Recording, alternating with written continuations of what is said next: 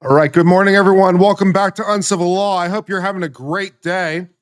We are tuning in once again to watch the Karen Reed trial, and more specifically, watch Mr. Welcher, Dr. Welcher, I'm sorry, Dr. Welcher, show him the respect he's due, of Aperture with his accident reconstruction. We had some interesting times yesterday. We had a brief moment of panic, or at least I did, because initially it seemed to me that we were heading in a precipitous direction. Right? Things were the story, the forecasting, the foreshadowing.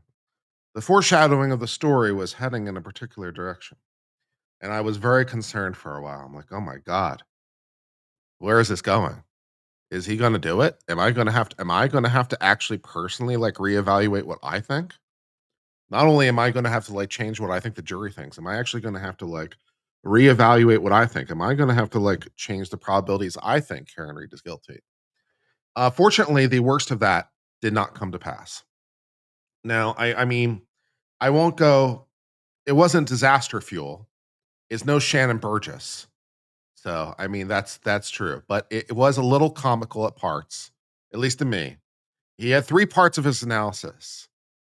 Parts one and two were kind of like whatever, because they don't really throw any. They weren't really in dispute, which was kind of interesting, right? It's like, yeah, parts one and two of analysis weren't really in dispute because they involved things like where the car was at particular times. I guess part two was a little bit so part one was really not in dispute.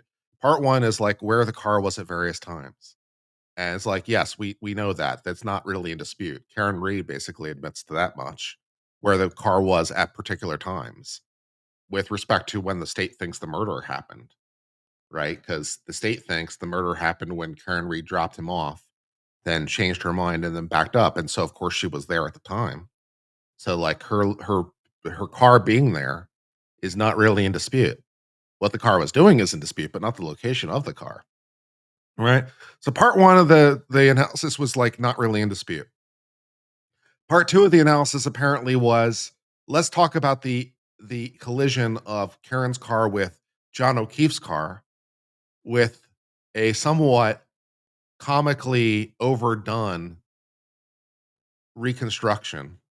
Let's do a laser mapping of the driveway. Seemed a little much. But, it's like, okay, I mean, fair enough. But there's like, okay, this accident did not cause the tail light to break. Like, okay, I'll spot you it. I mean, that's one of the things the defense has been arguing. They argue that the tail light fractured when Karen hit John O'Keefe's car. And the expert from Aperture was like, no, it didn't. I'm like, okay, I'll spot you the issue. I'll spot you the issue. The lens did not break as a result of the collision with John O'Keefe's car. I'll spot you issue two. It's a little, it's disputable, but I'm like, I'll spot you the issue because I don't need it, right? I don't need her taillight to have broken at that time for this to work. So it's like, I'll spot you the issue. Then issue number three was a recreation of the incident, although he, by his own testimony, said it wasn't a recreation, which was really weird because he literally got the exact same shirt, exact same jeans, exact same glass, and recreated the accent himself personally, playing the part of John O'Keefe, but then said it wasn't a recreation and also didn't have anything to do with the case, which is like, what? Well, then why are we talking about it? If it's not relevant, if it doesn't have anything to do with the case, then why are we talking about it? It looks suspiciously like a recreation, or at least a potential a potential version of what you think happened, but he somewhat disclaimed it, which was weird. And then also, then sort of, at least to my mind, was a little fuzzy in here are the elements, and therefore towards the conclusion of I have a sufficient degree of engineering certainty that John O'Keefe's injury were due to the car. I felt like it was a bit of a I felt like it was a little bit of speculation and a little bit conclusory, a little insufficiently founded. I mean, it's possible, I suppose, in some sense, although even then I'm not quite sure because how does the taillight shatter? He didn't say, right? In his testimony, that was something that was left unspecified. How did the taillight shatter into the many pieces, creating those injuries? Completely unspecified. So there were parts of part 3 of the analysis that were, to my mind, question marks in a way that when we got to the punchline of, "Do you think the car collision caused this?" It felt, to my mind, a little conclusory. But, you know, juries, to be fair to the Commonwealth and to properly reassess our probabilities of the juries forgive more and have let slide with less. Particularly, I think, in the case of experts, particularly because I think the prosecution did a very good job of establishing his bona fides and also establishing his credibility on things that ultimately are not in dispute. So the idea is, because he is an expert, I'll give him that. He is. He's well qualified. I mean, no doubt. He is an expert in this field. There's no question about it. And because he is correct about, step 1 of the analysis, which isn't really in dispute, where Karen Reed's car was at particular times, it's not really in dispute. So because he's correct about that, and let's spot him issue number 2 while we're at it, that he must therefore also be correct about issue number 3, even though it is definitely not as satisfying as respect to the reasons he was able to draw conclusions. In, for example, phase 1, it was a lot more moored to a lot more data. It was a lot more cross-reference and a lot more data. So there were a lot more pieces of bread to make the bread trail work. Even in 2, with the somewhat overdone simulation. Now, you do have a somewhat poor camera in the ring, but perhaps it's good enough to simulate this to enough. I mean, you did do the overlays and everything, and you can see the tracks in the snow and so forth and so on. So, I mean, I think there's some margin of error to be had in what there was, but I'll spot them. It's fine. Um, but when you talk about, like, all the many data points and all the many maps and the lasers and the times and the clocks and everything with 1 and 2, and then you get to 3 and it's like, let me stand here with some blue paint on the thing and, like, stand here and have the car hit me, but it is not intended to be a recreation of the incident. Then what is it? And then also, it was a little, how did this taillight how did the taillight fracture in this way? And so there was it was not as satisfying with the dots in 2. But I think in sort of, and of course we haven't heard cross yet. So that's still a thing. So a lot of work can be done here in cross. But you throw enough scientific sounding language at the jury, and people do the dummy mode thing because it's a lot of scientific language, and people's brains turn off after a while and they're left with the impression. So it's quite possible that the jury is buying it more than perhaps you and I are, because, the standard is, of course, the ordinary person, and they're just ordinary people. And so this guy is well credentialed, and, he says it with confidence and so forth and so on. Also, this morning, there is a legal issue still pending relating to the expert's ability to opine as to whether or not the car hit John O'Keefe or not as a matter of law. Can he say that? Like, not even is he qualified to reach that opinion, but is he, like, even allowed to offer that opinion? So the defense raised an issue at the end of the day yesterday, arguing it goes to the ultimate issue. And in our at least in our very brief legal analysis, because I was speed reading cases. So in no sense is it completely thorough. But in my very speed reading of a couple cases, there were some cases in which particular experts were not allowed to opine as to particular opinions that could be viewed as potentially the ultimate issue. But those cases could very easily be read, or at least speed read, as as applying to the narrow principle, not to the general principle. So, like in these specific cases that those cases were referring to, the Supreme Court of Massachusetts chided experts for providing ultimate opinions, but they chided them in a way that suggests that it might be limited to the facts of those cases or to more narrow scopes, more narrow things rather than all ultimate issues. So, like, no, and also by brief exploration of the rules of evidence, seem to say that experts are allowed to opine as to ultimate issue, which is not atypical in American law. Some states allow it and some states don't. And so, like the ultimate issue, and then also there's the question of whether or not it's the ultimate issue, which I don't really necessarily think it is. It's an element of the ultimate issue, but the defense is like whether or not the car hit him is the ultimate issue, and then the prosecution's like the mens rea is the ultimate issue. And I'm like, well, no, neither one is the ultimate issue. The ultimate issue is she guilty of murder based on, every element of the crime. But saying that she meets an element of the crime is not quite the same as the ultimate issue. So I'm not sure that the defense is right that the expert's not allowed to opine generally about the ultimate issue. I'm not sure they're right about that. And even if they are right, I'm not sure that what the expert's saying is the ultimate issue. So, presumably, we will get further discussion on this point. Presumably, the judge will overrule the point. Also, unless he did cite a case in his argument, we read, or at least again, sped read the case, and my speed reading of the case did not seem to confirm Alessi's reading of it.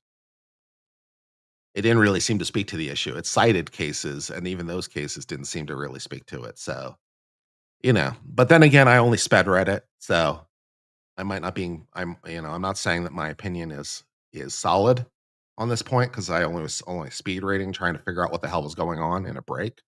So if we have more time, then perhaps we'll dig into it more and see if we can figure out a little bit more about what the rules are in Massachusetts with respect to this issue. But my speed reading of the issue seems to think it's okay. So we'll see what the judge says and go from there. But yeah. Yeah, it's what he said at the end, right. Basically, it was in so many words, yeah, it was basically the last question the prosecution asked, effectively. It was to a reasonable degree of engineering certainty, whatever that means, what is your opinion relating to this? And him saying, in my opinion, to a reasonable degree of engineering certainty, uh, this is a result of the car collision, something like that. So yeah, that's basically what was objected to. And so yeah, we'll work on it.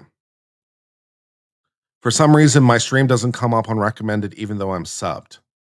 I don't know what to say about that, Jules, but thank you for joining us. I'm glad to have you here. Jules is great. If you want to join us on stream, by the way, Jules, and hang out, that's cool. I can use some company. Sometimes riffing by myself can be a little challenging. So if you want to drop on stream and chill, let me know.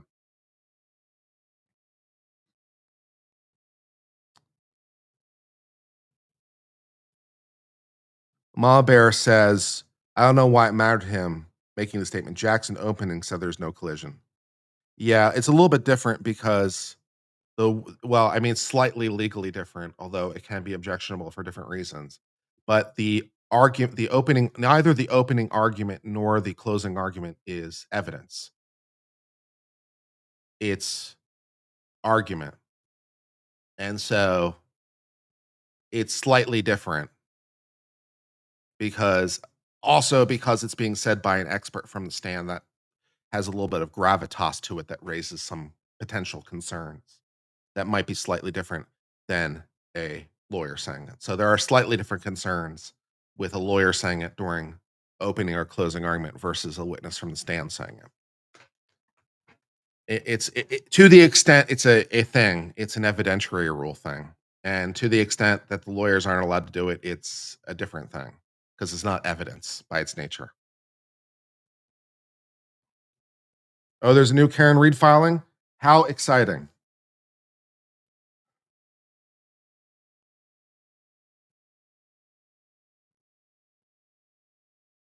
All right. What the fuck is this?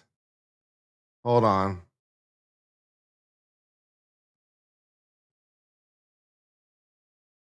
Thank you, Tony, by the way, for always being there and helping me out. Tony is a great mod. Thanks to all our mods. The mods make my life possible. Okay,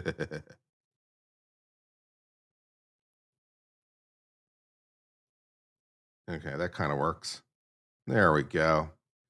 All right, new fun motion. Motion to preclude the attempted use of information not produced in violation of Rule 14. Both the Commonwealth and defense are bound by Rule 14. Rule 14, generally speaking, is just discovery rules, basically.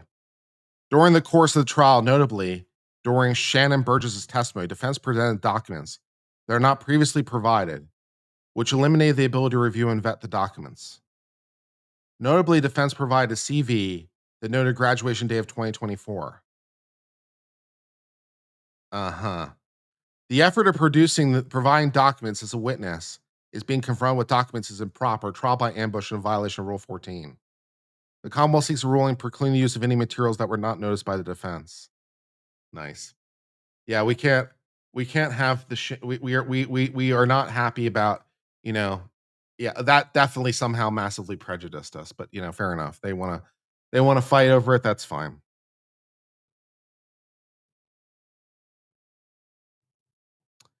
Yeah, nothing surprising. Maybe someone will file a motion relating to this ultimate issue thing. There's probably motions on it. If there are motions on it, that'd be great because then we can read some more case law and get more well informed. If there are motions on this issue of the ultimate issue thing, it's hard to believe that there are not. Oh, no, hold on. Come on. There we go. Great. It's hard to believe that there aren't filings on that point. So maybe we can get some of that at some point. That'd be great. All right, where am I? MG Law says to be too bad. Karen Reed is the one to entitled to a fair trial. Well, she has a constitutional guarantee to the fair trial, but of course, the state can be provided that by a matter of non-constitutional law, as I'm sure you can appreciate. The government doesn't have a constitutional right to a fair trial. That they don't need it because they're the ones with power. So yeah.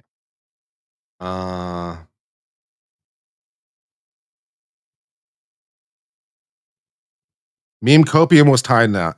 Did Meme Copium not follow the rules? Meme Copium got timed out for all caps.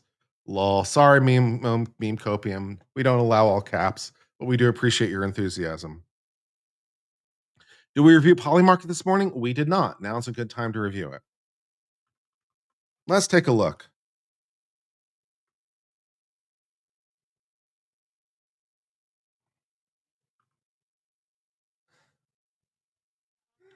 That's funny.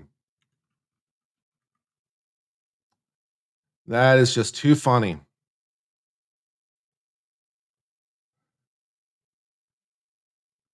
All right. As of this morning, Karen Reed to be found guilty on either count 1 or 2, 22%. Slightly up yesterday, which, or this morning. Where is this? Yesterday was the 27th, right? It dropped like a stone yesterday. Damn. I guess the betting market isn't feeling it. Down 38%? Really? I don't think it was that bad. Damn. I'm almost tempted to take the other side of that bet on the basis of arbitrage. Shit. I think they're underestimating the probability. And Karen Reed to be acquitted, 51%. So to be convicted on either count 1 or 2, 22%. To be acquitted on all charges, 51%. Exciting. And fun. So there you go. Yeah, I think 22% is an underestimate, with all due respect to Polymarket. So I'm tempted to bet on it just because they're underestimating the probability. So from a sheer mathematical perspective, it would make sense to bet on the other side of this bet. But I don't know if I have enough confidence in the conclusion. It's like, if I think the odds are 50%, that's actually an interesting question. If I think the odds are 50%, Should I bet on it or not? Because, well, it's like, well, I don't know that I'm going to win. So, and I like to get money. Or like if I think it's 40%, right? If I think it's 44%, let's say I think the odds are twice as good as they say it is. They say 22%. Let me say I think it's 44%. Is it rational to bet on it or not at that point? I'm not sure how that works mathematically. All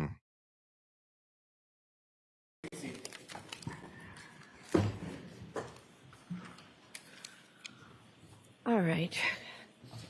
Good morning, everybody. All right, so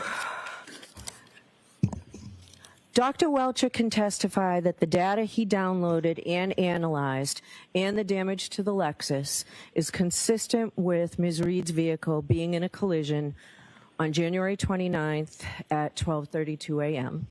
because he's a qualified expert and his opinion is based on reliable methodology appropriately applied. In addition, Dr. Welcher can testify that Mr. O'Keefe's injuries are consistent with his having been struck by a Lexus that is physically identical to Ms. Reed's Lexus, because this opinion is based upon, among other things, his experimental work that came into evidence without objection as to scientific methodology. There's a however, there's a but. However, there you go. He may not testify that Ms. Reed's Lexus collided with Mr. O'Keefe, because that conclusion is not based on the application of reliable scientific methodology. The problem here is not that the opinion concerns the ultimate issue, because in Massachusetts, that's not a bar to admissibility. I didn't think so. Rather, it is that Dr. Welcher, the expert, is drawing an inference based upon more than scientific method. His opinions set the stage for argument and a permissible inference to be drawn by jurors through the application of their So the defense judgment wins. The defense wins the point. Opinions that they find credible. So I like that reasoning better. I like that reasoning better. It is not that it is the ultimate issue, which was, I think, Alessi's objection, was that it was the ultimate issue. And I'm like, that doesn't make sense to me. And I like the judge's answer here. The problem isn't that it's the ultimate issue because it's allowed. It's like, yeah, that's what I think. That was my best reading of the case law too. The problem is that the opinion that it's Reed's car specifically is not sufficiently tied to reliability to allow it. So the defense wins the point. Great, excellent, very good. And the judge's reasoning is better than Alessi's reasoning, which, fair, excellent. But the jurors are as well positioned to draw or reject the inference as is the expert. That is, the inference is not compelled by the application of any scientific method. So that's the ruling. All right, so the jurors are lining up. We should have them momentarily. Thank you for the late call today. Okay.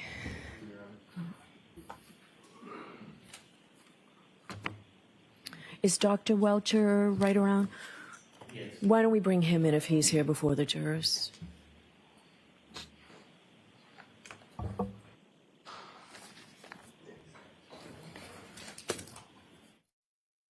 Yeah, so that makes sense. I buy that. Yeah, Alessi's objection was the wrong objection. But the judge's reasoning is, I think, correct on this point. So fair enough. I buy it.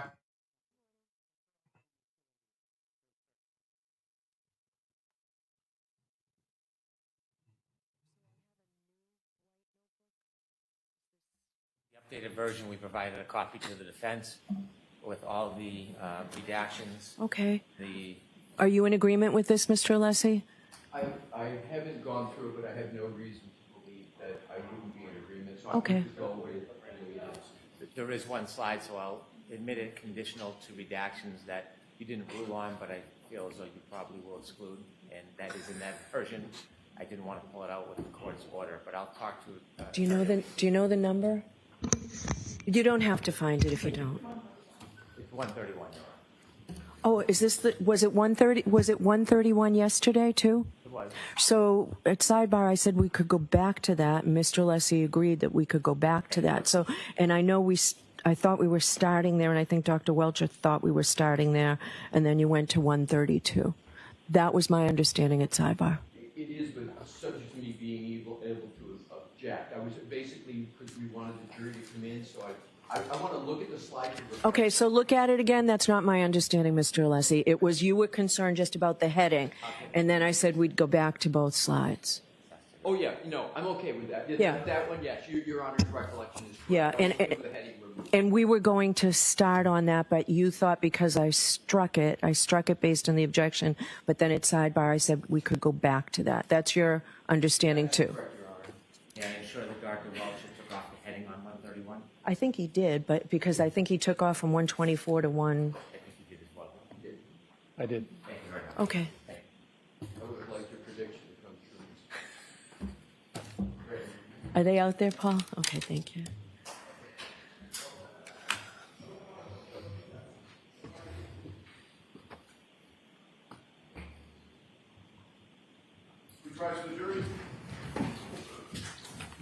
Oh, chat. I love you sometimes. You're the best. Even if sometimes you infuriate me, but that's okay. We have an interesting, sometimes toxic relationship. What can you do?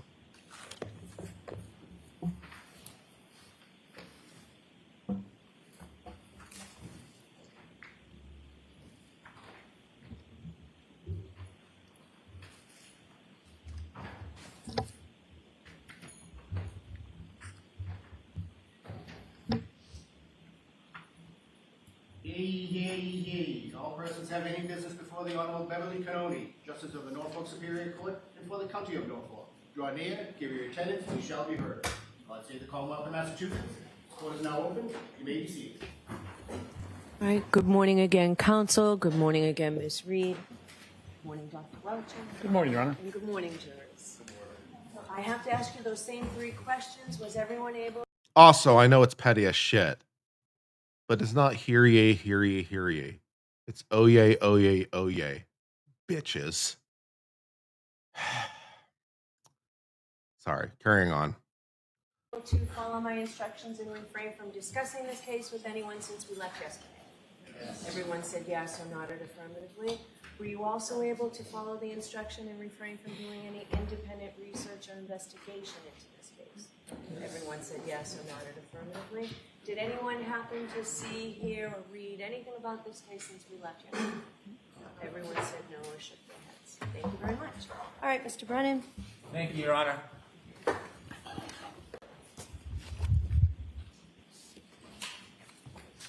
All right, Brennan.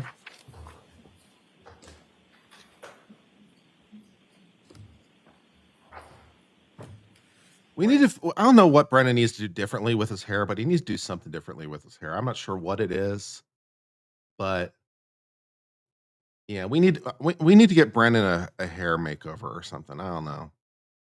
Yeah. There's potential to be had there. Dr. Welcher. Good morning. When we left off yesterday, I was asking you about some of your opinions. I'm going to ask you those questions again, but before we do, I'm going to ask you two other questions. The first is, I'd ask you to turn to your PowerPoint, slide 110.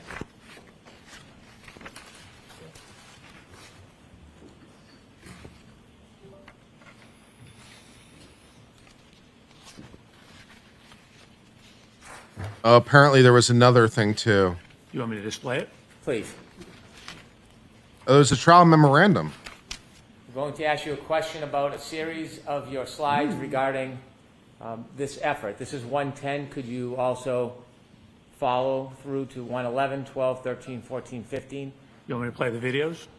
You don't need to play the videos. I just want to acquaint you for the question. Acquaint. 111, 12, 112, 113, 114, 115.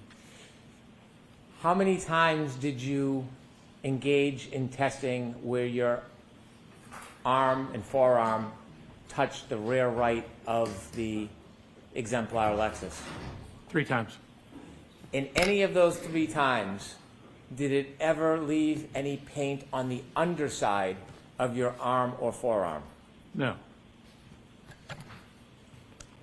Well, that's because he didn't test it that If way. you could turn to That's a slide very strange question. 130, please. What, there we, could you go back one, please?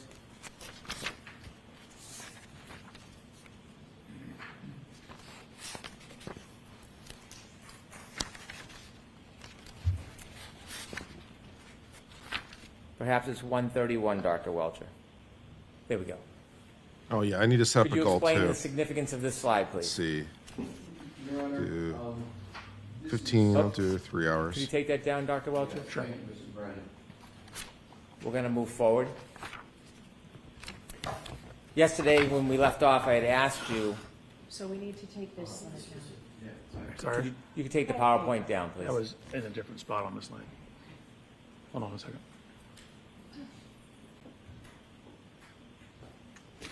That's better. Thank you. Sir, I had asked you yesterday about some of your opinions. I Correct. want to ask you about some of your opinions relative to that last effort that you made regarding testing between the Lexus and your arm. Correct? You had mentioned earlier on in your testimony that you reviewed a number of pieces of information and offered that you relied on some of those pieces for your opinion. I just announced a goal. So if we get 15 super chats, I believe of $5 or more is what I set it out to be. If we get 15 super chats, $5 or more, then we'll do a merch giveaway. So, and you guys have 3 hours to meet that goal. So, hey, plenty of time. So just to make sure that you're alerted to that, and that should be fun. So yeah, good times. Back to the testimony. Can you share with us, for this part of your analysis, what pieces of evidence or information did you rely on for the opinions I'm going to ask you? Also, there's 650 of you in here. Could I get you to hit the like button, please? It does make a huge difference with the algorithm. I'd really appreciate it. Thank you. Relative to the testing on the arm contact on the taillight? Yes. So it was the physical evidence at the scene, the photographs of Miss Reed's vehicle, to a certain extent, my analysis of the Ring doorbell and the One Meadows event, the nature and Excuse me, Your Honor, pardon my interruption. I just want to know if you're reading from something or not reading. Looks like he's counting on his fingers. Are you reading from something? no, I am counting on my fingers. Thank you. So I am counting on my fingers.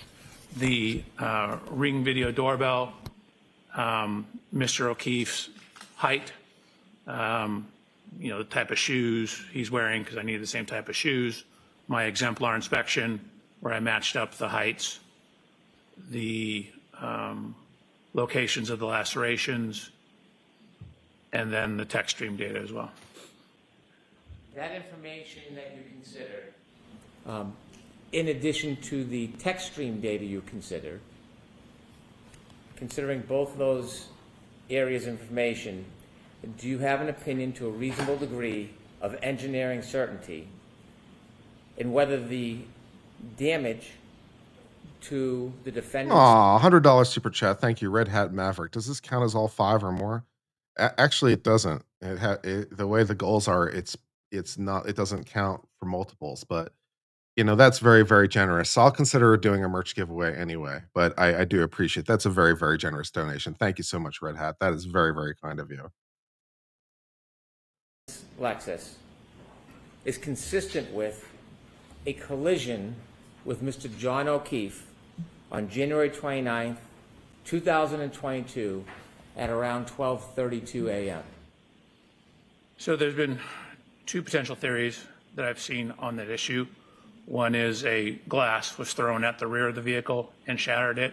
The second one was an impact to the arm.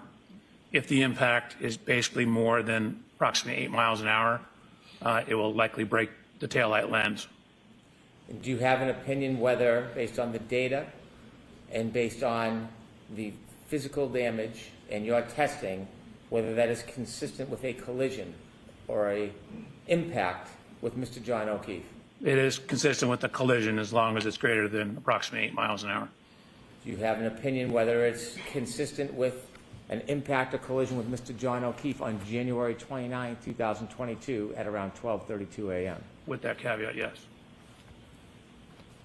In your testing, did you consider or do you have an opinion to a reasonable degree of engineering certainty whether John O'Keefe's injuries on his arm, inevitably in the back of his head, are consistent with being struck by a Lexus identical to the defendant's Lexus on January 29, 2022? Yes, What's your opinion? that it is. It is consistent with being struck by a Lexus and ultimately contacting a hard surface such as frozen ground. And does that specifically pertain to January 29, 2022, around 12:30 a.m.? Objection, Your Honor. I'm going to allow that. Yes, it does.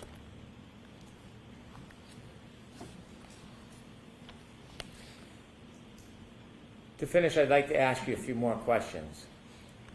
You've written some papers on sideswipe collisions or clipping. Can you describe to the jury and explain what a sideswipe collision is or a clipping and how that may or may not differ from a direct hit on a pedestrian impact? Sure. So what generally differentiates, say, side swipes or clipping contacts compared to, say, an inline impact or, say, a T-bone impact is what refers to that the object that you're hitting isn't accelerated up to the speed of the Aw, object so that's many coming nice in. super chats. Thank So, you, for guys. example, if I Aw. rear end a car, that car will be accelerated up as a result of the contact, and they reach what's called common velocity, and then they separate. And so in a glancing hit, you can have a glancing hit, and you don't have what's called complete momentum transfer, meaning the momentum from the car, because it's a glancing hit, doesn't completely transfer to the object being struck.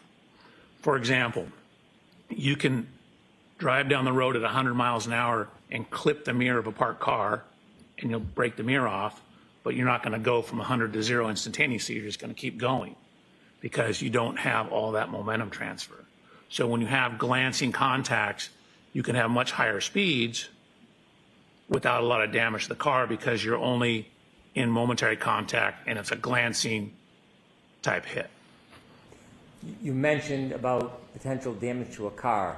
How about potential damage to the pedestrian? It's the same thing. So when you have a glancing hit to a pedestrian, this is referred to as a fender vault. In Fender this case, vault? They call it a fender. Fenders on the front of cars because most pedestrian impacts involve the front of cars.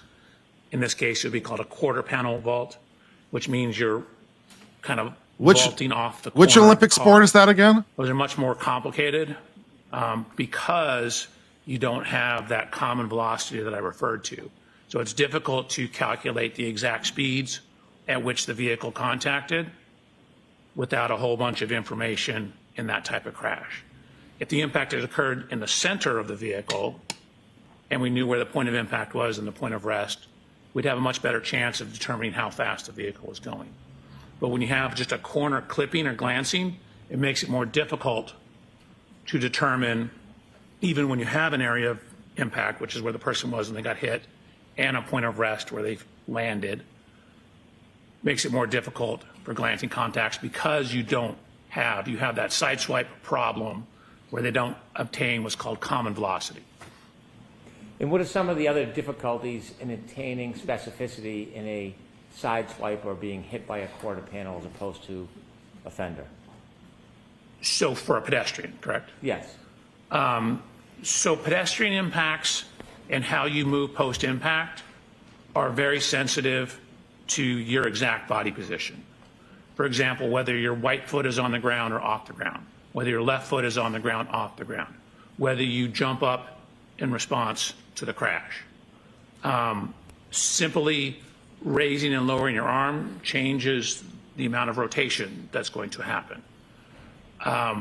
Post-impact motion of the person.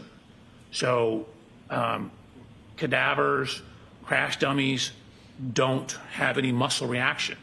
So the motion of a crash dummy is just going to be like you're hitting a dead body, to where people will step, try and regain their balance if possible, will do additional activities that alters where they come to rest. In your studies of direct pedestrian collisions by front or back bumper as opposed to sideswipe or clipping somebody, is there a similarity or difference in type of injuries that you see? Yes. And what is the difference? So in direct centralized impacts, you tend to get much more severe injuries. Really what's occurring is you're getting that momentum transfer. So it's more, you're accelerating the person up to the vehicle. They can wrap onto the side in front of the vehicle at higher severities. Their head will hit the hood, their head will hit the rear of the vehicle. So when you have that direct contact, there's actually more momentum transferred to the actual occupant. There's more applied force to the occupant as well. When you see direct impacts, is there ever the existence of lower body extremity injuries, broken bones in the legs? So there can be both, depending, and again, it's very sensitive to where the foot is on the ground, whether the foot's on the ground, as well as the severity of the crash. In the presentation that I gave at the Actual Reconstruction Collision Safety Institute on pedestrian injuries, I went through all the literature on lower extremity injuries and looked at what parameters affected that. And so depending on how it was loaded, some at 15 miles an hour had no injuries. Some at 15 miles an hour had some fractures. It depended on how exactly the foot was loaded. Is it uncommon in sideswipe pedestrian accidents to see no lower body broken bone? No, it is not uncommon. Have you had cases that you've studied or been involved with where you've studied the effect of a sideswipe or a clipping impact where there's an absence of broken bones in the lower body extremities? Yes. I'd ask you to turn to slide 139, please.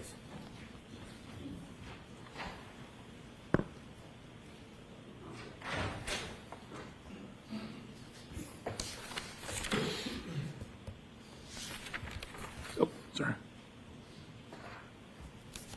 I fixed those other two slides. Okay. Could you share with the jury what this represents? Sure. So this was a trial that I was involved with in downtown Los Angeles.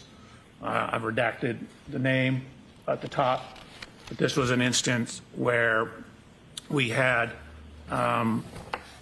this is an image from the police report.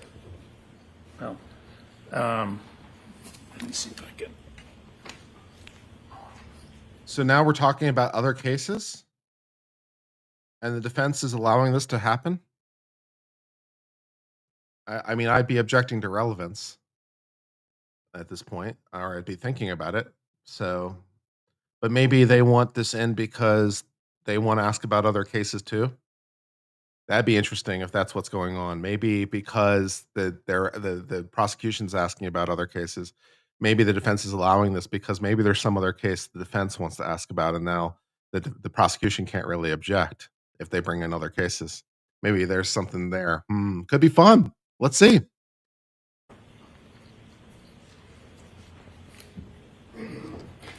So AOI in this diagram stands for area of impact. That's where the pedestrian was when they got. Because these guys do their research. Because you know that from Shadid, these guys do their research. They looked into every case this guy's ever testified in, right? And if there's a case out there that isn't like makes the expert look bad, yeah, now it's pretty much kind of fair game, isn't it? So okay, all right, fun. Let's have fun. Hit. AOR is area of rest. And you can see we have information on exactly how far the pedestrian was thrown. Then on the right-hand side, we have photographs showing the impact to the pedestrian. This was determined by experts on both sides of this case to be between a 25 to 35 mile an hour impact. And then what you see is a close-up on the bottom slide of where there was DNA transfers, hair and tissue samples on the vehicle from the individual that was hit by the vehicle. Next slide, please. And what does this represent?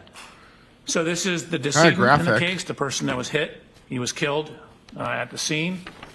What you see on the left-hand image, oops. On the left-hand image is he had a massive laceration to his right forearm, but it didn't break his arm. There was no broken bones in his arm. On the right-hand side of this image, you see the autopsy report. What you'll notice is he had red marks on his leg, left buttocks, but he had no leg fractures. And again, this individual was hit at between 25 to 35 miles an hour. Can you expand that? I'm sorry. Yes, yes, Your Honor. Do you want that expanded like other times? Yeah. There you go. Thank you. Yeah, it's a little graphic. No, my pleasure. Yeah, it's also kind of objectionable just because it's graphic and also not from this case. So that's also objectionable. It's a little inflammatory. So, okay. So at the top, he had a severe brain injury, which again is the most common injury in pedestrian crashes. He did have fractures of the right 11th and 12th. There's no way that's true. The most common injury in pedestrian incidences is brain injury? That doesn't sound plausible. I would think, it would be probably a broken bone or something. The most common injury in a pedestrian collision is brain injury? I don't know. That doesn't sound right to me. I don't know about that. Okay. Rib and a liver laceration. If you look at the extremities, it says right upper extremity. Again, that's from a shoulder to the end of the hand. Extremity wound with vascular injury. So no fractures. If you look where I was talking about the multiple abrasions, so when they're looking at the lower extremities, I'm a trauma registrar. Brain injury is by far the most common injury. Okay, maybe I'm just wrong. All right, fair. All right. So brain injuries are more common than a broken bone, or all right, okay, all right, maybe. they're noting a number of red marks, but there was notably no fractures to the lower extremities. Thank you. You can take that down, please. Okay. Yeah, it doesn't.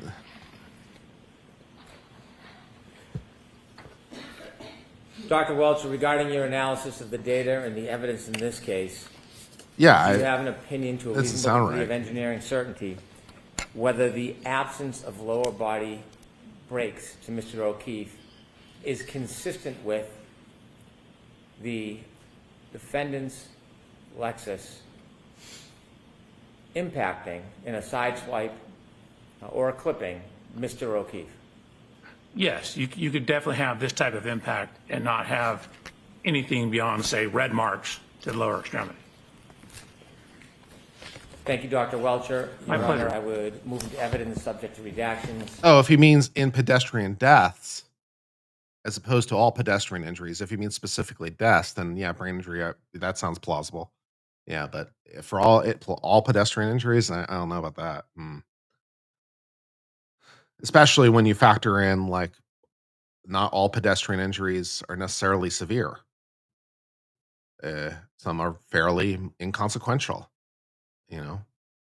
So, you know, okay, yeah. So, yeah. Dr. Welcher's PowerPoint presentation. That's by agreement, Mr. Wilson, with that That is, Your caveat. Honor, thank you.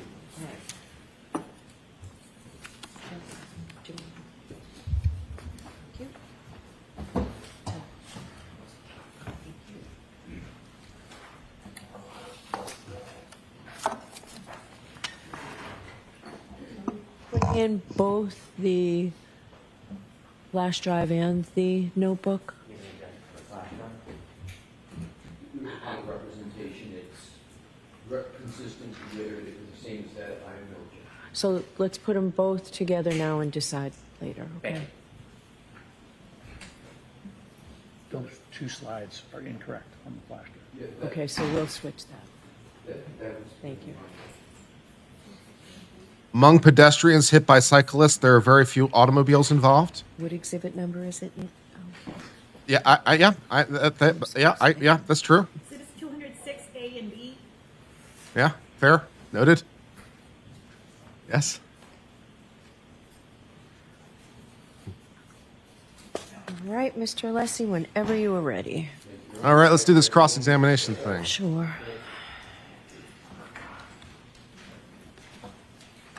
Let's do cross. This should be fun and exciting. Alessi's so smart. He's who I want to be when I grow up. Can I go work for you?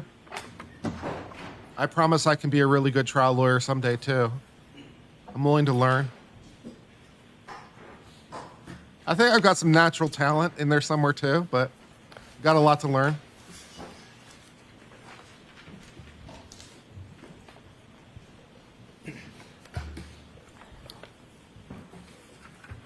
What is the most common injury in a cross-examination? Let's ask him that question.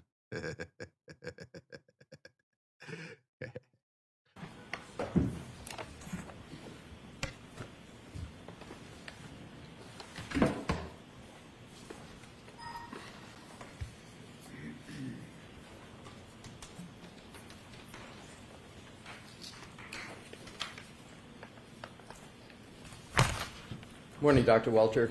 Good morning. We haven't been formally introduced. Your whole name? Robert Alessi, sir. Robert Lessie. Nice to meet you. Nice to meet you. Okay. Dr. Welcher, the What the- area in which you gave... What the fuck was that? Okay. All right. But you can just call me counselor if you like. engage can also include, and I believe you used the term on direct, forensics, correct? Do you engage in any forensic activity in your profession? Yes, the general umbrella of you basically coming in and giving scientific evidence in court applies to forensics. So my main job is action reconstruction and biomechanics. And so that's what I do. Sometimes it doesn't involve court. When it goes to court, that's generally forensics. Right. So you're here today, that is my question. You're here today, at least in part, with regard to forensics, correct? Because forensics is the Latin term for it is basically you're going to have some type of court or jury presentation. It's for law, correct? Would you agree with that? It's for law, forensics? I mean, exactly the way you asked that, no. It's for engineering and it's for biomechanics. It's in the court of law, I think is what you're asking. That's exactly it. Okay, yes, certainly for the court of law, yes. It ends up to a court of law, and forensics is a common term. Yes, sir. So it relates to, or it's used in, or it's suitable for a court of law, the analysis. You'd agree with that? It's a general principle? Yes. Not a trick question. Okay. And so in forensics, what you're doing, among other things, is you're applying the scientific method and principles in here in a criminal matter, correct? Yeah, you're trying to apply as much as possible. Right. And so the primary goal of forensic science is to uncover the truth and to provide objective evidence that can be presented in court. That is generally correct. Again, there are elements, for example, this analysis that are relying sort of on subjective evidence, like the testimonial, the witness statements. So it's not solely based, but ideally you'd want it as much as possible based on objective data. So you would agree that truth and objective evidence is part of the presentation in terms of information for forensics in a court of law? Certainly objective information. Truth sometimes, again, can be subjective. Oh. Truth can be subjective. Neat. So you don't believe truth? You believe sometimes truth applies and sometimes it doesn't? If you know for a fact it is true, but if you take someone's deposition testimony, you have to look at it relative to the evidence, and it's either consistent with the evidence or not. Okay, so now let's go to your direct examination that you just went through. Please. Hopefully this is fairly straightforward. You have testified to, and it's varied a bit, a reasonable degree of engineering certainty. I don't know what the fuck that means. Is that still. correct? Correct. You've also, have you used the word sometimes to a reasonable degree of scientific certainty? I may have. Right. So I don't know.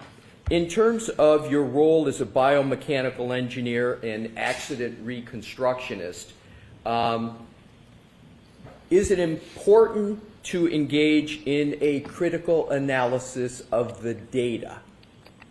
Critical analysis? Yeah, I think it's important to have a critical analysis. You want to try and look at it from all sides, consider all possibilities. That'd be nice. So it is therefore important to try to review the data as objectively as possible. You had mentioned sometimes subjectivity comes in, but I understand the goal is to try to look at it as objectively as possible, correct? Correct. Now, you stated with respect to your conclusions early on in your direct testimony and your analysis that you don't, and I think I've got it quoted, you don't have a dog in the fight. Is that what you said, sir? I did. And that you, quote, don't Where's care, Chloe? end quote, about the outcome. Where's That's what Chloe? you made a point of saying in the beginning, That is correct? 100% correct. Now, you simply follow the data. Is that correct? I try to do that. You try to do that. Subpoena Ducas Fido. Produce the dog. I amuse myself. I'm not perfect. So Okay. I do my best. I believe I've done it here. Okay, so in terms of you've agreed that you apply the scientific method, so I want to see if you're in agreement generally so the jury can understand what the scientific method is. Are you familiar with NIST? Yes. National Institute. Yes. Yeah, so would you agree with this definition of the scientific method? The systematic pursuit of knowledge involving the recognition and definition of a problem, the collection of data through observation and experimentation, analysis of the data, the formulation, evaluation, and testing of hypotheses, and where possible, the selection of a final hypothesis. Is that a general fair statement of the scientific method? So for forensics, you'd have to add in the testimonial evidence aspect of it. So those are testimonial or things are in evidence. So frequently there's one or two versions, and you're trying to match which version is most consistent with the evidence. Okay, adding that to what I stated relative to NIST, you would agree that evaluation and testing of hypotheses and where possible the selection of a final hypothesis is the scientific method, correct? Generally, yes. Is it correct that a proper biomechanical injury analysis utilizes a sound scientific methodology that's been subjected to peer-reviewed and a publication that's been generally accepted in the engineering community?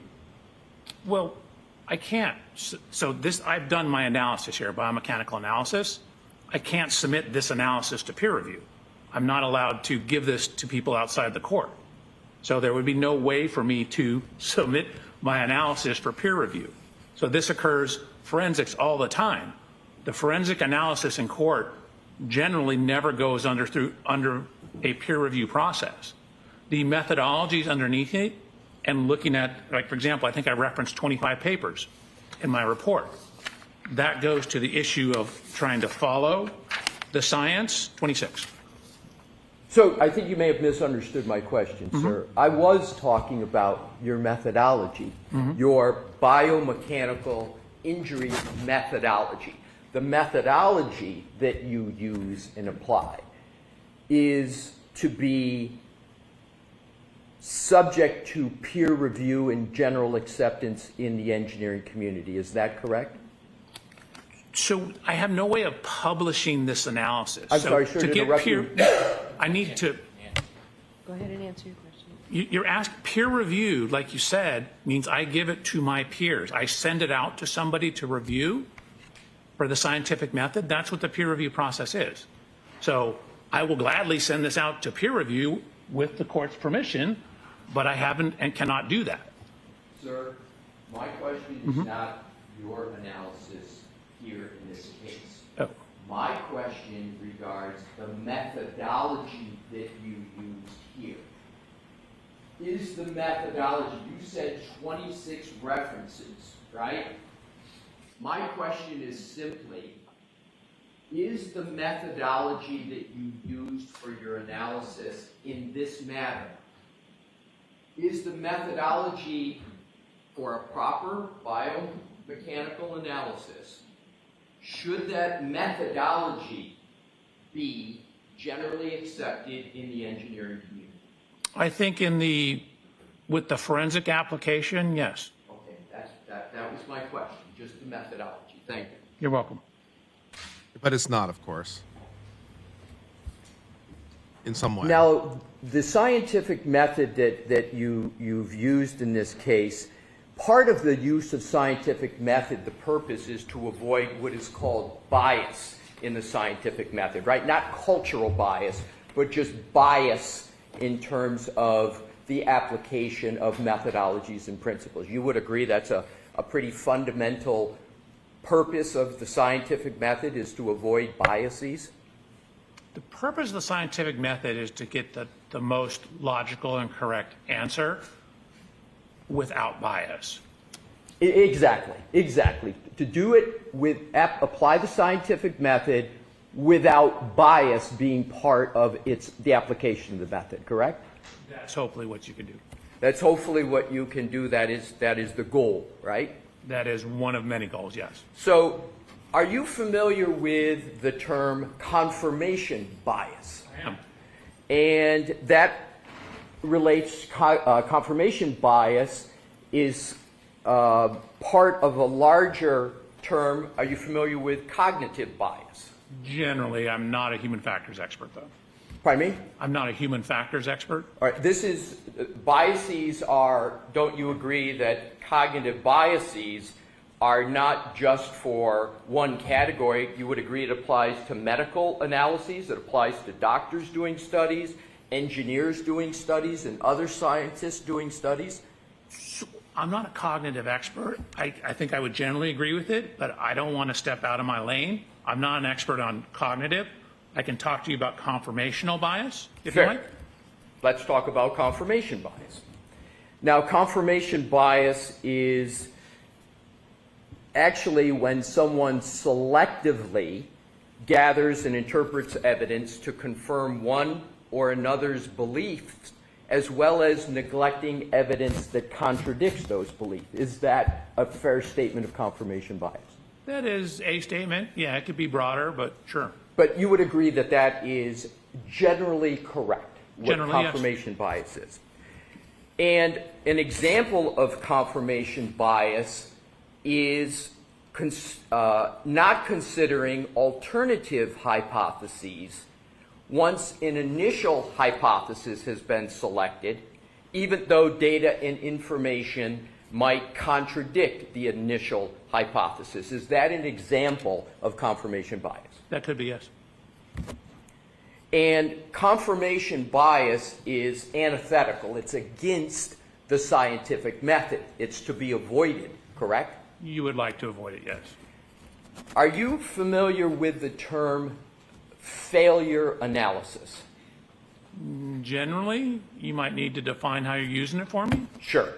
So, is failure analysis the enablement of a scientific examination of an alleged incident by beginning at the undesired consequences? Is that a fair use of that phrase?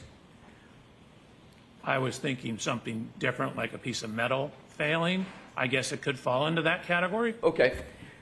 And would you agree that the first question, or one of the first questions that are to be asked by a biomechanical engineer when conducting an analysis of, say, an injury is, how did this happen? Is that one of the first few questions that you ask? No, that's usually the last question. Oh, so for you... So hold on a second. Okay, I'm sorry. Generally, what you want to do is gather data. You want to know what injuries there are, what evidence there is, like, for example, on the vehicles, And then the very last thing you want to know or define is, given all that information, how did it happen? So that's the end. I think you may have misunderstood my question, sir. I wasn't talking about the method or the process. I was talking about when you get to answering questions, whenever that is in the process. Isn't one of the questions, and maybe one of the first questions, how did this happen? No, that's not one of the first questions. One of the first questions is, where's the damage? What are the injuries? What's the evidence? What black box or text stream data do we have? What physical evidence was at the scene? So that is certainly not one. It is a question, but that question is at or near the end. Isn't every one of the questions that you just mentioned part of the data gathering? Correct, but, Okay. but when you're gathering data, you're always asking yourself questions along the way, like, what is this? Where did it come from? But you would agree that for you at least some point, it's how did this happen, correct? Yes. And don't you ask that question to come up with hypotheses? I generally have many working hypotheses as I'm working on the case, and then as the evidence comes in, I'm applying that to my hypotheses and either accepting or rejecting the hypotheses based upon the factual information. Sir, how then is it just a matter of logic or a syllogism? If you don't ask the question, how did this happen, until the end, how do you then not get your hypotheses up front when, under the scientific method, you should be having different hypotheses up front? How is it that you ask the how did it happen at the end and not go through hypotheses in the beginning? Can you help me with that logic? Sure, I guess I misunderstood. Like, I was trying to give you an answer to how it happened. So when you're answering how it happened, or you want to be able to answer that question, you want to make sure you've looked at the totality of the data, accepted, rejected, things as they came along, to be able to answer that final question, how did it happen? Go get him. But along the way, like, for example, a right eye laceration, you want to know how that happened. So you look for the evidence of how that may have happened.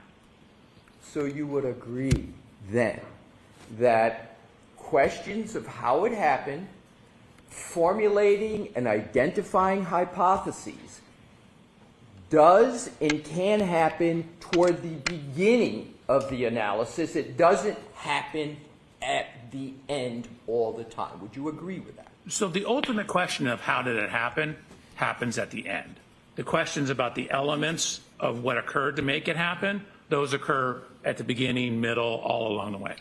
You would agree that creating hypotheses occurs more toward the beginning than toward the end of the analysis. Is that correct? Yeah. There are probably more hypotheses in the beginning, but I am continually forming, looking at hypotheses, either accepting or rejecting them upon the evidence. So you would agree that the creation of hypotheses does occur more toward the beginning of the analysis. You would agree with that?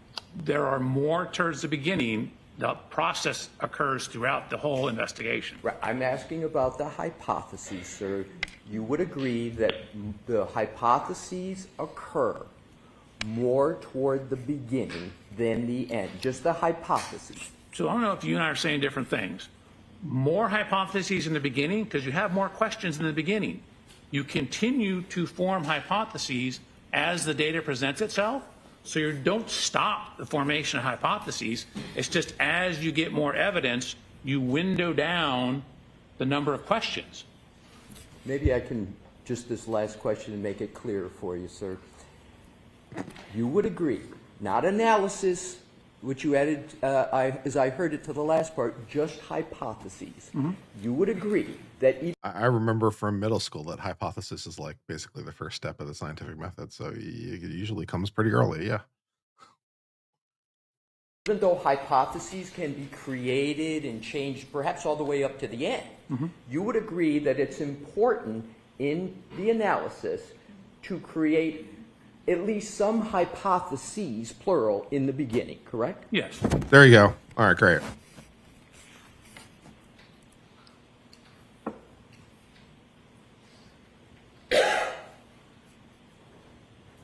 And once you create these hypotheses, would you agree that those hypotheses should be tested?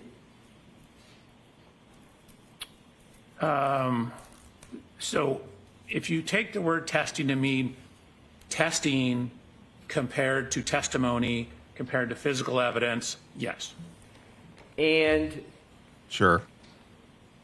when you test those hypotheses, isn't it often the case that, particularly in your line of work, the one that most consistently produces the same injury will emerge as the mechanism of injury? I guess it depends on the scientific evidence behind it. Again, sometimes we get very unique injuries.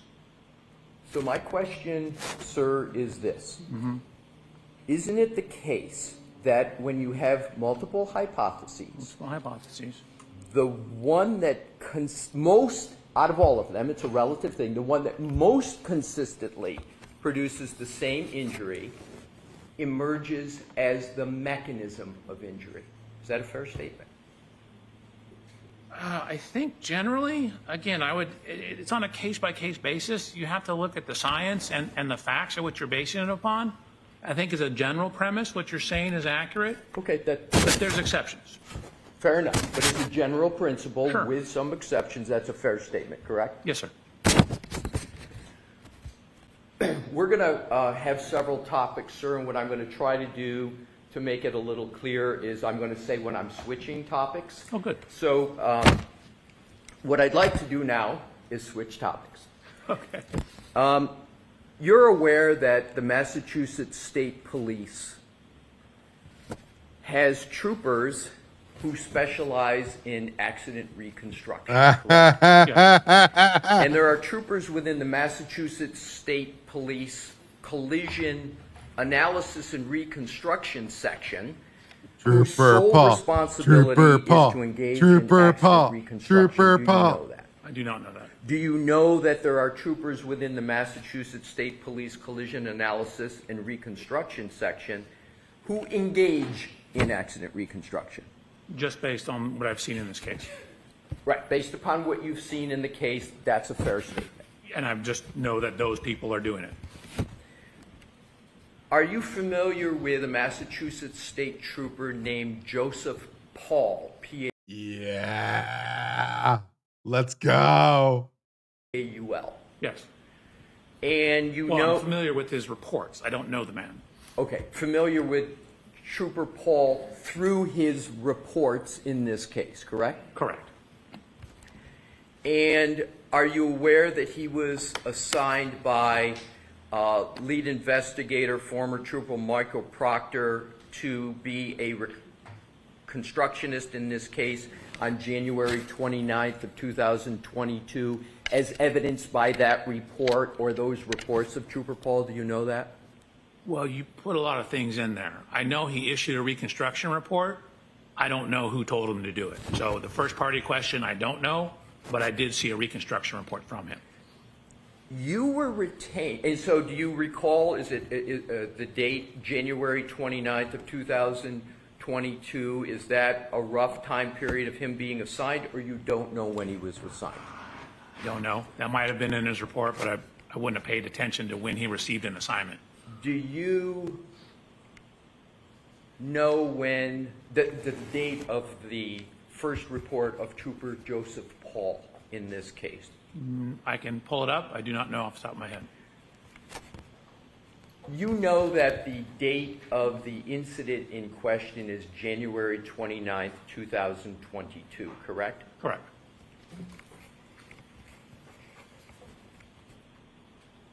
Yet your firm and you were retained for this case by the Commonwealth 2.5 years after the incident in question. You were retained, your firm, on September 23rd, 2024. Is that correct, sir? No, I believe we were retained a couple days before that. A couple days. Okay. Correct. So Actually, I might be able to find out if you'd like me to look at the documents. It's not all that important. You would say it's within a week of September 23rd, 2000? It was in September of 2024? I believe it was in September, yes. Right. I would So- want to double check. That's 2.5 years from the date of the incident in question, if I did the math right, correct? No, I never thought about it. The answer is yes. Yeah, approximately. And as we just discussed, and you stated on your direct examination, you have no dog in this fight, correct? Correct? On November 5th of 2024, your firm... What is that, like the second or is that the third time he's clarified that you have no dog in this fight?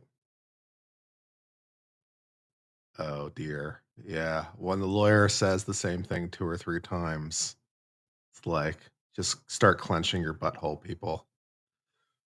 Okay, let's do this thing. Firm Aperture was paid $44,500 by the Norfolk County District Attorney's Office to conduct work that was at least similar to the work of Trooper Paul, correct? I have no idea. I don't get the billing or the statements.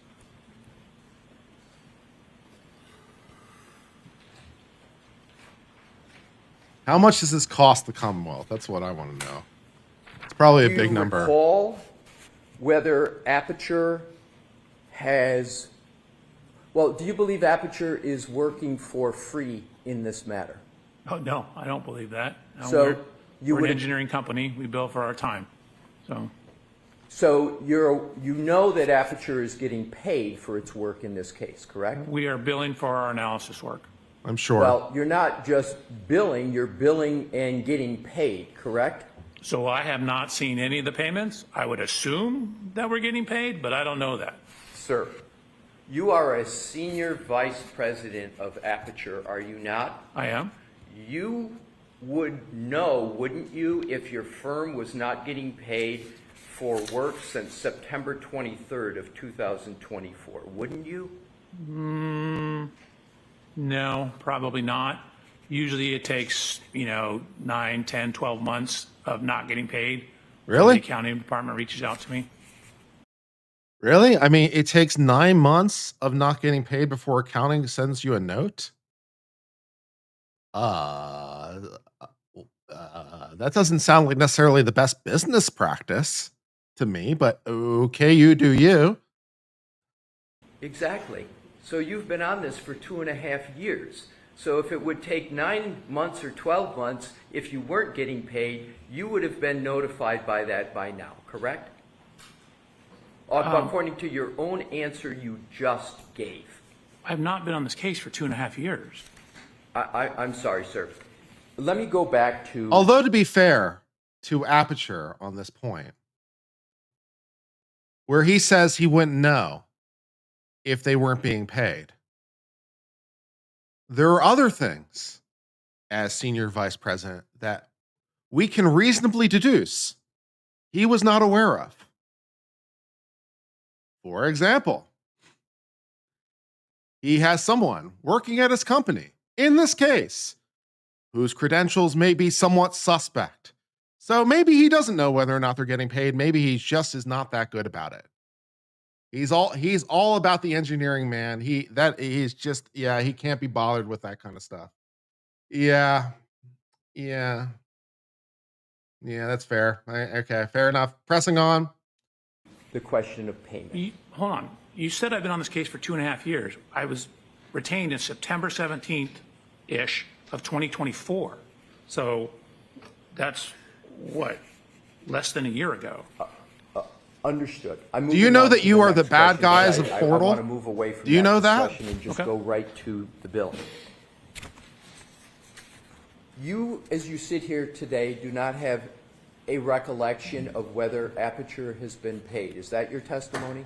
It has nothing to do with recollection. I'm not part of that process. We have an accounting department. I don't have any involvement in that. Are you, so is your testimony you have no knowledge about any contractual relationship between Aperture and the Commonwealth? Oh, no. I was sent a contract by the Commonwealth to sign, So I'm aware of the contractual agreement, but the day-to-day or month-to-month invoicing and billing, I'm not involved in that.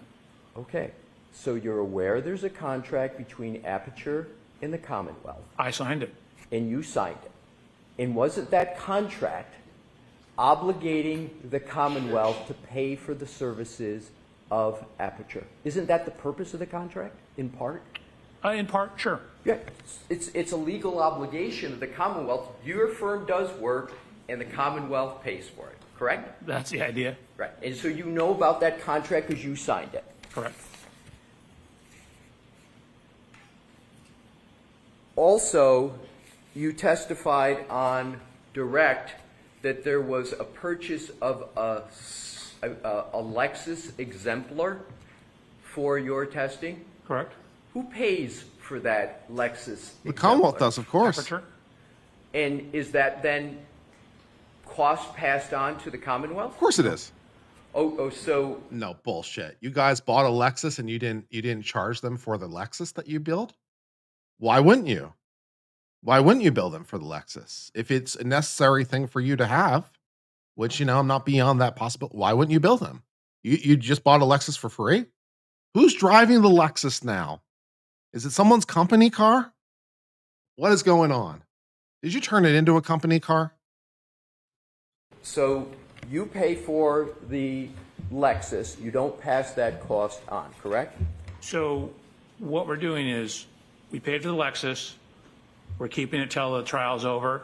We're selling it and charging the Commonwealth the difference in the price. Exactly. That was where I was going, sir. So, But they're only paying the difference. So, and in theory, if we sell it for more in California, then we'll reduce the bill. okay, I don't want to speculate. I just wanted to see what the obligation was. So The if obligation is the difference. exactly. So the obligation is the difference. Anyone want to buy a Lexus? Are you aware that on April 5th, 2025, the Norfolk County District Attorney's Office amended your contract? Are you aware of that, sir? I am. And isn't it the case that that amendment authorized the amount of $325,000 to be paid to Aperture? Isn't that what that amendment contract states? That sounds I believe plausible. that's correct. So the Commonwealth is obligated to pay at least $325,000, and That sounds is plausible. that correct? That is you're asking me a legal opinion now about a contract. That is my understanding of how contracts work, but I'm certainly not an attorney. And on top of that, are you aware that Aperture has been already paid $44,510 for its work? Are you aware of that? The second time you asked me, no, I'm not aware of anything we've been paid. So $500,000? And as you stated yourself, those amounts reflect, as you say, less than 6 months worth of work? That's not what I said. Well, no, my question is, you've been on the case, you said, since September of 2024, when we were talking about dates. You said that was about 6 months that your firm's been retained. Did I have your answer correct about how long you've been on it? I guess it's closer to 8 months. All right, so 8 months. So for 8 months of work, about $400,000. Is that correct? So there's 3 offices working on the case. There's the Boston office, there's Mr. Burgess's office, and there's my office in Long Beach. Mr. Burgess has his own I only office? know about the billing from my office. But you signed the contract on behalf of all of Aperture, not just your office, correct? That I don't know, but I definitely did sign a contract. Would it refresh your recollection as to who you signed the contract on behalf of, whether it's all of Aperture? Of course he signed it on behalf of Aperture. It's necessarily true. It's a contract with Aperture. Of course he signed it on behalf of Aperture. That's the whole point. It isn't him signing it. It's Aperture signing it. He is Aperture when he's signing. Yeah, I mean, that's how that works. Yeah, okay. In all offices, if I showed you the contract. Sure. May I approach, Your Honor? Yes. May I approach? Yes. Thank you. Sir, may I ask you, Yeah, can It's you not direct his me to- personal obligation, well, it's your, what I'd like right? to It's the do, company's obligation. with the witness, He's not signing for himself. He's signing for the company. with regard to it. Of course he is. Look at that, Dr. Burgess. Ah, Thank you, Your Honor.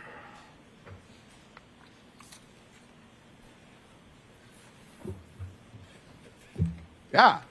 I know, and if it is not like literally the first paragraph, because it usually is, this contract is between, you know, party A and party B. When Usually he's it's done, like Mr. Lester, usually it's like take it. paragraph 1 of the contract. Who are the parties? So if it's not literally the first paragraph in the contract, I'd be amazed. Also, under his signature, it probably says aperture, because that would be pretty typical. There you go. Can I have a few more questions before I do that, Your Honor, for foundation purposes, if I want to do more than refresh? All Or right. would you like me to start with So- refresh? Go ahead and start with refresh. Go back to the podium, please. Sure. Thank you. Thank you, Your Honor. Dr. Welcher, does that refresh your recollection as to the contract you signed on behalf of Aperture with the Commonwealth? So it lists the legal address as my office. So for my office, yes. So are you saying that therefore, That is not how that, no. and did you see the amount that was in the contract? Did that refresh your recollection? Oh, no, I didn't even look at that.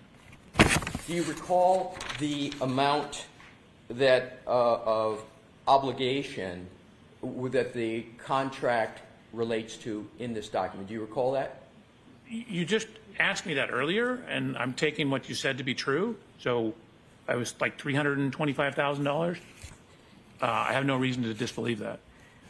And is there also a total, do you recall the total maximum obligation for the contract that's listed in the contract? Do you No. recall it?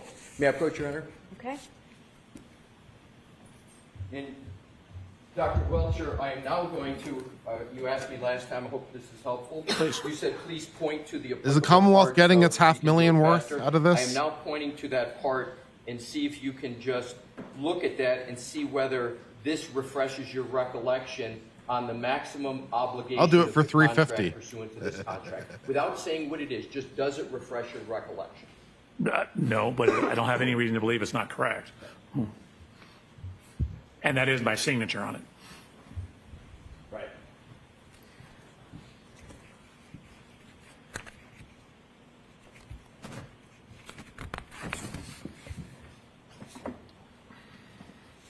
And we got started on this conversation tying it to, well, we got started on this conversation with regard to a statement you made earlier in your direct that you didn't have any dog in the hunt. You recall that statement in the beginning of your direct testimony.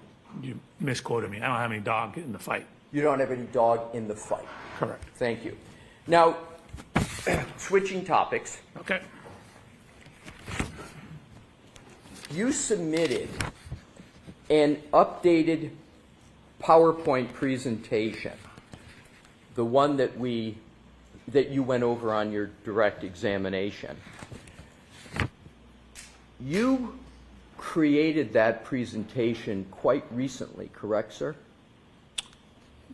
The updated one was where I had redacted or taken out slides. So in terms of taking out slides, I did add one alternative path a couple weeks ago. Okay, my question, sir, is this. The updated presentation, we'll get to the changes later, but the updated presentation, you created just how many days ago? I'm going to say weeks ago. Weeks? 2 weeks? I don't actually know without looking at the documents. Well, was it more than 3 weeks ago that you created it? I still don't know without looking at the documents. Do you know when the trial started in this matter, sir? I do not. Assume the trial started approximately April 22nd of 2024. Okay. Did you create your updated presentation before or after April 22nd of 2024? I don't know.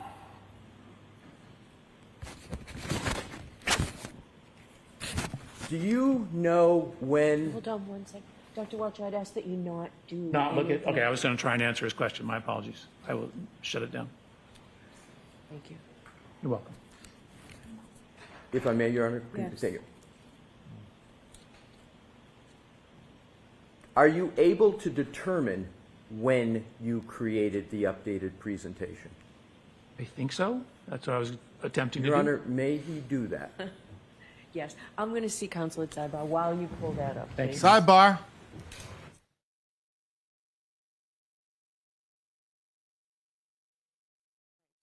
You reviewed in your direct testimony. So that addition I made was taken out. It wasn't in my direct Sir, testimony. If you can just hear my question, it's this. The version of the presentation that you put on the screen, when did you create that version? I'm just looking for a date. So to answer your question about the version on the screen, I created that yesterday when the judge asked me to take off some of the headers. So yesterday. Okay, good. Now, the version before that you created yesterday, when did you create that version? The day before. And then the version before that one, when did you create that? I mean, I save it every day. Understood. So every day. So you've changed the presentation every day since when? No, I don't think I've changed the presentation every day. That's my question. My question is, how many times have you changed it within the last 2 weeks, your presentation? Let me try and cut to the chase here. Sure. That slide was added on May 13th, and then it was taken out before I presented it here. So it was not in my presentation here. Right. So thank you for that answer. So You're here's welcome. the question. Your first version, as I understand it, of the slide presentation was January 30th, 2025. Is that correct? Correct. When was the next time after January 30th, 2025 that you changed that presentation? May 13th. Assuming the trial started April 22nd of 2025, you changed your PowerPoint presentation during this trial, correct? Correct. And how many times did you change your presentation after April 22nd of 2025? Well, the last time I changed it was like 10 minutes ago. So in response to various discussions, I've been making continuous changes to it. I want to make sure you finish your answer so I didn't No, interrupt you. I'm not sure how much granularity you want to that answer. Right. So you created on January 30th, 2025. You made your 13th. pardon me? Oh, no, oh, the original one. Sorry, Yes. January 30th, modified May 13th. Right. If I could finish my question, and I might be able to shortcut this. Thank you. So you created the original one on January 30th, 2025. You made your first amendment May 13th of 2025. And then before you sat for your testimony, which was yesterday, correct? That was the first time you sat for your testimony. That is correct. I was here yesterday. Days get foggy when we're in a courtroom, but it was yesterday. How many times had you changed your presentation from January 30th, 2025 until when you first walked in the courthouse yesterday? Do you mind if I count? Not at all. So there was the May 13th change. Half of that was in response to objections from the defense. I had to add all the paths to where everything was. Then when I got out here, Mr. Brandon asked me to take out references to evidence about statements that I was not allowed to present. So that would have been within the last 3 days. And then I've modified it a couple times today based on rulings from the judge. Okay, let's break that down. You said half of the changes you made on May 13th related to what? Because I want to know about the other half. that Sure, you there was didn't two state. changes. I added the extra path of 138, and then I was told that the defense was having problems with my PowerPoint, so I had to go in and add the paths to every single slide about where the evidence came from, because they were saying I didn't provide everything, and I had provided everything. All right. So That was the second half. got it. I want to go to the first half, sir. Sure. And I'm going to try to shortcut this. Please. And if I'm not clear, you just let me know. I want to talk about the first half. You called it, I didn't hear it. It was like, did you say path? Path. P-A-T-H? Correct. The path Miss Reed was driving. Right. What you made the change for May 13th, that first half, that wasn't something that was triggered by the defense. That was something irrespective of the defense, correct? It was based upon her statements. Is she part of the defense? All right, so that's what I wanted to get to. You changed the first half based upon statements you allege that Ms. Reed made. Is that correct? It's because I changed one slide. There was 130 slides originally, or something like that. So half of the changes on that day, which was one slide, I added one line to the bottom of the previous slide. Did you consider that change significant? No. Well, then why did you make it in the middle of trial if it wasn't significant? Why didn't you just leave it off and then discuss it in terms of testimony? So A, it ultimately was left off. B, because it was insignificant and I didn't need to have it. So the way it got presented was exactly the way it was before May 13th. So it didn't change anything. But it was significant enough for you to make a change to your presentation, correct? So my goal is to be as accurate as possible. So when I saw the path that I gave, the way she could drive, I gave the possible paths. That was one of the possible paths that hadn't originally been included. So in striving to be as accurate as possible, including as much information as I could, I wanted to make sure I included that. So you were striving. The clip that you used to make the change, you say you made the change based upon a clip you observed with regard to Ms. Reed. Is that correct? I believe that, yes, that is correct. Do you know that clip has been in existence for months? I don't believe I got it until April. So a clip that has been, assume the clip's been in existence for months. You just got the clip. Dr. Welcher, I have to ask you Oh, I'm not to sorry. refer I'm trying to be helpful. Close your Yeah, computer let me and- close it. Sorry. I was trying to answer his question. So I'm going to ask you to close the top. Yeah, that's probably a good idea. Just flat down. Thank you. Thank you, Your Honor. So assume the clip that you said was the basis for changing your PowerPoint on May 13th after the trial started had been in existence for months. You just got that clip, you say, in April? I believe so, yes. What was tell me the circumstances by which you got the clip. Did you ask for it? I was told there was a new interview. Okay. Who initiated the conversation about the new interview? I don't know if it was Mr. Brannon. It was someone associated with the prosecution? Yes, I wouldn't have known about it. Exactly. So somebody affirmatively communicated with you when about this clip? I need to look, but I remember it being about mid-April, Mid-April. if I'm thinking of the correct clip. What were you asked to do, if anything, with regard to that clip? When I got the clip, I wasn't asked to do anything. What did you do with the clip once you got it? So they then indicated there was this suggestion of an alternative route. So then I looked at the alternative route description and added the alternative route. So it was suggested to you by the prosecution that you look at the clip and they pointed out that there was an alternative route they wanted you to look at? So I took it to be, we have additional evidence. Please look at the additional evidence. and add it to your analysis.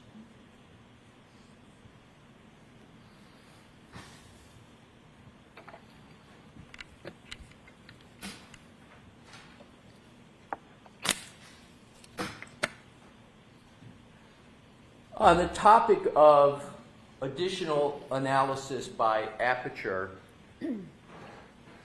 while this trial is going on, are you aware of Mr. Burgess submitting a report dated May 8th of 2025 in this case? Yes, I received that report on May 8th. Right. And so you were aware of the creation of that report on May 8th because you got a copy of it, right? Correct. Were you aware that Mr. Burgess was intending to submit that May 8th report to the Commonwealth? Yes, we had a discussion before that he had found new information that changed the timing. Oh, he had found new information. What is your basis for saying he found new information as opposed to the information always existed, it's just it was pointed out to him that should be looked at? What's the basis of your New, exciting understanding that he information. found new information? Objection to the question. I'm going to allow the question, but you have to ask it differently. Mr. I will, Burgess. Your Honor. Thank you.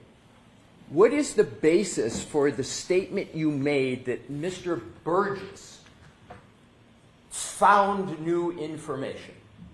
I guess it was his meeting in our discussions. He indicated that he had found new information. Did you ask him, what do you mean by new? No, I took it at what it said. So do you, as you sit here today, have any basis to say that that information is new as opposed to it's always been in existence? Yes, What is that? what he told me. Oh, so you relied upon the representation of Mr. Burgess. You didn't have any independent document to determine whether, in fact, it was new. I don't quite frankly care whether it's new or not. I just care what's in the data. Whether it's new, old, I don't care. It's not relevant to what I'm doing. I don't say this is new data, this is old data. I just care what the data is. Sir, has Aperture ever submitted a report, a changed report in the middle of a trial to your knowledge? I have no idea.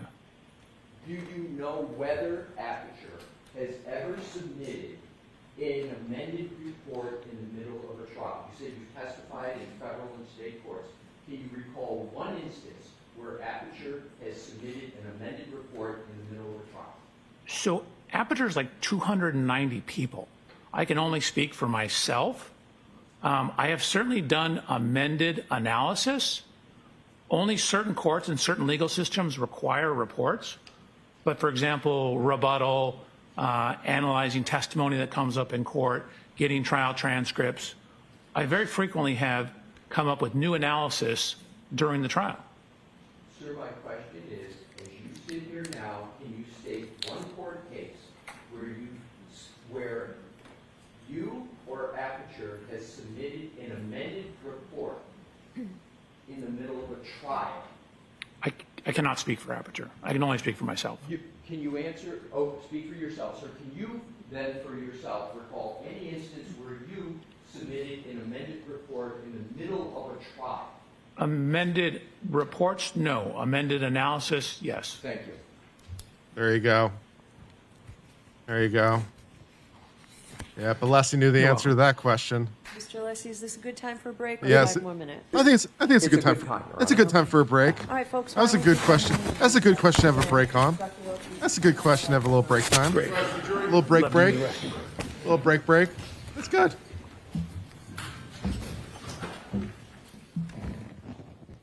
Very exciting.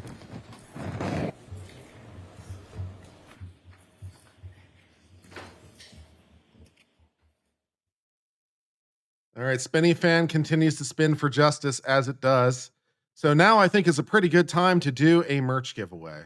Having got our goal, now is a good time to do the merch giveaway. So let me pull up the rules, which I continue to work on. The rules of the merch giveaway. Void where prohibited. No purchase necessary. You must be a subscriber of the Uncivil Law YouTube channel to enter. Paid membership is not required, nor does it provide any advantage. Drawing is at random using the giveaway feature built into Nightbot. Uncivil Law will provide you a phrase that must be typed into the YouTube chat on the channel Uncivil Law in order to enter. The phrase must be typed in all lowercase into chat exactly as provided by Uncivil Law in the YouTube chat. Variants or typos may not be counted. One entry per YouTube account. Winner must send an email to kurt@uncivillawllc.com before 5 p.m. Eastern Time the same day the contest runs. The email must include the winner's YouTube username. The email must include the item or items from the Uncivil Law merch shop located at uncivil-merchshop.fourthwall.com the winner wishes to select. The total price of the items selected must not exceed $20. If the winner fails to send the email by the deadline, fails to designate the items, or if the price of the designated items exceeds $20, the winner forfeits any prize. Very super exciting. The rules, of course, can be also read by simply typing in !rules if you want to read them yourself. Great. Let me get the phrase that I need for today. And let's do this thing. Where is the button? Great. All right. Sidebar giveaway.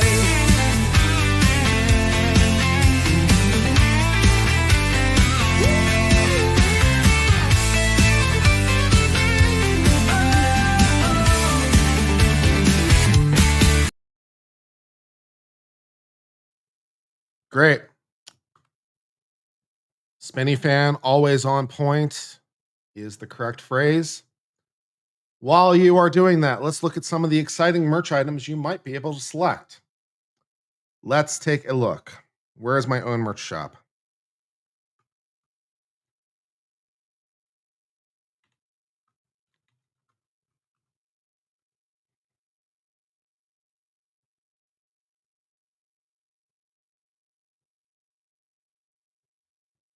Cool.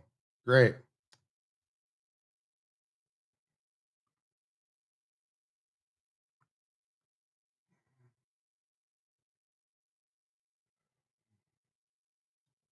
All right. Some of the items you might be able to win might include the following.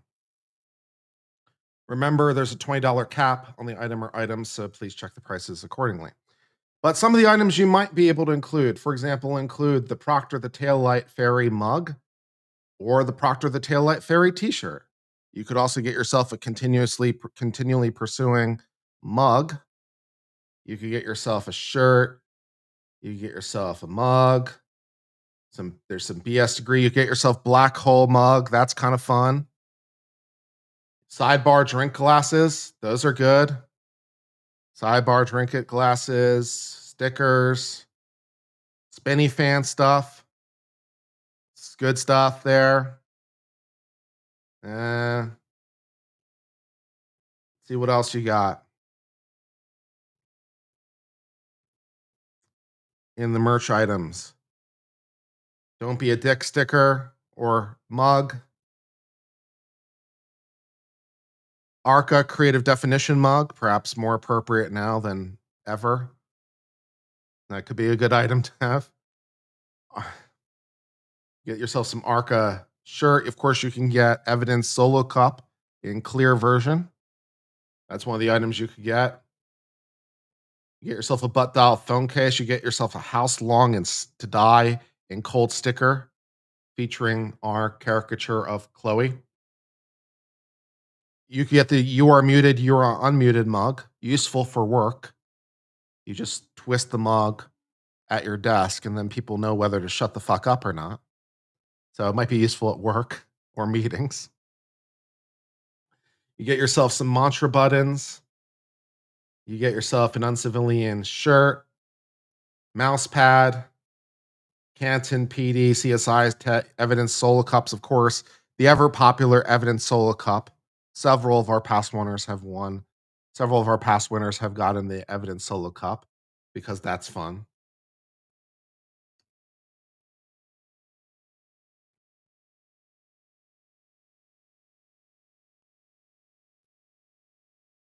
Purple collection t-shirt. You get yourself a uncivil law Texas hat or t-shirt. Uncivil law hat, I think. All that stuff. So yeah, those are some of the fun items you could win. You get yourself a mat, some mouse pads. I think were within budget. One of our past winners chose this mug. This was chosen by a past winner, the purple collection statement. That was one of the items that one of our past winners decided to go with. Very exciting. All those items, or some of those items at least, could be yours, or some combination of items, as long as it's below $20 in collection. So yeah, all those stuff. So those are some of the fun items you could win during our sidebar giveaway. So excellent.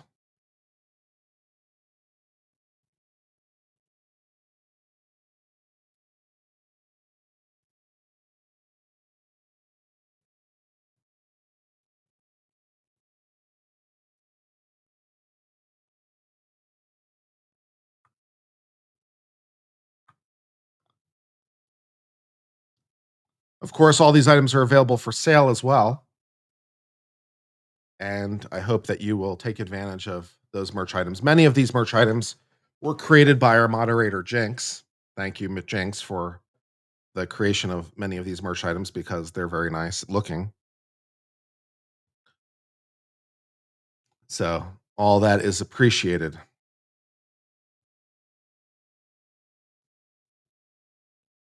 Just got in. Did you miss anything? Well, we're running a merch contest or a merch giveaway contest. So that's nice. If you want to enter the phrase, copy and paste it for myself. Well, yeah, the phrase is spinny fan, always on point. So you could enter the merch giveaway if you were so inclined.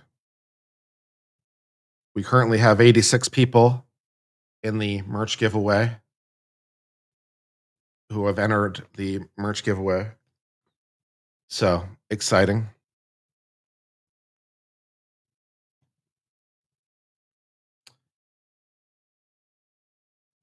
Which of these items do you guys like? Which items cast your fancy?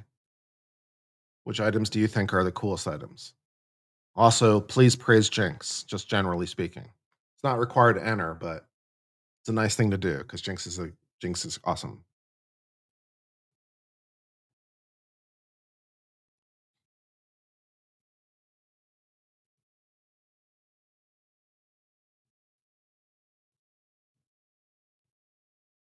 Red Solo Cup, muted, unmuted mug, evidence cups.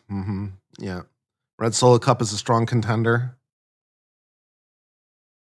Black Hole Cup is pretty good. Yeah, the Black Hole Cup is good. I do like Unexpected Black Hole. That's definitely fire. That's a fire item for 100%. The muted unmuted cup is quite glorious. Again, perhaps practical. It might have utility too. Well, it definitely has utility because it holds liquids. So it definitely has utility, but it might have extra utility because you could spin it at your meeting and then people would know whether or not they should shut the fuck up because one side says you are muted, one side says you are unmuted. This item I designed. So this item was designed by me. So yay. So I do okay sometimes, I guess. The you are muted, you are unmuted mug. Exciting. And available in your choice of sizes.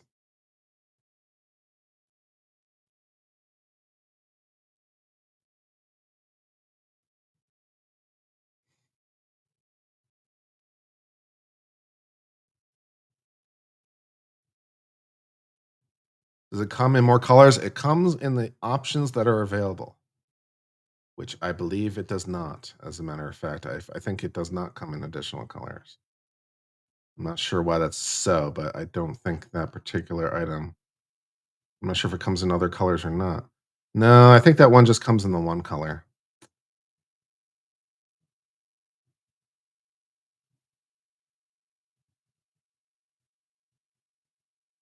That description is wrong. It doesn't color change. It's just based on the liquid. Who wrote that description? Probably me. I need to rewrite the description of the mug. It doesn't color change. It's just one side's printed in one color, one side's the different color. It is not color changing. No, the description is wrong. It does not. No, it's just one side's printed in one color, one side's in the other color. It is not color changing. I need to change the description. Let me do that while I'm thinking about it.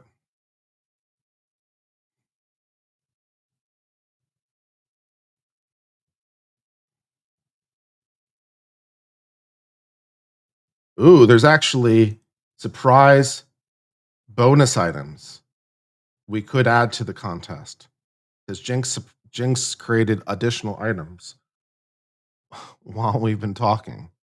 So we could add those items and you could win those potentially.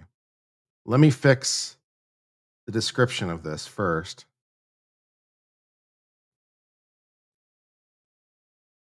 Where the hell is it? Okay, let me change the description of this.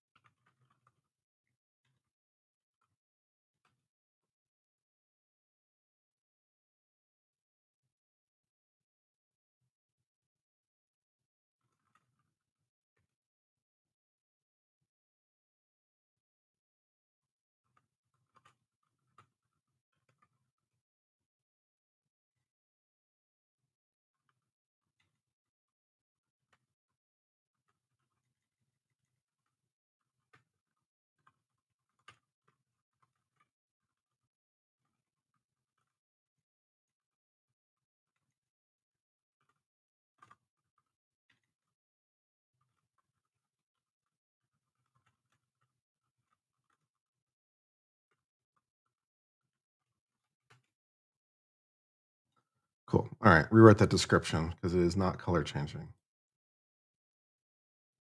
There you go. That's better now. Great. All right. So let's see what other items there are in this. Okay. Jinx creates too many items. They create some truth can be subjective stuff. I don't think we need two different kinds of mugs, though. So we'll just take the one in the color changing and leave the other be. Yeah, I don't think we need two different mugs. One is fine. Let's prove that.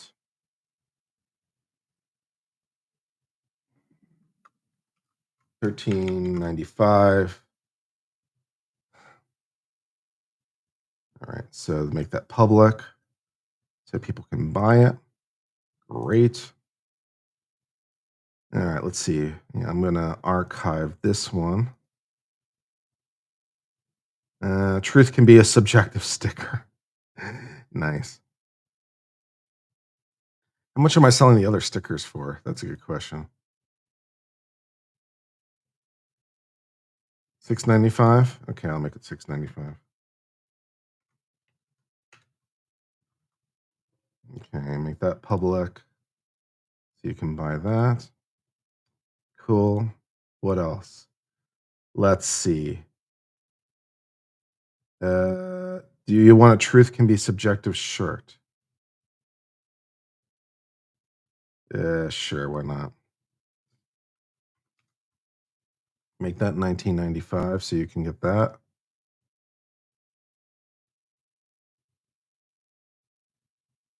Okay. And I don't think we need it in white. I think just black will be fine. Yeah, I'll archive that. All right, so yeah, we now have additional items that are available as of right now. We have the truth can be subjective sticker.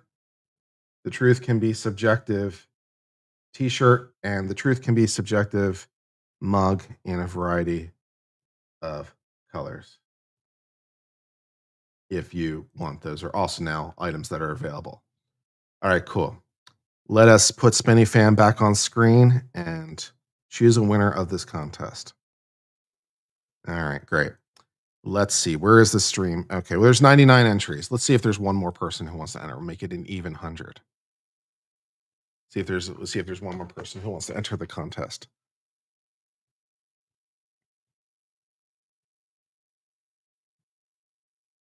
What does the winner have to do? Reread the rules. It's in the rules. That's why I wrote them out. Read the rules. This provides you the answer.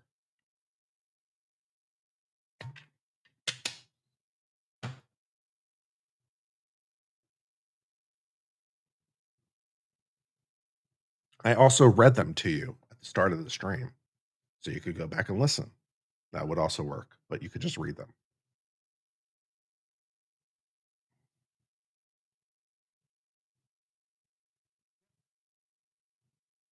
All right, 100 people have entered the contest.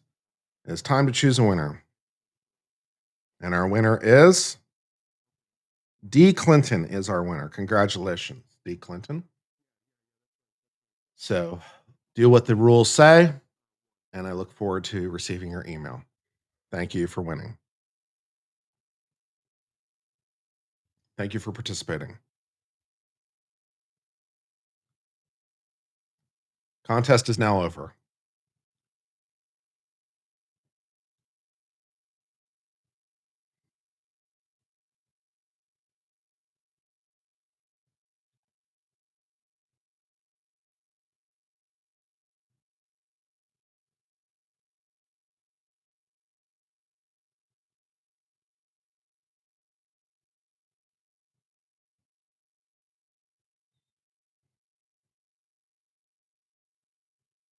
The contest is now over.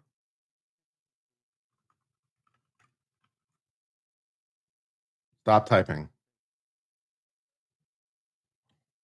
You can type other things.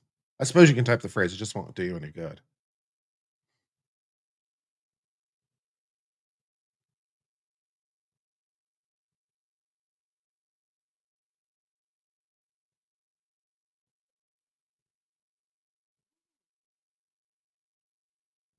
All right, so let's see.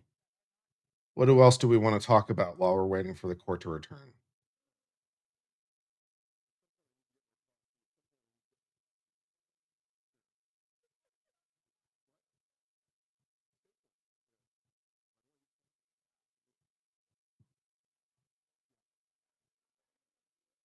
There's apparently another filing.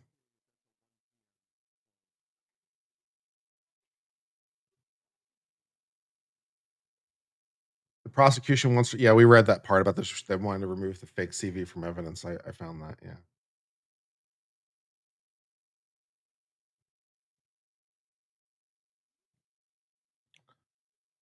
The watch is a Garmin. We need to get that guy some style, man. I mean, come on.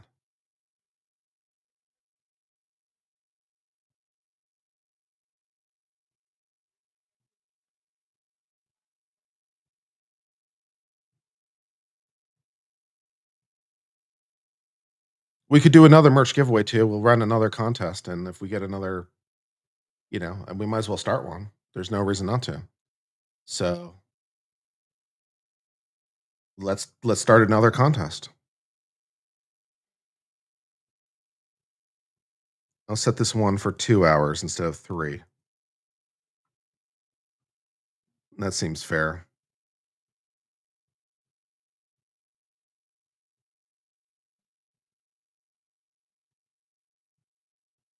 All right.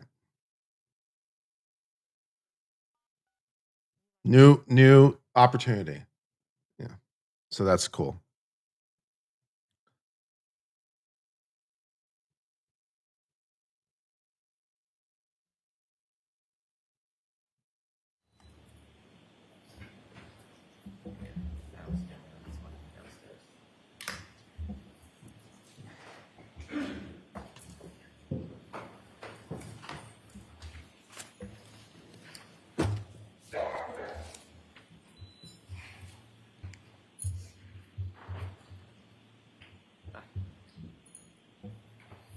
seated. Court is in session.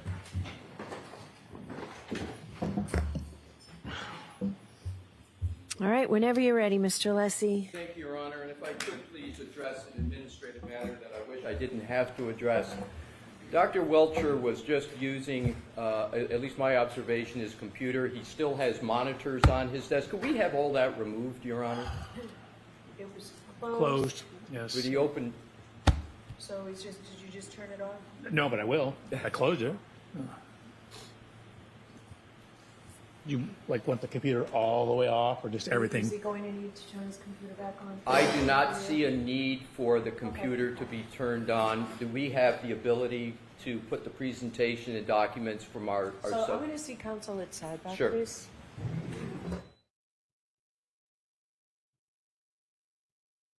Sidebar. Sidebar is always exciting.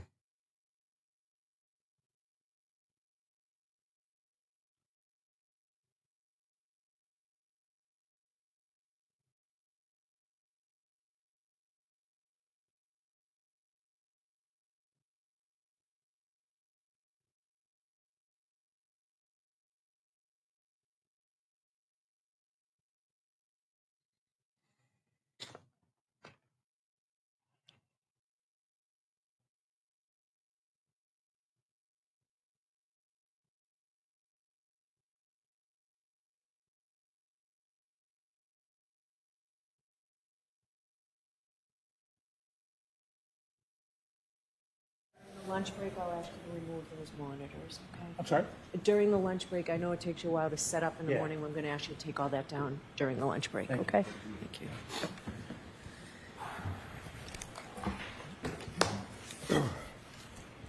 May I, Your Honor? Yes. Thank you. Dr. Welcher, we left talking about the amendments you made to your PowerPoint presentation. And in terms of the amendments, are you aware that the defense counsel received your amended PowerPoint presentation at 3 p.m. on Memorial Day? Are you aware of that? No. And you began testifying the day after yesterday, correct, sir? Day after Memorial Day? I testified yesterday. Yes.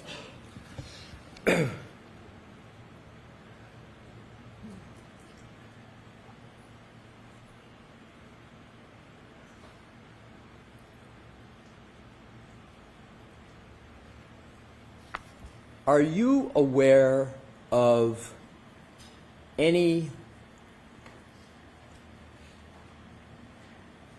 activity in this trial of any kind before you testified yesterday? Again, as I mentioned, I've been getting random emails, and then I've been seeing it pop up on my news feeds as well. But once I was aware of the reclusion, I made sure to not review any of that. But as recently as last night, I got an email that said biomechanical engineering job, or like applying for a job, and I opened it up and it was some internet troll. Sure. I'm asking about emails from the prosecution. Oh, no, there's been no emails about what's been going. I mean, there's been scheduling, when am I going to come, things like that. How then was it determined that you were going to be able to amend your power presentation if you weren't communicating with the prosecution? I mean, they asked me about the witness statement of 138 right around May 13th. How did they ask you about that, sir? I don't recall if it was a Zoom meeting, a phone call. So there was a communication with the prosecution. Might have been by Zoom, might have been by another method, but there were communications while this trial is going on relative to you amending your PowerPoint that ended up with an amended PowerPoint on May 13th. Do I have that correct? I believe so.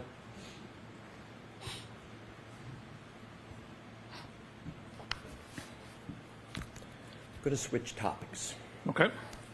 One of the goals of Aperture's analysis and reconstruction was to determine the location and timing of certain text stream events, correct? Correct. EDR data. I'm sorry, my role. Your role, yes. EDR, and just for clarification, EDR is Event Data Recorder, correct? Correct. So I'm going to refer to that, as you have before, as EDR, Event Data Recorder. Sounds good. EDR data does not show the location associated with a text stream event, correct? In this particular vehicle, it does not. And the EDR data for this particular vehicle, namely the Lexus SUV, also does not provide the time associated with a text stream event, correct? Not at the time of this event. So the answer is no, correct? That is not correct. So let me ask the question slightly different way. The EDR data does not provide the time. The EDR data for the Lexus SUV that you've been talking about does not provide the time associated with a text stream event, correct? That is correct. Instead, every text stream event is associated with a particular key cycle on the vehicle, right? Correct. There can be multiple text stream events in a single key cycle, right? Correct. And every time you start the car, this one you push the button, that's a new key cycle, right? That will cause a key cycle. And the EDR data indicates the number of seconds into the key cycle that the particular event occurred, correct? The EDR data, no. So EDR data gives you no information about the number of seconds into the key cycle that a particular event occurred. You're confusing EDR data and text stream.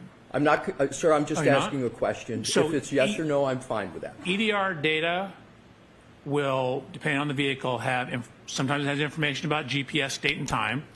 Sometimes it has ignition cycles, which are a little bit different than key cycles, which is why you frequently have different ignition cycles versus key cycles in EDRs compared to text stream. So let me ask it a different way. Okay. The text stream data indicates the number of seconds into the key cycle that a particular event occurs. Yes. Is that correct? That is correct. In order to properly determine the location and the timing of a text stream event, it's important that you correctly identify the trip that is associated with a particular key cycle, correct? I think I'm going to say yes, that text stream tells you the trip.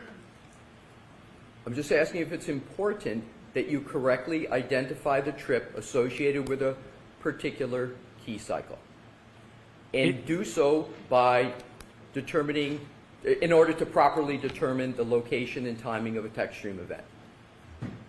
So the text stream tells you the trigger event and it tells you the key cycle. So I'm not determining that, I'm reading that from the text stream data. Okay. So in order to properly read, to use your verb, the location and timing of a text stream event, it's important that you correctly identify the trip that is associated with a particular key cycle. Is that a fair statement? I think that's a fair statement. If you associate the wrong trip with the wrong key cycle, then your estimate of when the text stream event occurred will be wrong, correct? It can. I mean, you need to take the totality of the evidence in the text stream with the mileage, the overall timing into account.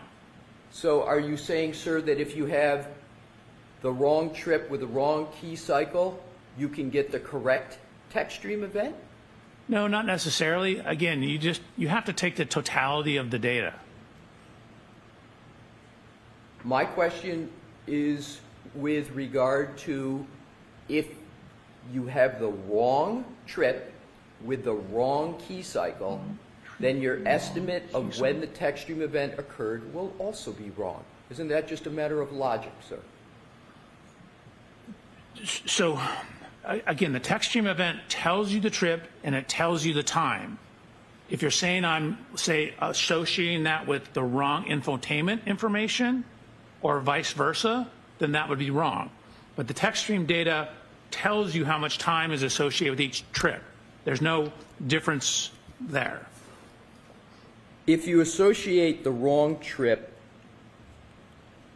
with the wrong key cycle, then your estimate of where the tech stream event occurred will be wrong. Is that correct? You can't associate the wrong event with the wrong key cycle because it keys in the key cycle with the event.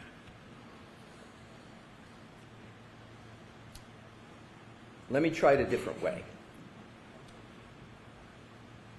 Your analysis, or anyone's analysis, in conclusions regarding the timing and the location of the tech stream data are only as good as your ability to correctly associate a key cycle with a particular event. Is that an accurate statement? No. Again, you need to take the totality of the data. So that is one element. You need to look, for example, at the mileage. You need to look at the timing of the events. So this is considered a tool in the analysis process. You need to look at the totality of data to see how it matches up with the physical evidence. So are you saying that you can have an incorrect key cycle with a particular trip, but you can still get accurate timing and location of tech stream data? So again, you don't get incorrect key cycle with the trip. The trip and the key cycle are coded in by the tech stream. If you are attributing an event to the wrong trip, which has a fixed key cycle, that could be a problem. Exactly. So if we could go, if Your Honor, if we could publish a slide, please, that is in evidence. Okay. Thank you. What are we looking at? Pardon me? What slide number? I've got slide 9. Mr. Wolk, yes, I've got the correct one. Thank you, Your Honor.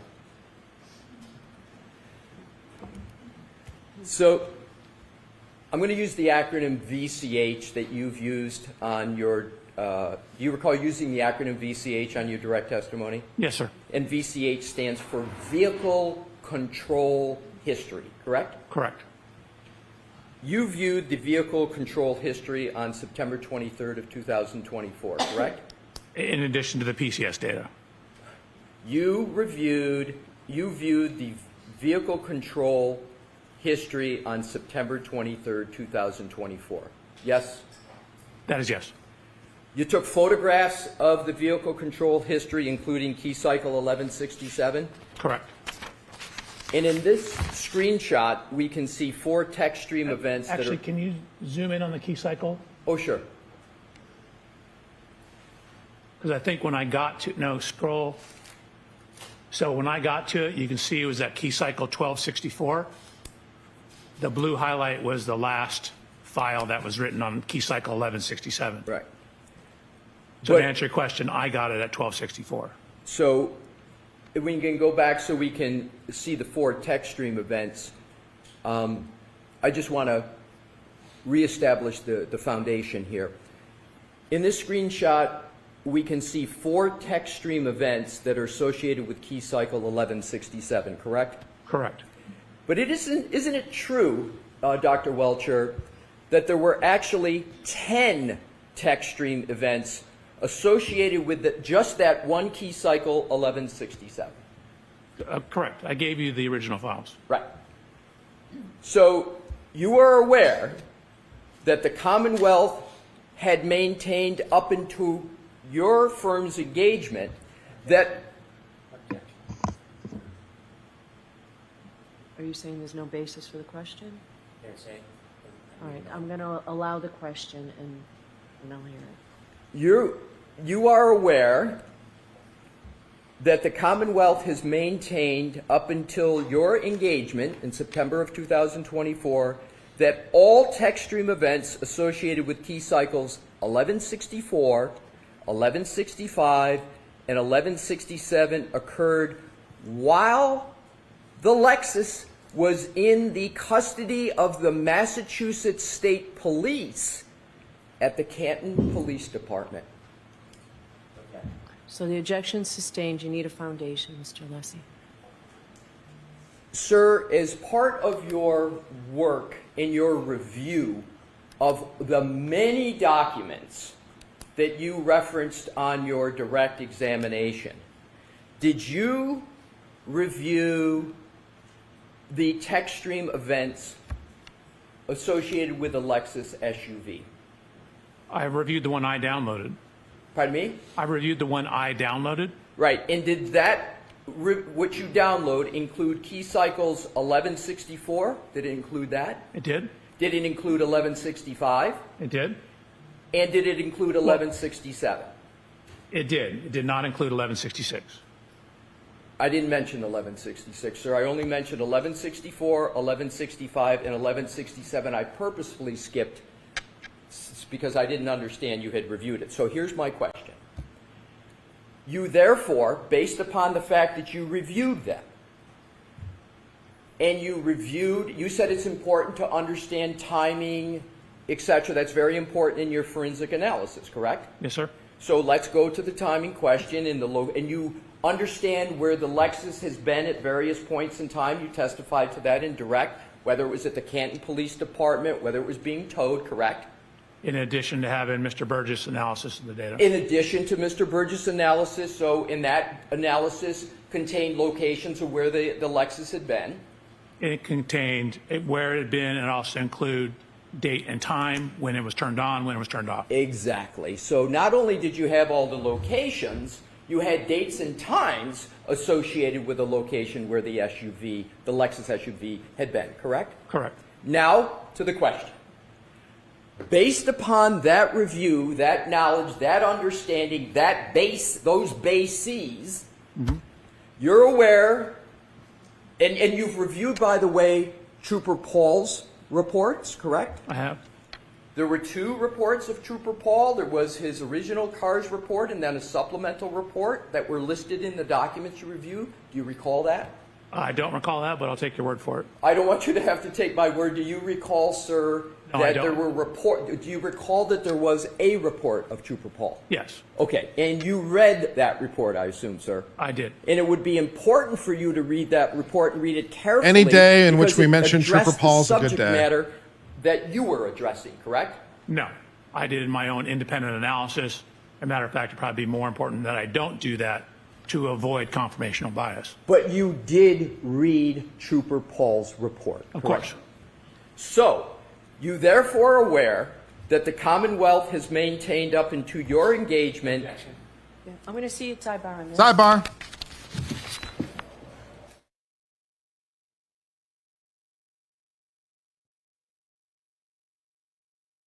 Maybe Trooper Paul will get hired by Aperture. Could be.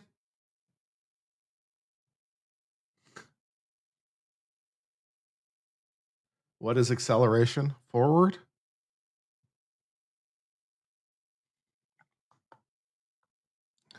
Yeah, good times.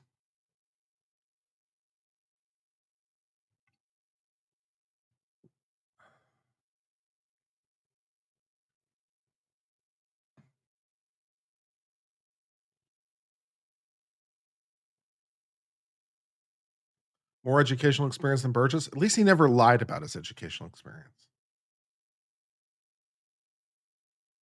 He has the same educational experience as Burgess, actually, but he never lied about it. He might be an idiot, but he's not a liar. So there's that.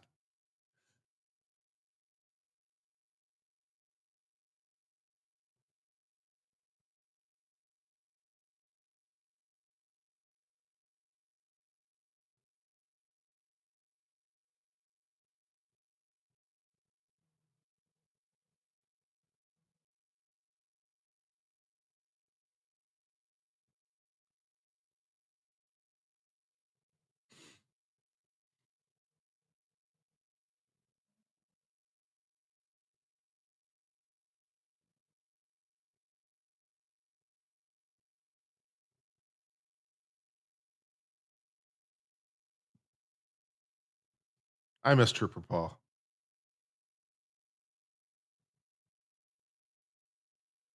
This jury doesn't know who Trooper Paul is, so unless these questions go somewhere, I wouldn't mention him.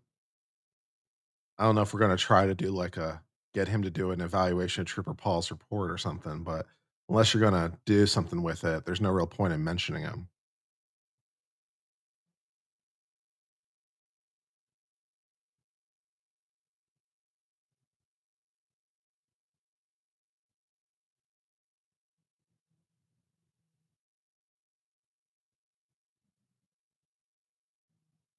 Just Rhonda did make a Trooper Paul emoji. You absolutely did. Trooper Paul, Just Rhonda made many of our emojis, and she made many of the fun things that appear on the thing behind me. So Just Rhonda made a lot of those, which is very much appreciated.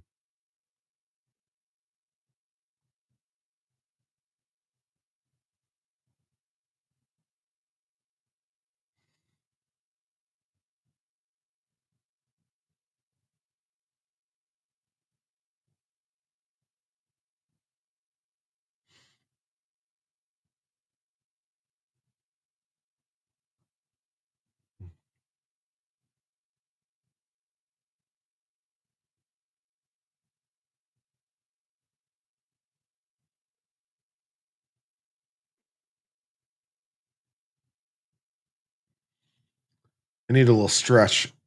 I also need to get some new water at some point because I've run out. Mm. Mm.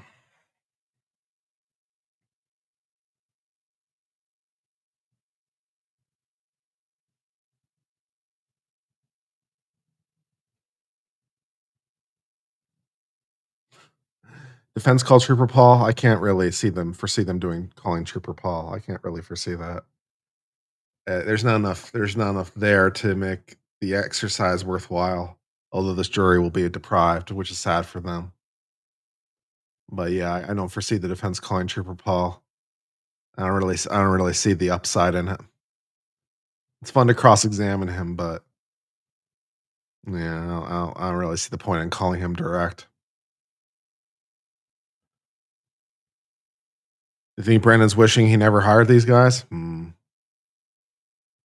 You think he can get a partial refund or something?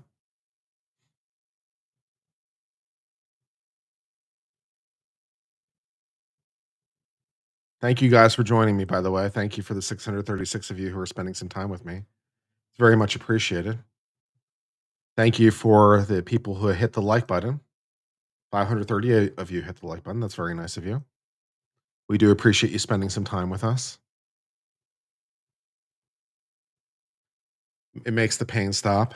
We also currently have another goal set for another merch giveaway if we hit it. So an hour 36 left for 15 super chats, I believe, at $5 for another $20 merch giveaway.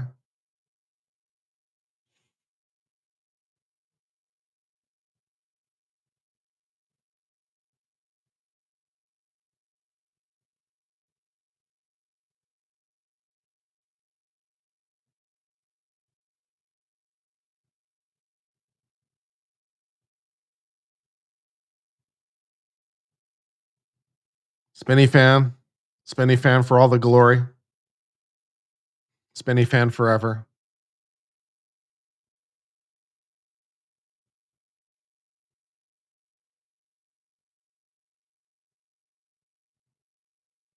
Read some of the super chats that came in because I think I missed some of them. Odin's Martyr gifted sent a $5 super chat. Cincy Girl sent a $5 super chat. Karstrin sent a $2 super chat. Florida Dad gave $10. Little Misfit gave $4.99. Lovely Rain 7 gifted $10. Jennifer Lauter $4.99. Florida Dad $10. Redhead Maverick donated multiple times. $5 and then $5 and then $5. Julash 7 $5. Redhead Maverick another $5. SD upgraded their membership to Devil's Advocate. We do appreciate people who join at that higher membership tier. SD became an uncivilian and then upgraded their membership, I guess, at the same time. TC Brown became an uncivilian. Redhead Magic Redhead Maverick gifted 20 gift memberships. Just Rhonda gifted 5, or has been a member for 5 months. Not you. He sent us $5 super chat. Redhead Maverick, $20. No One for $5 Canadian. Bluefish for $20 Canadian. Not You, $5. Moan has been a member for 39 months. Redhead Maverick, $5. Jewel Ash, $4.99. Non-corrupt legal fund money. Redhead Maverick gifted a $100 donation. That was very nice of Redhead Maverick. Julie Ridenauer became an uncivilian, and B Buster gifted $5. Were the super chats that came in today. Always appreciated. Thank you.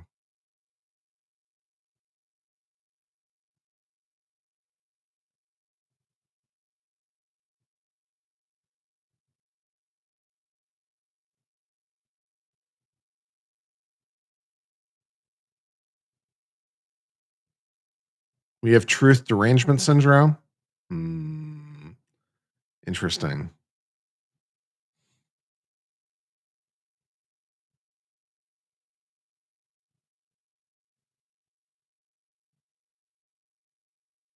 I need more water, and I need more protein oatmeal shake.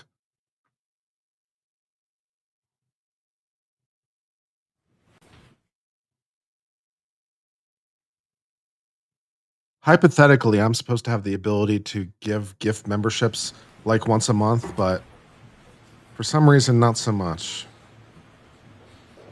It's never allowed me to. Yeah, I'm supposed to have the ability to gift memberships for free, like 10 a month or something, but it's never been an option. YouTube hates me.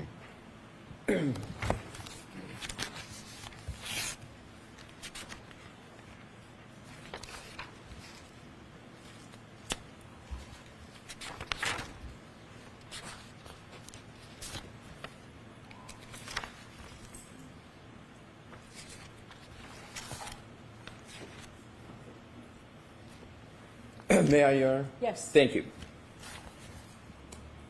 Are you aware that over the course of the Commonwealth's and your investigation into this case, that the theorized time of the alleged contact of the SUV?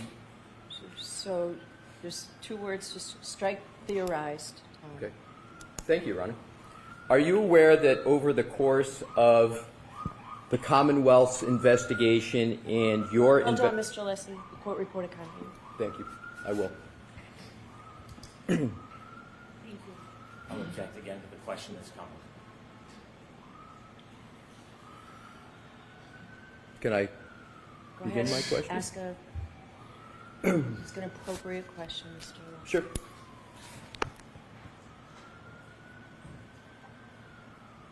Do you have knowledge whether there is one time or more than one time for the Commonwealth's position, as you know it from reading documents that you said you've reviewed, that there are different times alleged for the incident to have occurred at 34 Fairview? Objection. Sustained. You can ask the question, remove part of it. I'm sorry, Your Honor? You have to remove part of that sentence. Okay, understood, Your Honor. Do you know whether there is more than one time that has been proposed by the Commonwealth for the impact alleged to have occurred at 34 Fairview? Objection. Sustained. I'm going to ask for an instruction. I'm not giving the instruction now. Dr. Welcher,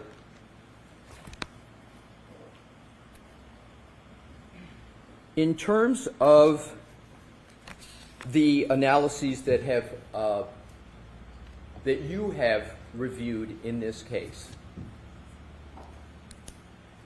is there one time that you understand there to be for a hypothesis for the time of the impact at 34 Fairview?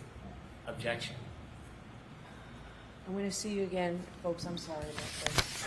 More sidebar. More sidebar. Very exciting. Exciting sidebars for all.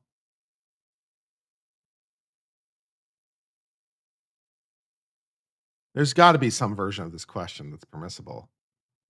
It's like, did you consider multiple times at which the death could have occurred? I mean, it's got to be something that he considered, right? If he considered, if he considered, in fact, which the government may not know exactly when the murder happened initially, so, there might be a range. So there's nothing necessarily wrong with it, but if he considered multiple things, then why not ask? What is the problem? It's devastating to my case again. Is that what we're doing? I don't know.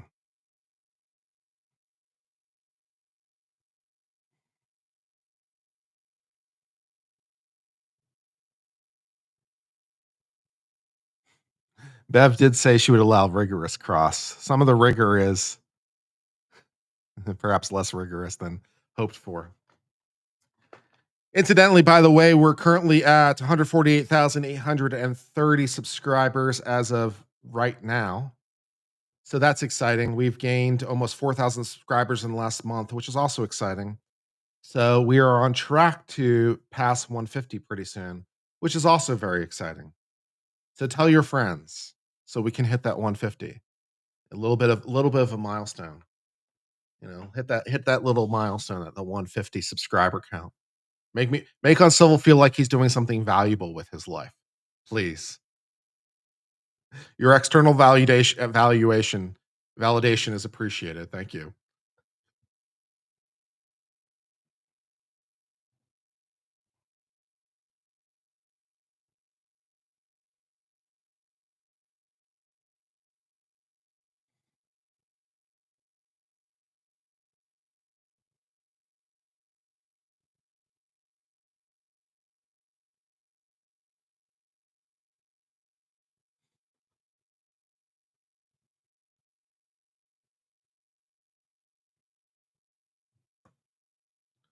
I'll take my 150,000 subscribers. Thank you very much.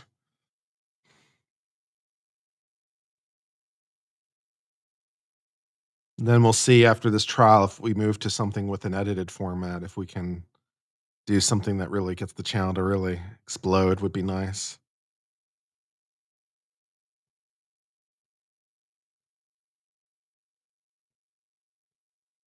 Did the YouTube chat freeze on my end again?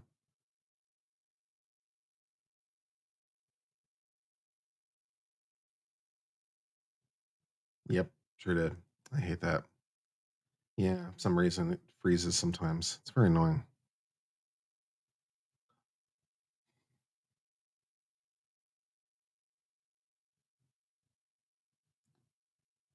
Red Solo Cup, I fill you up. Let's have a party. Let's have a party. Am I still looking for a producer? Miss Mandy has been doing a lot of production work for me, but if you think that you can help in some way with production work, then drop us a note on Discord. Yeah, drop a note to Miss Mandy and let her know what services you might be able to provide, and we'll go from there. We're always looking for more assistance. Thank you.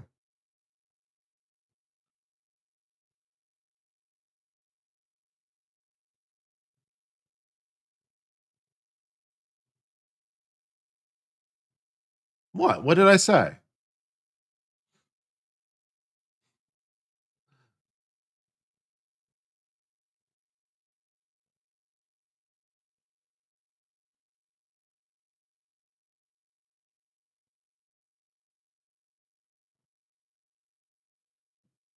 This is painful? A little bit.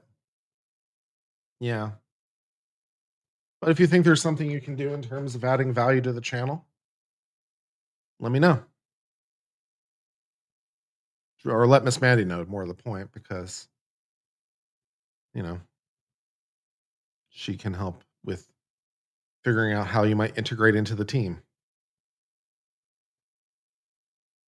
Ah, Lord.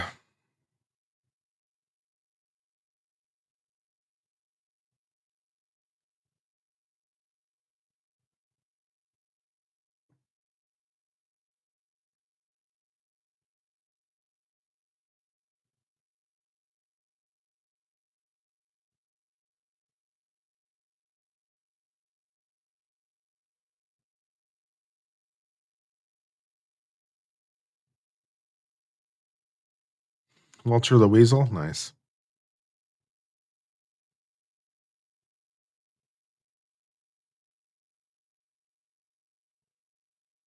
Yeah, Jinx, I saw. I'll get around to it eventually.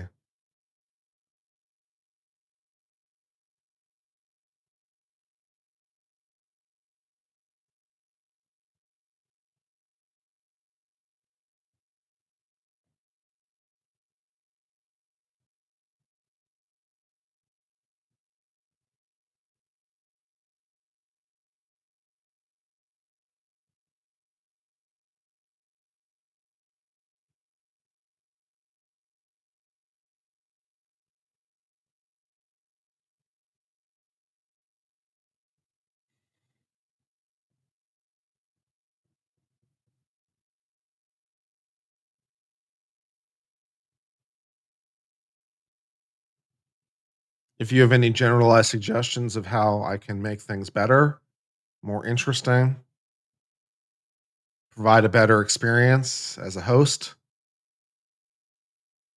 I'm open to suggestions.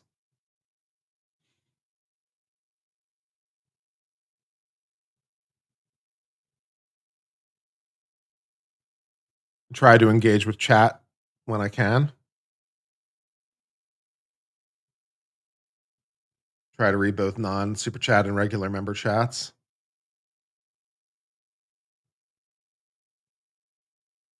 Try to make it fun.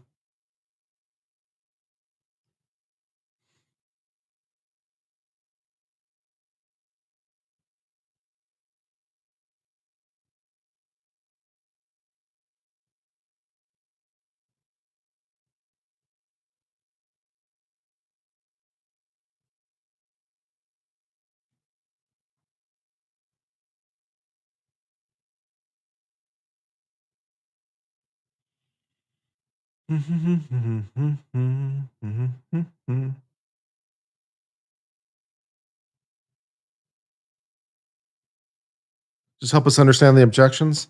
It's a little bit difficult, unfortunately, because they don't state the basis for the objection. So I have to kind of guess. And we obviously can't hear the sidebars. So to some degree, it's a little irritating because,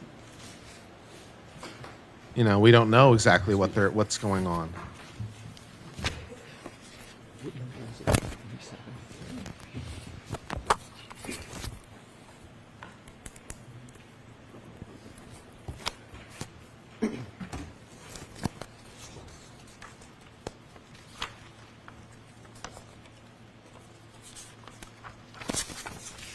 Yeah, Your Honor? Yes. Thank you. I'm going to move to, for the moment, we'll come back to the other topic a little bit later. As we discussed earlier, you've got on various documents, you're a biomechanical engineer, but I've also heard you make reference to biomedical. Can you just tell me what you consider yourself, sir? Is Sure. is biomechanical engineer something you consider yourself to be? Sure. My degrees are in biomedical engineering. The discipline within biomedical engineering that I practice is biomechanics. Right. And so is it accurate to say that you are a biomechanical engineer? Yes. And you say that much in your report, correct? And the CV and resume I gave you. Right. Now, in your report, and Your Honor, I have no issue if he refers to the Thank you. page of his report. Do you have a paper copy or do you need your? I do. If you, sir, could turn to page 9 of your report. Okay. And on page 9, you state, as a biomechanical engineer, I have no opinion on any aspect of, and I think you're referring to Mr. O'Keefe's, medical treatment or medical diagnoses. I have conducted an accident reconstruction and biomechanical engineering analysis of this matter. Did I read that correctly? Did? In that statement, I assume, given you wrote it, is a fair representation of your professional role in this case? Yes. And you go on to add on page 9, my biomechanical engineering analysis is determining the effects of physical forces on the human anatomy. Did I read that correct? You did? And on your direct examination, is it correct that you stated as a civil engineer, you made an analogy, you assessed the cables and beams of a bridge as you would assess the cables and beams of a bridge, you assess the human anatomy. You made that analogy, correct? The analogy that bones are my bridge elements, cables are muscles and ligaments. Right. And you stated that it's the job of a biomechanical engineer to quantify the force acting upon a person to determine the cause of their injuries, correct? That is part of what we do. It's part of, but it is therefore something that a biomechanical engineer does, correct? If given sufficient data, yes. So, you know do you know what a force calculation is, sir, when I refer to that term? I believe so. What do you believe it to be?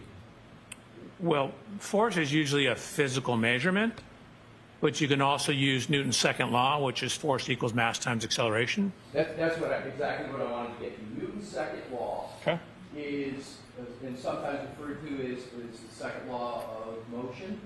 And in the second law is force equals mass times acceleration, correct? Correct. And just sort of like simple algebra, sometimes you have one or more of those, but I'm focusing on when you're trying to determine, sir, you're pulling something out. Calculator. I thought you were going to ask me numbers, do calculations. All right. We're going to do that. We need to do it with the court's permission. Sorry. So if you feel you need to do that, just let me know. You can just leave it right All here. right. So I just want to get the principles down first. So Newton's second law, force equals mass times acceleration, and force is oftentimes what you're trying to calculate in a force calculation, correct? Calculate or measure, yes. Yeah. And Newton's first law is the law of generally inertia. An object at rest tends to stay at rest. Object in motion tends to stay in motion. We're not talking about that in force. We're talking about Newton's just second law, correct? You asked me two questions. Newton's first law is generally, as you said, it could be at rest or at constant velocity, but yes. Okay. And that Newton's second law is generally just a mathematical calculation, correct? Yes. So what I'd like to do is to turn to page 11 of your report.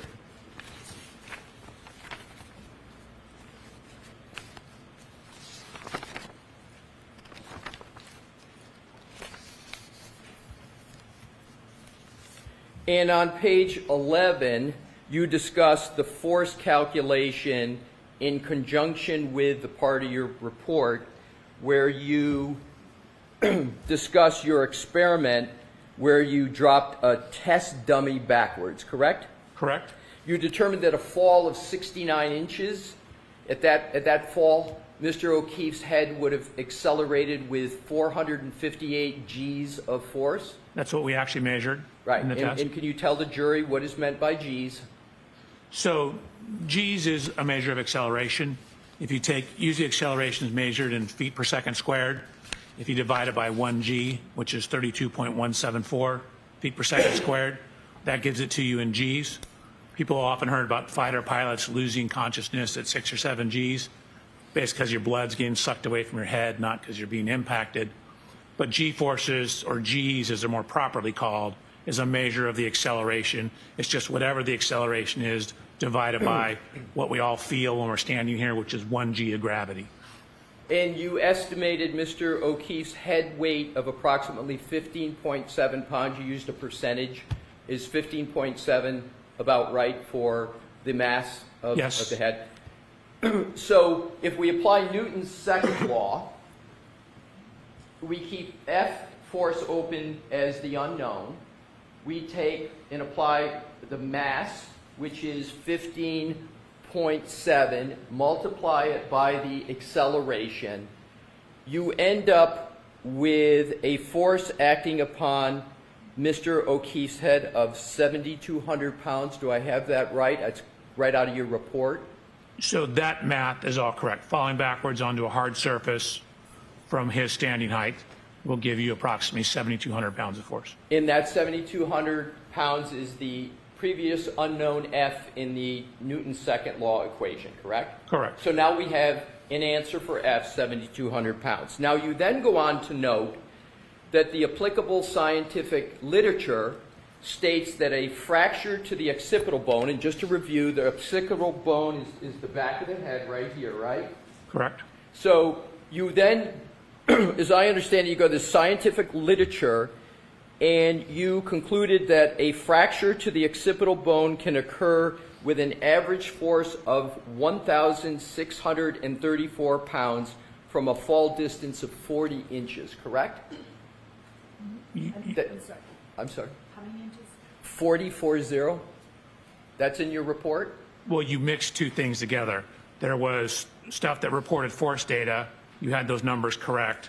A range of between 1,150 and 2,150, a mean of 1,634 pounds, and then it says, and a drop distance as low as 40 inches. Right. And is the number 634 pounds a proper number for an average force? Did you say 1,634 pounds? 1,634.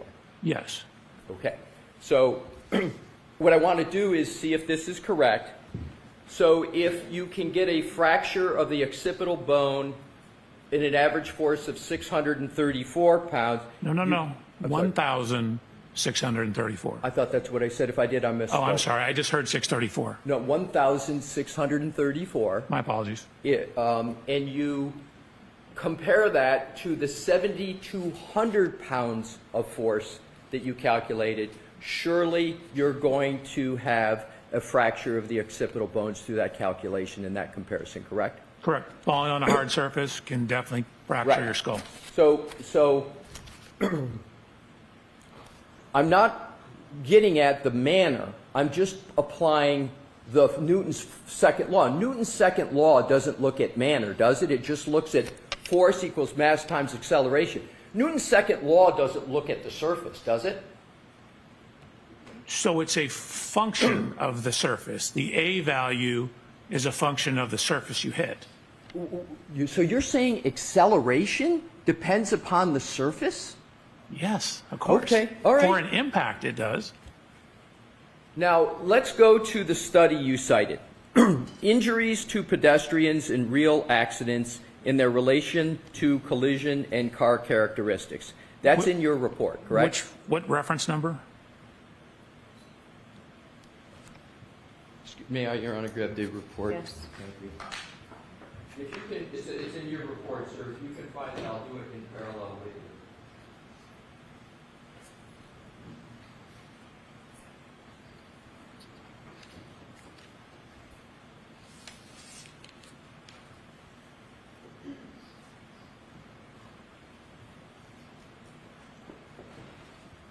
Is it number 25?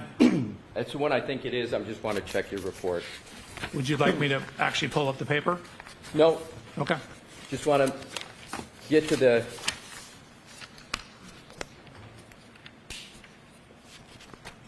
That's it, number 25. We're talking about the same one. Now, isn't it true that this study states that head injuries are the most common injury type for motor vehicle collisions, constituting more than 61% of all injuries sustained from motor vehicle collisions? Or can the witness see the document that's being referred to? Do you have your report in front of you? I have my report, but reference 25 is not in the section he's referring to. Why don't you show it to him, Mr. Leslie? I do not have with me a copy of the report he cites in his reference. He did. Can I ask another question, Your Honor? Yes. Thank you. Dr. Welcher, on your direct testimony, did you not discuss the percentage of pedestrian injuries and relate it to heads? Did you not, on your direct, talk about percentages of injuries that are head injuries in impacts of pedestrians with cars? Yes, I did. Okay, so you came up with a number. What I'm trying to do is to compare that number to the number in the study that you cite. If you don't remember, that's okay. We'll just move to the next question. Can I go to my slide? Whatever you can use to determine what was the percentage that's in the study that you cite in footnote 25 of your report. Sure. That was also from my presentation that I gave. It's 61.5 for all injuries, 12.7 for fatal injuries. Thank you. You're So I'll welcome. repeat my question, and then we'll get it in logic. So that study states that head injuries are the most common injury type from motor vehicle collisions, constituting slightly more than 61% of all injuries sustained from motor vehicle collisions, correct? That number is correct. You're quoting a sentence. I would want to pull the paper up, but the number is correct. Okay, so doesn't this article also state that of all head injuries sustained by motor vehicle collisions, only 12.7 of them are fatal? That does, yes. Did you mention that only 12.7 are fatal on your direct examination? It's circled with a red box on my slide. Did you mention that on your testimony on I direct? thought I did. This article was published back in 1979, correct? I believe that's correct. It's 46 years old, therefore, if I did the math correct, right? That sounds correct. Are you aware that given advancements in science since 1979, advancements in medicine, advancements in technology, the currently understood most common injuries as a result of pedestrian motor vehicle collisions are injuries to the lower extremities? That's what I To said. see the study, it wouldn't surprise me. Car technology, especially, for example, with pedestrian safety systems, has caused autonomous braking. So you're getting fewer higher severity crashes, which results in a higher propensity for lower extremity injuries. It's the higher extremity crash that causes the head to either slap into the hood or the window and or bounce off, to where if you get the lower severity crashes, you can still maintain a standing posture. So it wouldn't surprise me if that's accurate.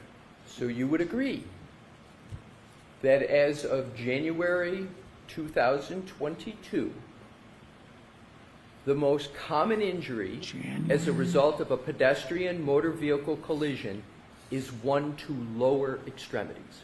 No, I wouldn't necessarily agree with that date. And again, you have to look at frontals versus rears. So you contest that the most commonly understood injury as a result of a pedestrian motor vehicle collision is injuries to lower extremities? Maybe that's about a source. No, I'll allow the question. So I'd want to see the data. Again, most cars, for example, this Lexus, has a pre-collision system in it that will start to apply the brakes if it senses a pedestrian at the front of the car.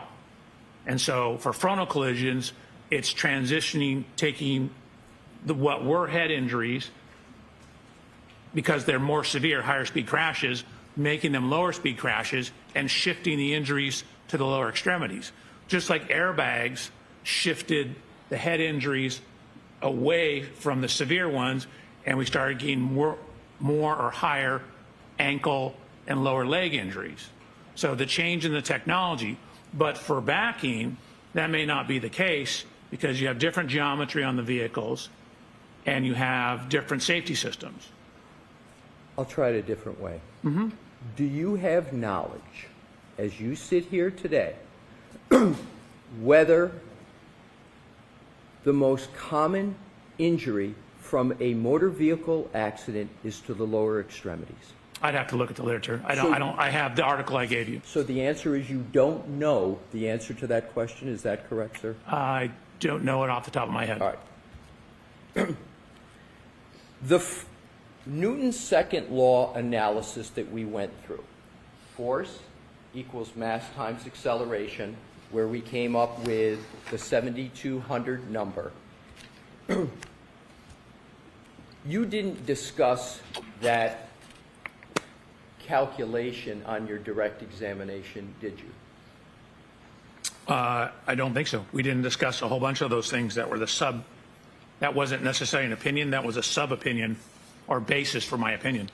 You didn't discuss that Newton law calculation on your direct examination, did you, sir? So in a way I did, because I said my drop testing shows that you can do this. So I didn't quote that number, but we are going through the specific numbers now. But I absolutely did say, as a matter of fact, I showed a video of my drop testing and talked about how falling onto a rigid surface, a hard surface, can cause a skull fracture. Did you discuss on your direct examination applying 15.7 of the head weight to 458 Gs and come up with a number of 7,200? Did you do that on your direct examination? Those specific numbers, no. Thank the general you. concept of the drop testing and what it showed, yes.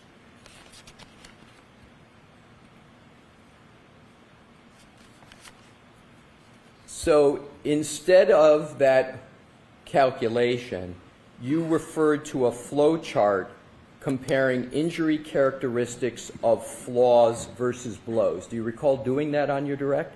So you asked me two questions. You said instead of, so that's no, it's not instead of. They're two completely different topics.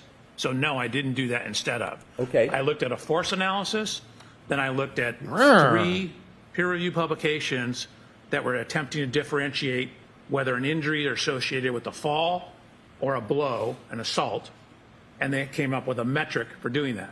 Those things are completely separate. Let's ask it this way.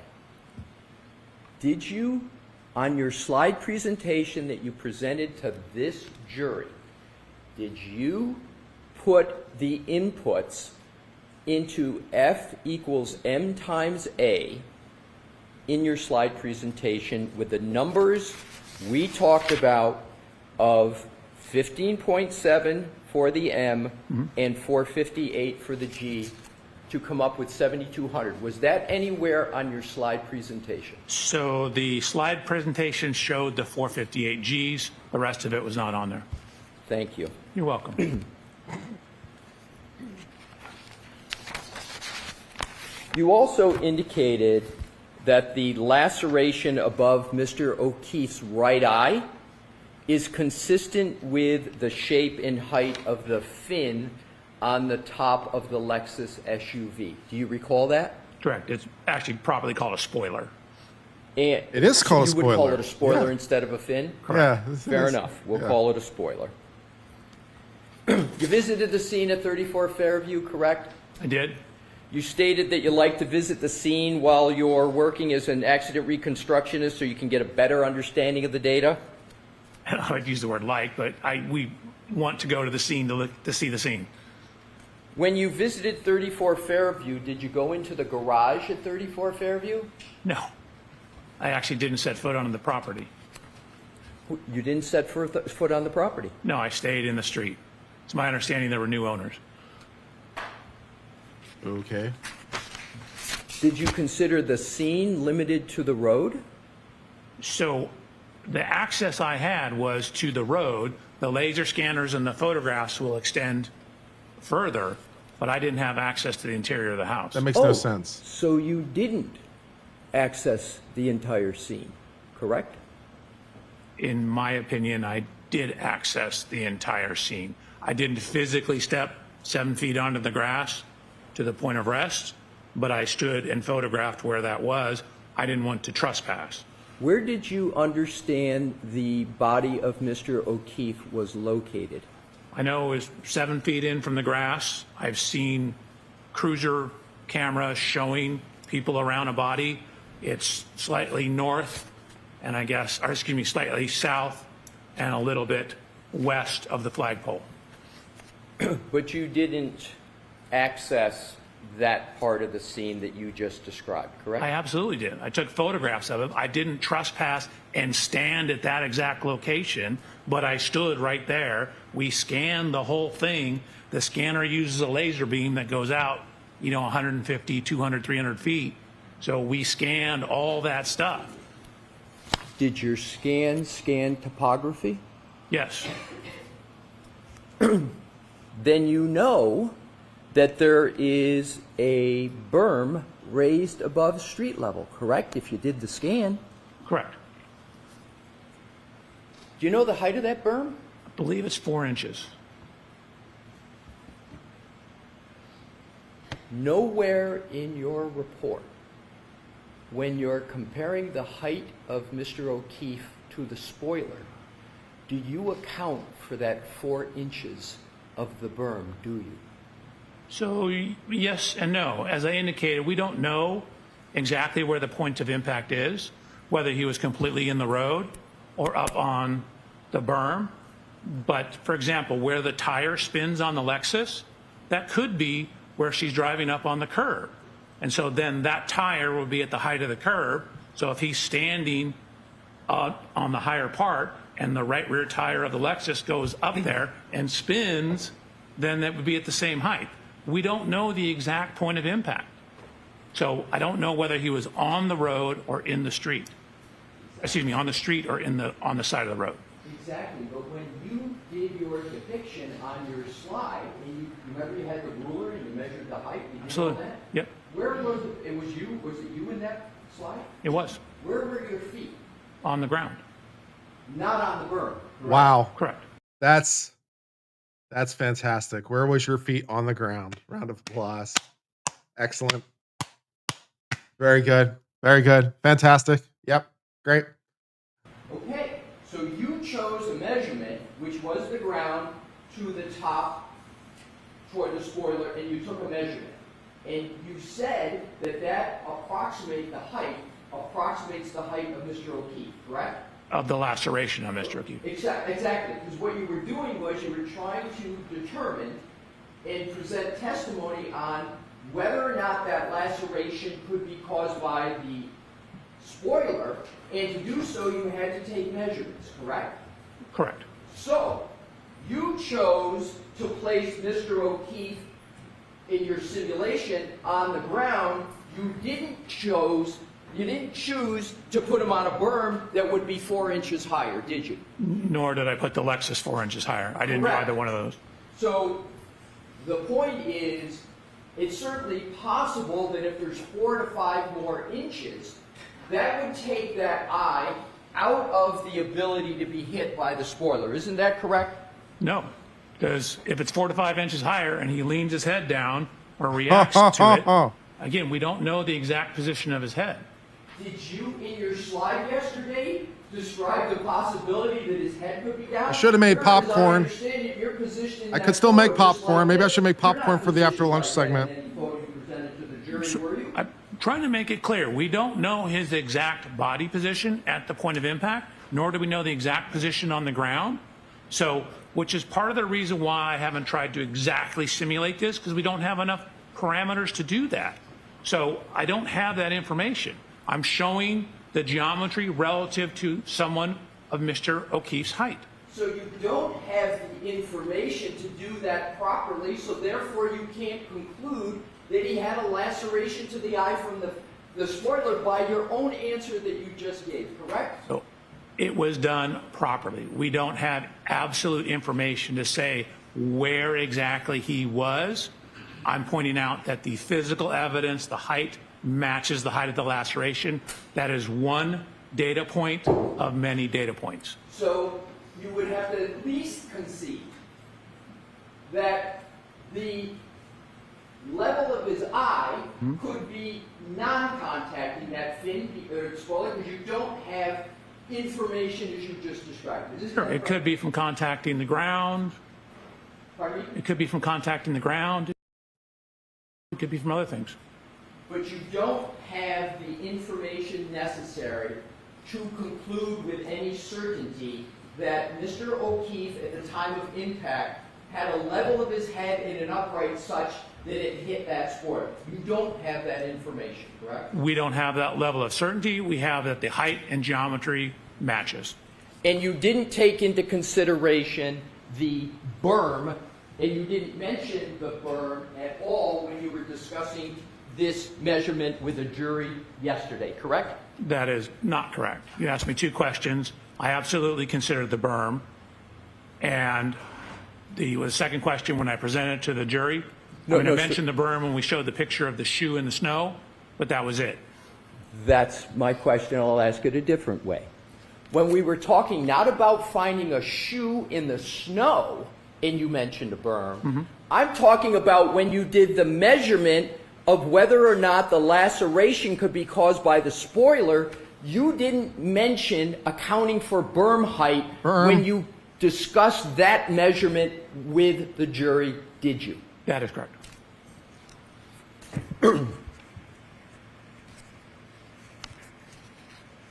Berm. Likewise, you didn't present any Newton's second law analysis Oh shit, son. regarding the front of Mr. O'Keefe's head with respect to whether his head was contacted by that spoiler, did you? Correct. Again, it was a glancing hit.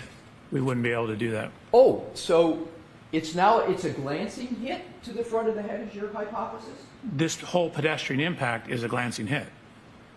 So you can have your arm to the side like this, with the back of the vehicle coming like this, and you could glance the right eye with the arm out? Is that what you're saying? That's what my picture shows when I'm standing next to the car. Okay. I could probably find the slide for you. So you didn't do a force analysis to determine how much force would be applying assuming a contact with the right eye, did you? That's correct. And force analysis is what biomechanists do, correct? That's what a biomechanist does? That is part of what Part of what they do. So I lined up his anthropometry relative to the known height of the vehicle. You attempted to line it up. That's one method, but another method is to apply Newton's second law like you did to the back of the head when he fell, correct? Correct, if we had more information. Mr. Alessi, why don't we break here? Thank you, Your Sure, Honor. why not? This is a good place to break too. It's fine. Little stay of execution. Fine. No problem. Goodbye. Goodbye indeed. Excellent. Alessi is definitely cooking. It's cooking. Alessi's who I want to be, man.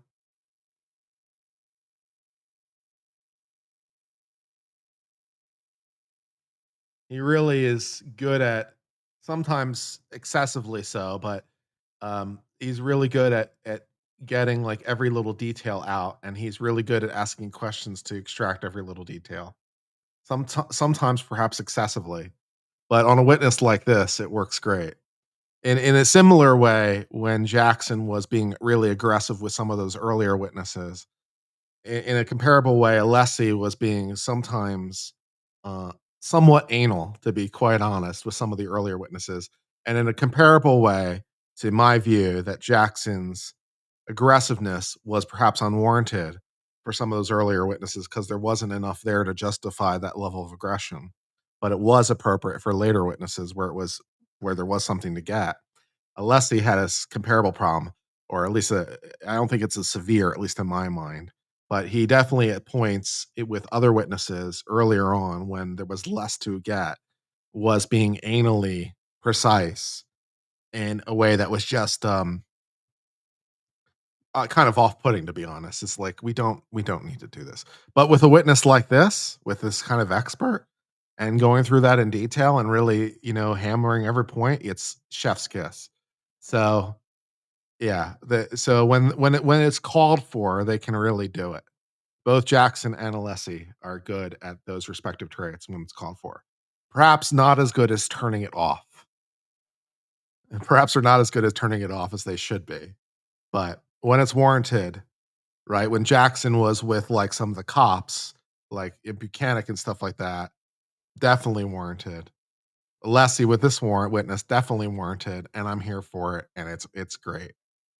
And this Alessi's really good about He's also very good about doing it in a somewhat slow fashion. He's good about, well, I don't know if that's necessarily good or not. I suppose it's debatable, but he is good at, for better or worse, he's good at elongating it so that it sits longer. So depending on what you're trying to do, that can be good or bad, but he's good at it if that's what you're trying to do. So yeah, so that's what I think about that. And I think he is definitely getting under the witness's skin much more than the comparable, right? Because the witness earlier had a few comments, which a lesser lawyer would have let get under their skin or distract them. And a lessee is not distractible, right? There were a couple comments from the witness earlier where, yours truly, for example, would have probably taken the bait. And a lessee's like just not even interested. He's not interested in taking the bait or even acknowledging the bait. He just moves on like the thing never happened, which is almost certainly the correct thing to do. And so it's great. And now a lessee's like needling him, and he's getting under the witness's skin. So in the battle of who will get under whose skin first, a lessee wins. The witness was unable to get to under his skin, and a lessee's getting under his skin, and it's great. I'm definitely here for it. It's fantastic. Awesome. Very, very good.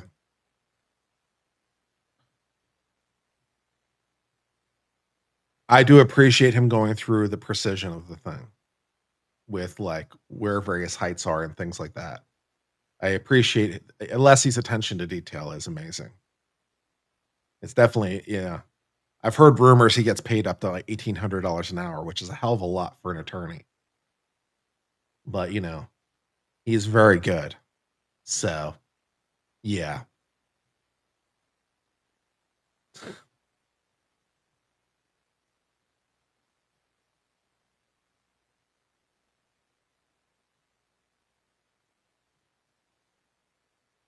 No, that's why my point is, Leah. I think I wouldn't describe it as aggression. I wouldn't describe what Alessi's doing as aggressive. I would describe it as anal. I describe Jackson as aggressive. I describe Alessi as anal. So I don't think he's being aggressive, or at least I wouldn't characterize it that way. I'd characterize it as being anal and precise. But yeah, and I think it's definitely warranted for this witness. That was sort of my point. It's definitely warranted for this witness. Maybe not so much for other witnesses where those traits were less desirable, but for this kind of witness, excellent. Very, very good. Unless he starts slow and quiet, methodical. Yeah, he's methodical. Yeah. And he stays on task. And when the witness says the stupid, he acknowledges the stupid and then calls him on the stupid. So he's listening to the question, or he's listening to the answer. So if the witness says something dumb, he acknowledges it and brings it to light. So he's good. He's good at using those opportunities where they appear. Leslie is definitely the lawyer I want to be. Yeah. Leslie's the lawyer among the three that I want to be. Yeah, Jackson can be too aggressive at times. Yannetti also can be a little shouty at times. Alessi is much more cool, calm, methodical. Among the three, Alessi is definitely my fave.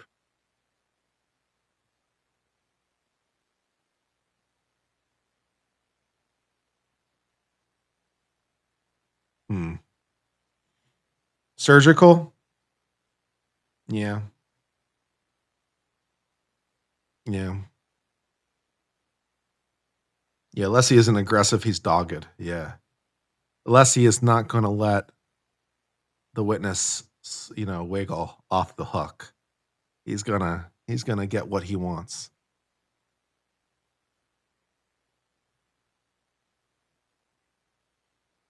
He's just very, very thorough. In my dreams, I am not this good. Then again, I don't have the kind of practice experience that Alessi does, so there's that. But still, like in my dreams, I'm nowhere close to this good.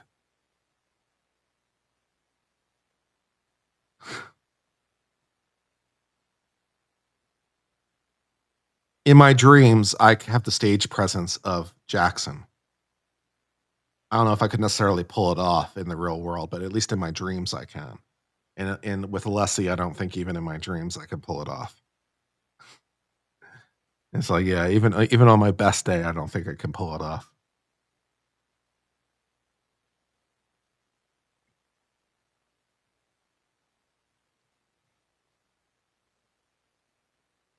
Trial 2 is more ridiculous than the first one. Depends how you're measuring.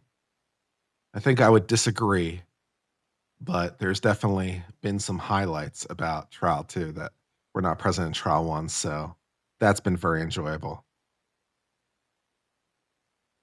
Unless he can write prescriptions, apparently. Yeah, apparently he's a pharmacist too, on top of everything else, which, it's like, okay. Yeah, so he can do a little scripting while he's at it too. Here's a script for the morphine you're gonna need. Yeah, good times. Yannett's a little shouty for me sometimes. Yannetti is shouty in a different way than Jackson, but he's shouty. He is, yeah, his tonality is a little sharp for my taste. So yeah. I think I prefer Jackson over Yannetti. Jackson's stage presence is the best of the three by far. He's definitely the best in the room by far. It's not even close.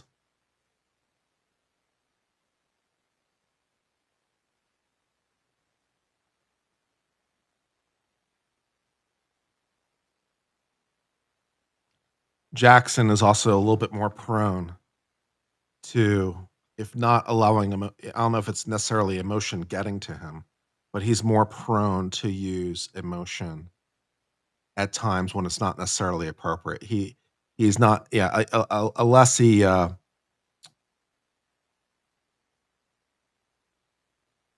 unless he's, is when he's being a little pedantic, it's not as jarring as when Jackson is being overly aggressive.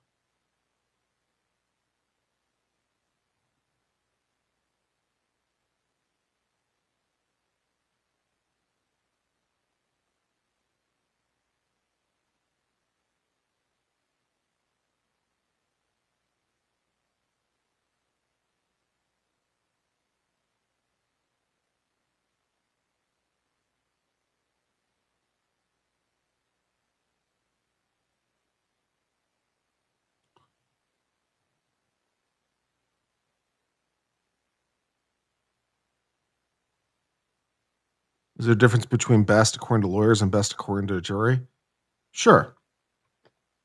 But any given jurors, it's really difficult to make assessments about what juries like or don't like, because any given jury is a group dynamic unto itself.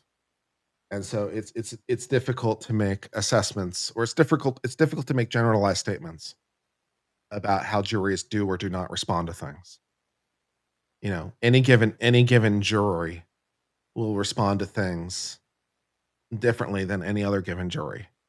And lawyers who have tried the same case more than once have been known to comment that what one jury will choose to care about, another jury can't be bothered with, and vice versa. So the dynamics of the group is going to be too variable to make any sort of statement about what juries do or do not like, at least when it comes to like things like personality or style or things like that. So, there are people that are better about, there are people that are better at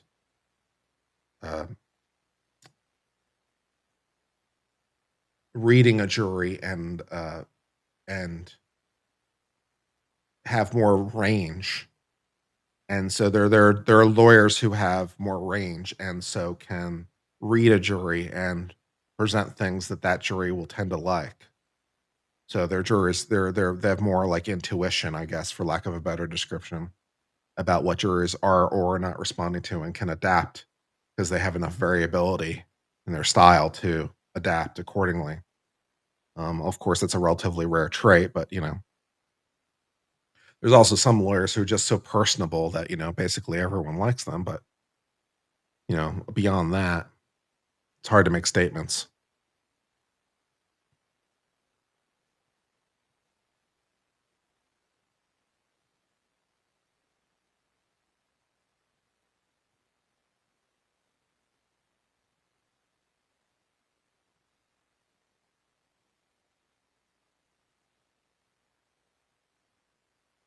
Unless he's a beautiful legal practitioner. Could I please translate this? Translate what? If you could ask a more specific question, I'll do my best. But I've been trying to talk for a while. So, I mean, they're talking about the work that was done and showing weaknesses in Aperture's investigation relating to assumptions they made and uh, places where they were incomplete or trying to find flaws in what they did. I mean, beyond that, I'm not sure.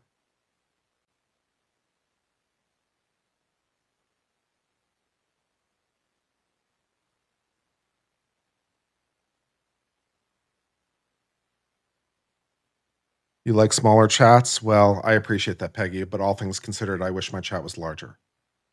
I wish I had a larger base. So I appreciate that I appreciate the fact that we're not, hitting 1,000 concurrent viewers is a point of some minor irritation to me. I am not going to lie. Um, I don't know what I need to do to get more viewers, but obviously, whatever it is, I'm not doing it. And so I don't know what the problem is, or, I'd at least try to fix it. So yeah, I don't, yeah, it's a problem. Collabs, I do lots of collabs. Although with this trial, that's hard because everyone's sort of independently streaming. Um, you know, and everyone's independently streaming, so collabs are not really what the thing is. It's not like the other channels that are really big are because they're big because they're collabing. That's not what they're doing. So yeah.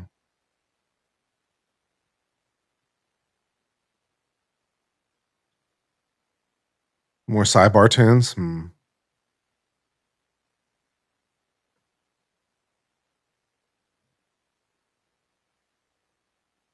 I co-stream with other creators. Well, the other creators are a little busy right now because they're streaming, and I've invited a lot of streamer. I've invited other people to stream with me.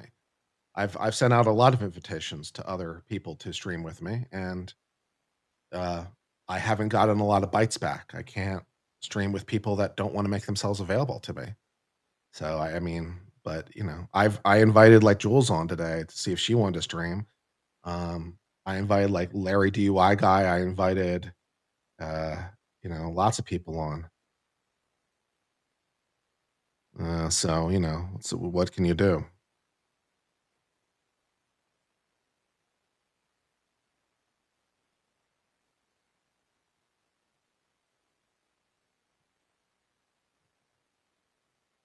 It's all who can game the algorithm the best. That's some of it, but it's certainly not all of it. I think that I am a major factor in the lack of my own success. I'm just simply not engaging enough, or not entertaining enough, or not likable enough, or something that, is not resonating with more people. If people liked me more, they tune in more. So I'm definitely some people's cups of tea, but obviously other creators have much wider bases. They're more personable, they're more they're more something. The top lawyers I've witnessed on streaming courts. Well, I always have a small place in my head for Camille Vasquez because I thought her cross examinations were great and her closing argument was really great. Camille Vasquez, I really liked a lot. Her opening was a little weak, but otherwise she was really, really solid throughout the entire Johnny Depp thing. She was great. I'm trying to think who else I've really liked. Um, there have been lawyers I've praised, for various things. Um, If we're talking Supreme Court oral arguments, of course, Paul Clement or Theodore Olson or new hotness, Elizabeth Proligar are very, Elizabeth Proligar is so good. And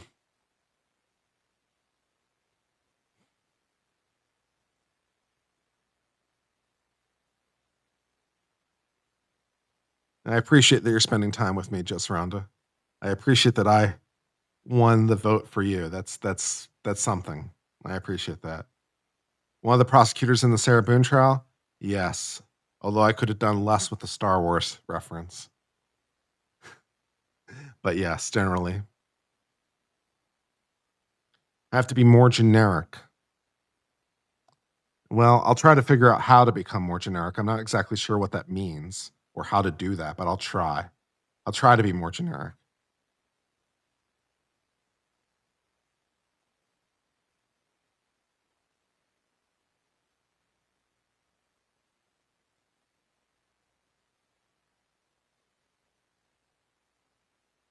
Kurt has to be Kurt. Kurt can change himself, or it can augment parts of himself. There's always room to improve. There's always room to do it better. And I'm in a business. I'm in a business for viewers. I'm in a business for I'm in a business for market share. So I have to attend to my business so that I can get the market share I need. So there's that. The business has to succeed.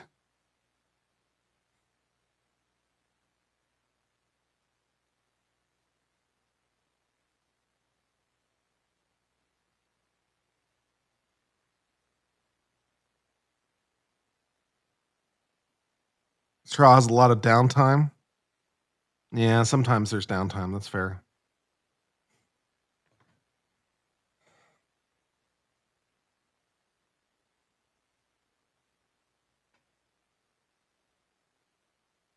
Be myself, but myself is not the success I want.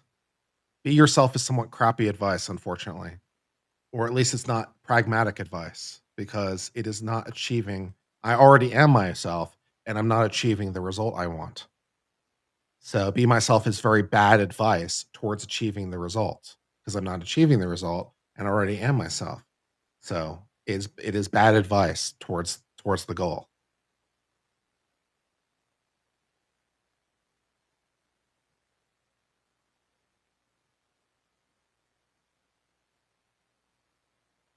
My problem is I'm having trouble getting the wine mom true crime audience.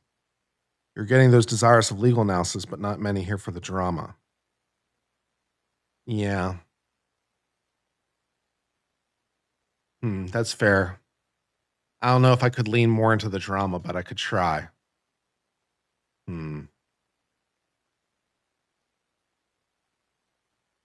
Jury on break banner needed. Okay. And we could have a banner. Dye my hair purple. If it would succeed, I would do it. I'm too hard on myself. Again, I'm not achieving the result I want in a purely objective sense. This is not an issue of being hard on myself or not. I am simply not achieving the result I want. Objectively, I am not achieving the goal. That is an objective fact. It is not an opinion. It is a fact. So that's the reality of the situation. So I need to figure out how to achieve the goal.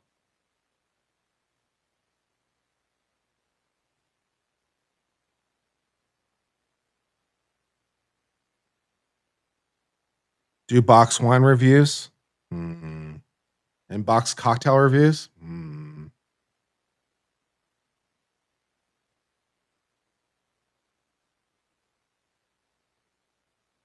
This case is a fad?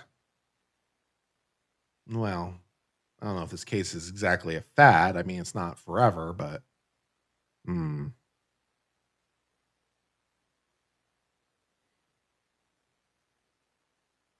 don't know how I could lean more into the drama. It's not really where my natural instincts go. I'd have to really sort of develop that to try to lean into the drama.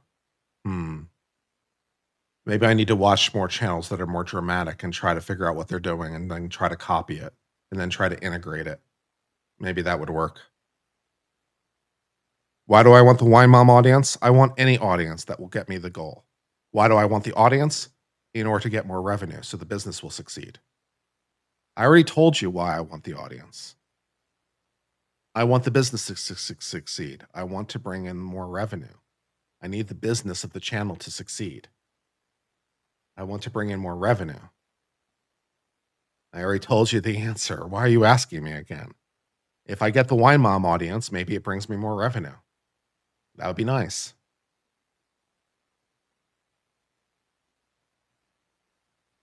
It sounds like I'm an unwanted viewer.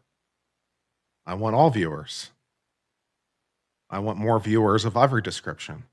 Perhaps I can do something to appeal to a different audience to bring them into the mix. I didn't say you weren't welcome. I said I wanted to grow my audience.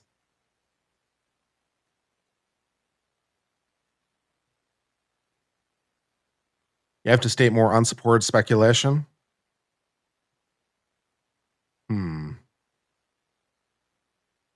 Do I think my opinion on this case is not helping at the current moment? Well, this case, generally speaking, is very popular. Emily D. Baker is getting like 30 to 40,000 live viewers. Melanie Little's getting 15,000 live viewers. Between all the various channels that are covering this trial, there's probably 75,000 viewers between all the channels that are covering this. I mean, I'd have to do the math, but there's a fairly large audience for this coverage. So yeah, I mean, it's not the trial that's the problem, or people are turning in for reasons other than the trial, which, same difference.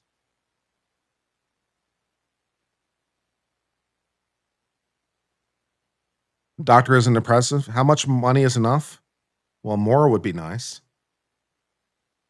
Some of these other channels are really bringing in a lot of revenue. I'd like some more, please.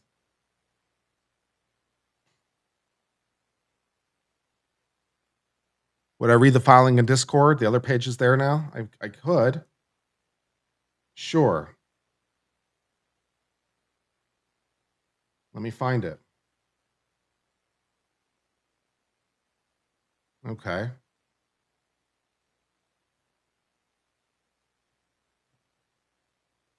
Let's take a look. Okay. All right, so let's take a look. Let's see.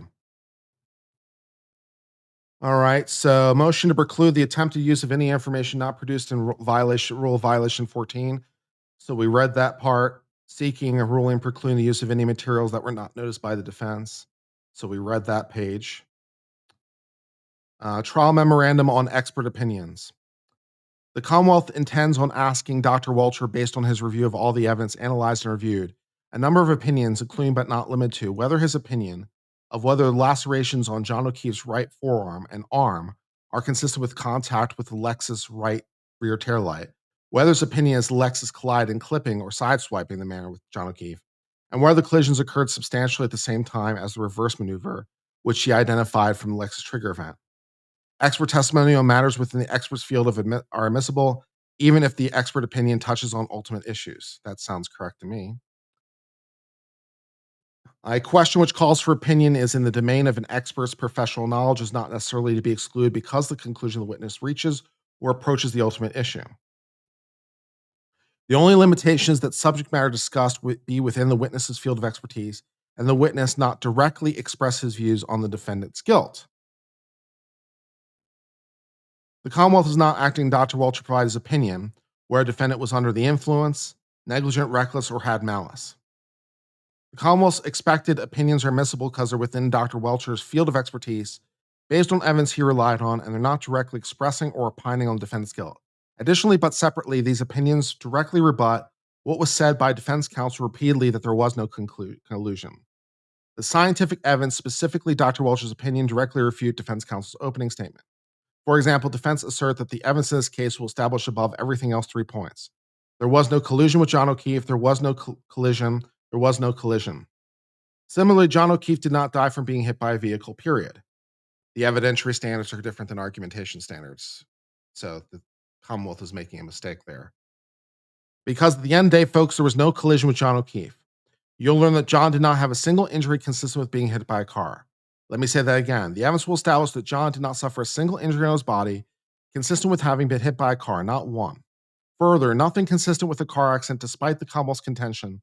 He was slammed into by a 6,000-pound SUV, not a bruise.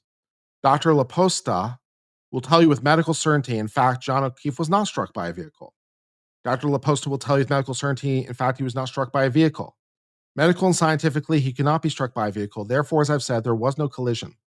Folks, the science will not lie, the physics cannot lie, and science will tell you with certainty there is no collision. Defense cited Commonwealth versus Coleman without providing a copy of the case or summary. Citing a case does not make the case relevant or applicable. In Coleman, the medical examiner testified his opinion that the cause of death was homicide. The court referenced Lannon, opining the better course was to exclude such testimony, but here it was innocuous. In the Lannon case, accident was offered as defense, and homicide could be taken to contradict defense theory. Here, homicide does not have such contradictory implications as the defense theory of self-defense. In Lannon, the medical examiner went into detail about autopsy procedure he had to follow to reach the conclusion of death by a gunshot wound of the chest, Maffridge hemorrhaging, and homicide. And a jury could not have imagined he was expressing expert opinion about how the shot can be fired as opposed to the result of the shot. Based on data, physical evidence, and expertise of Dr. Welcher, it's the opinion to a reasonable degree of scientific and engineering certainty there was a collision between the defendant that occurred around that time. And then, of course, the judge ruled this morning relating to that issue. So that issue has been resolved by the court. So they can testify, the expert can testify that she was hit, that John O'Keefe was hit by a car that is the same as Karen Reed's car, but not that it was hit by Karen Reed's car. So that is sort of the limitation on that. So all those things. Cool. What else? Undramatically tell us about Rule 14? Well, let's look it up.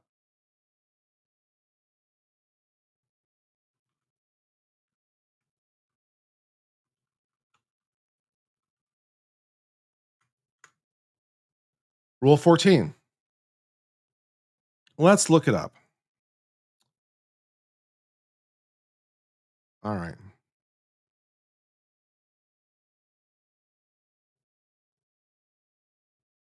Yes, Rose? I already got it. Thank you. Rule 14, pretrial discovery. Rule 14, pretrial discovery from the prosecution. For the purposes of the rule, the prosecution team includes all person under prosecuting officer's direction and control, or persons that participate in investigating or evaluating the case, and either regularly report to the prosecution office or have done so in this case. In other words, all the prosecution working on the case and all the police working on the case. The prosecution team includes, but does not limit to, personnel of police departments or other law enforcement agencies who were or involved in investigation before or after charges were issued or were or are involved in the case, personnel of other governmental agencies who in conjunction or collaboration with the prosecutor were or are involved, forensic analysis, crime lab personnel, and criminalists employed or retained by a state or local government who were or are involved in the investigation, victim witness advocates and investigators employed by the prosecution, and members of joint state and federal law enforcement task forces who are involved in the investigation. I'm reading Rule 14 as we speak. I'm reading it. The prosecution's duties to inform and inquire, collect and disclose, preserve and notify and record. The prosecutor has a duty in each case to inform each member of the prosecution team who the prosecution has reason to believe may be in possession of items subject to this rule of discovery requirements. So the prosecutor, that is the chief prosecutor, the elected prosecutor, or the special prosecutor, has a duty to tell everyone on his team that they also have this duty, which of course they do. The prosecution has a duty in each case to collect and disclose to the defense all items and information required by the rule. They're in possession, custody, or control of the prosecutor or of its office. So if there's information that you have to disclose it. That's subject to the rule. When the prosecution learns of items or information subject to disclosure, which cannot be promptly copied or made available, the prosecution has a duty to promptly notify the defense of the existence, and if known, location of those items or information, and to instruct an appropriate member of the team to preserve those items until they can be disclosed. So if for some reason we can't give them to you, we have to tell you that they exist and to take efforts to preserve them until they can be delivered. When the prosecution learns of items subject to disclosure that have been destroyed, lost, altered, or which otherwise have become unavailable, or items or information subject to disclosure that a member of the team will not provide the prosecutor has a duty to promptly notify the defendant of the loss, alteration, or unavailability. So if information is destroyed, which was required to be disclosed, you have to tell them that. And if some member of your team won't cooperate, you still have to tell the defense that you can't get it because they won't cooperate. You've taken your efforts and you can't get it. And you have to let them know that so they can pursue action on their own. The judge may inquire of the prosecution what actions were taken to achieve compliance. So the judge can ask, what are you doing to, effectuate all that? All right, materials subject to automatic discovery. Investigative materials. The prosecutor shall, mandatory, disclose to defense and permit defense to discover, inspect, and copy each of the following items and information, provided it's relevant to the case and in the possession, custody, or control of the prosecutor, the prosecution office, or any member of the team. So here's the things that you're required to give them without even being asked, although any competent lawyer would ask anyway, because you always want the belt and suspenders. So you would ask even though it's mandatory. You'd still put it in the motion anyway. So any written or recorded statements and the substance of any oral statements made by the defendant or co-defendant. So if the defendant made statements, that has to be disclosed. The grand jury minutes and written or recorded statements of a person who's testified before the grand jury. Give them a copy of the transcript of the grand jury. The names, addresses, dates of birth, and known contact information of the Commonwealth's prospective witnesses other than law enforcement. You have to tell them who your witnesses are so that the defense can talk to them if they want. Written or recorded statements of the person the prosecution may call as a witness, and notes of interviews by law enforcement with persons the prosecution may call as a witness, unless contained within a disclosed statement or report.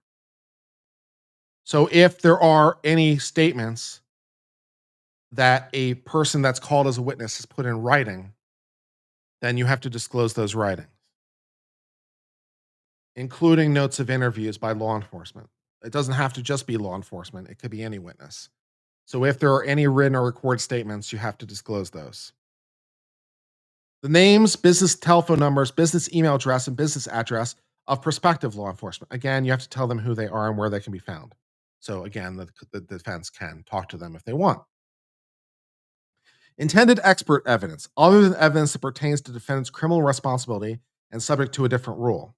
Such discovery shall include the identity, current CV, and list of publications of each intended expert witness and all reports prepared by the expert.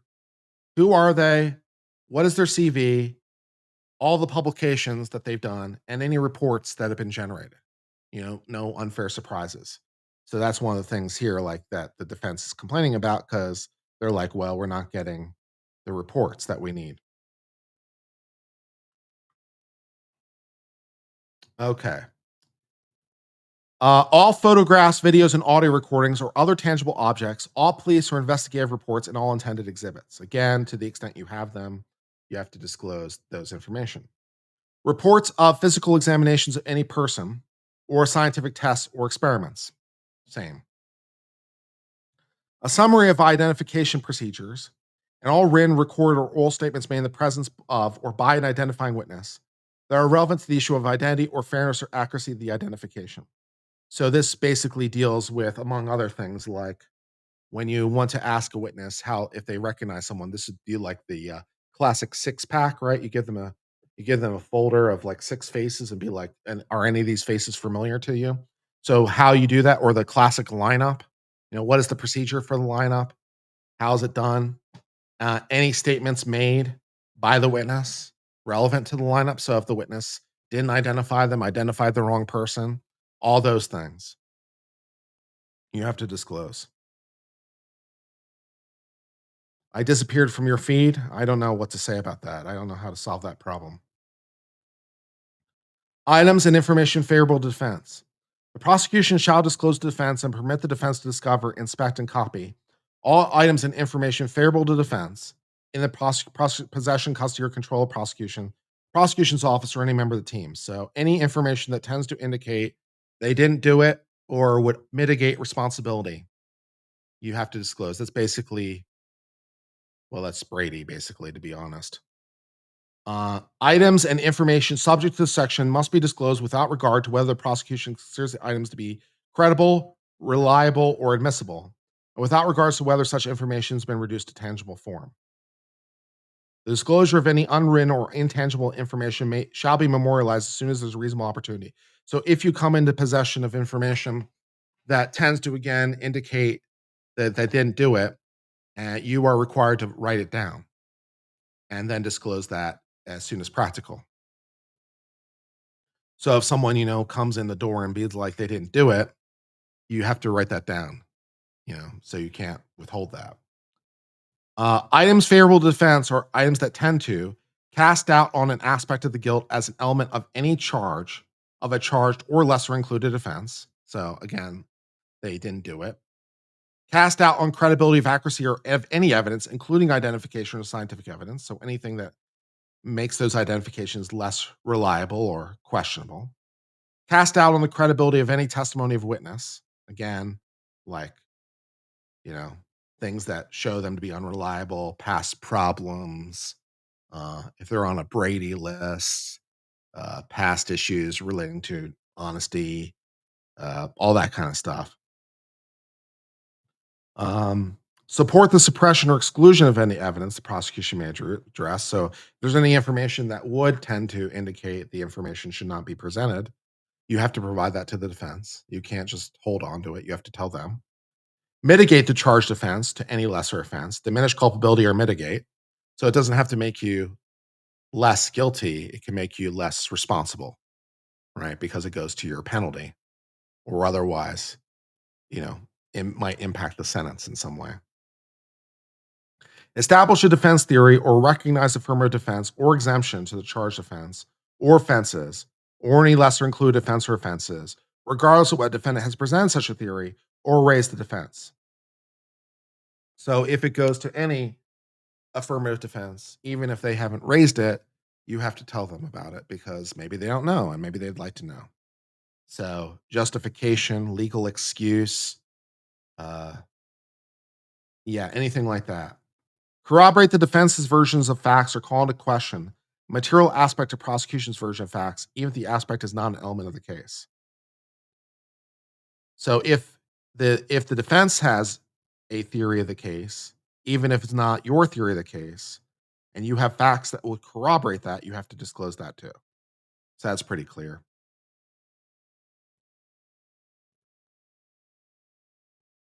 Rule C, Part C. Information favorable defense includes, but it's not limited to, with respect to any witness the prosecution may call, any promise, reward, or inducement sought, requested, offered to, or given to a witness.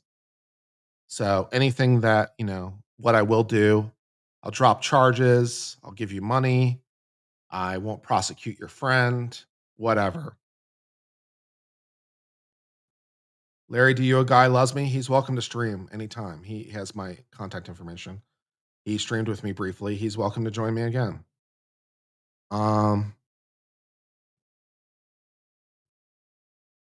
Any criminal record of such witness not contained in court activity record provided.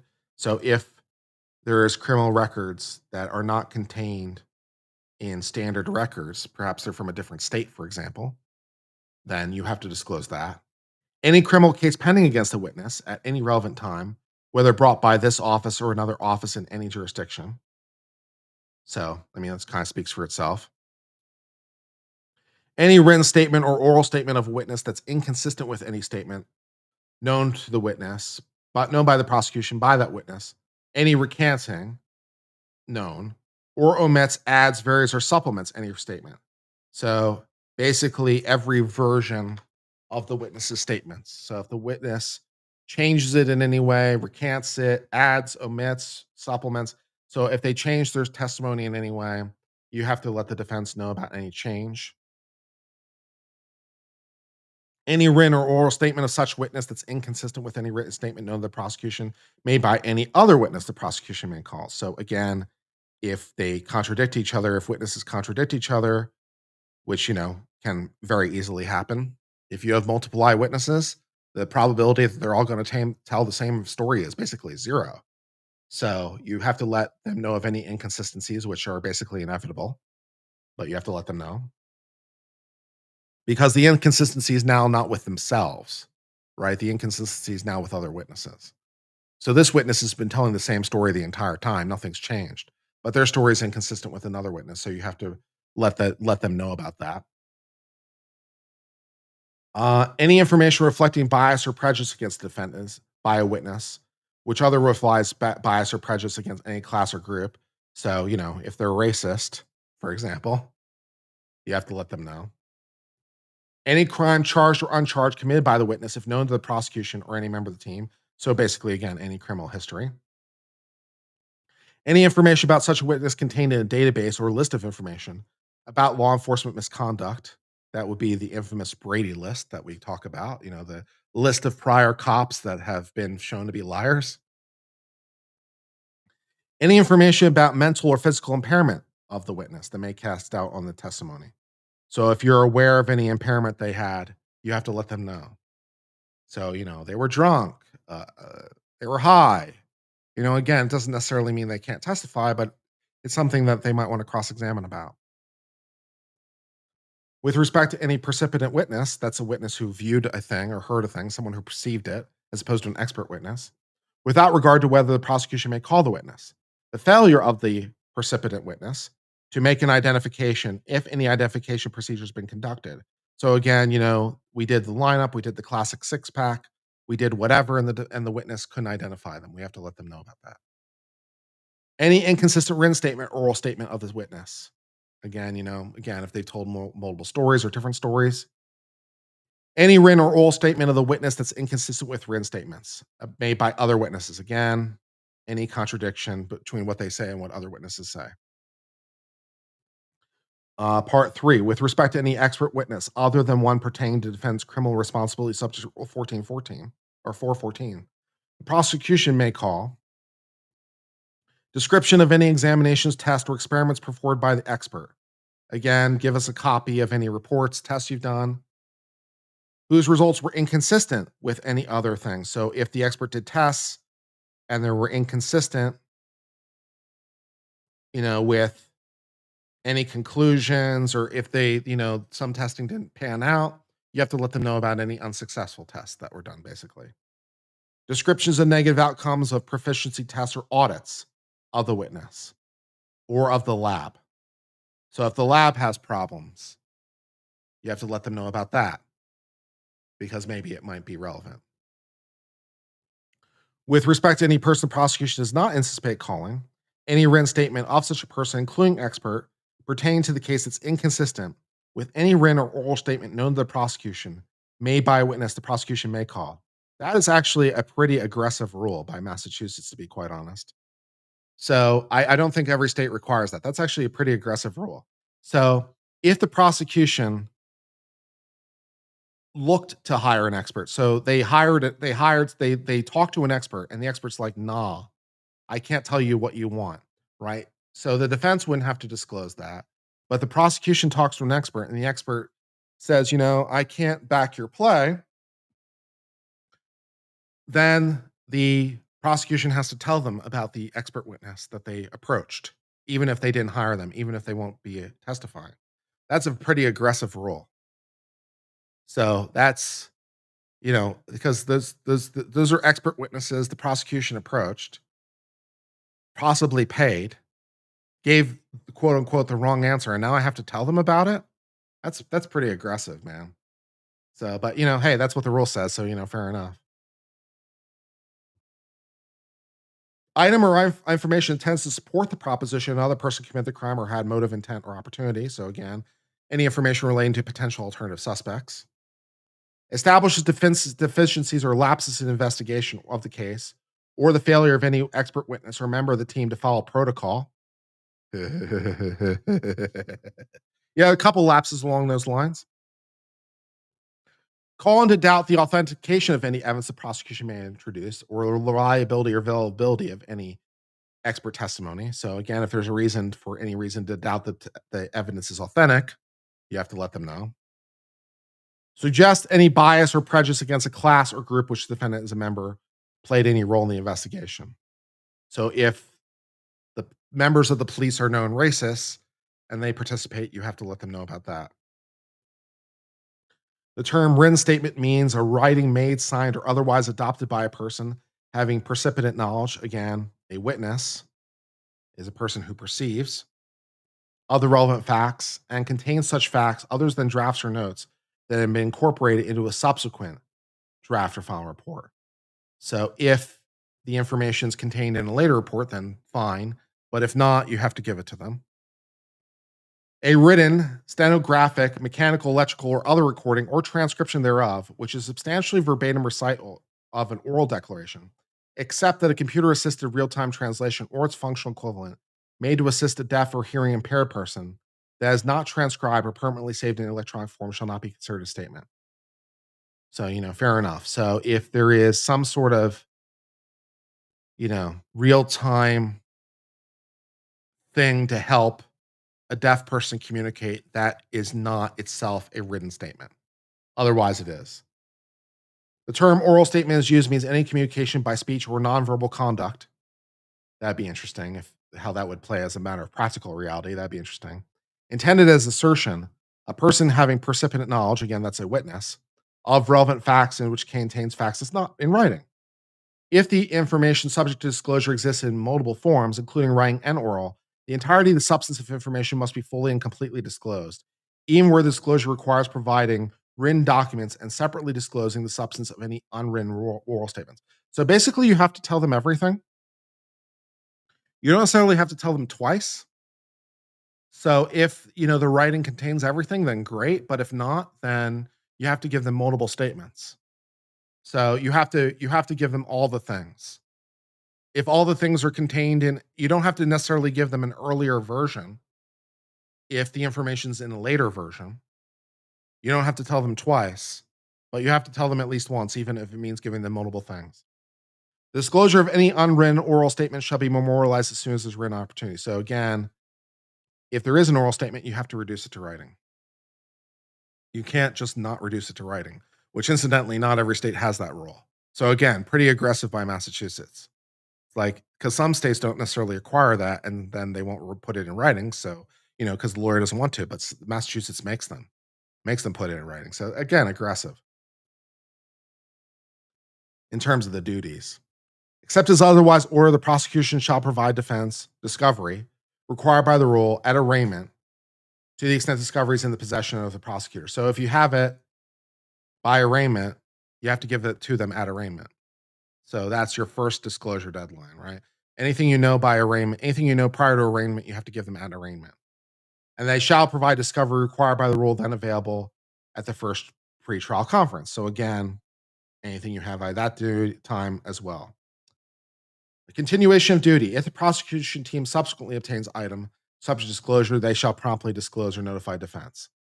And so basically that's all the things of Rule 14. So I hope that was interesting.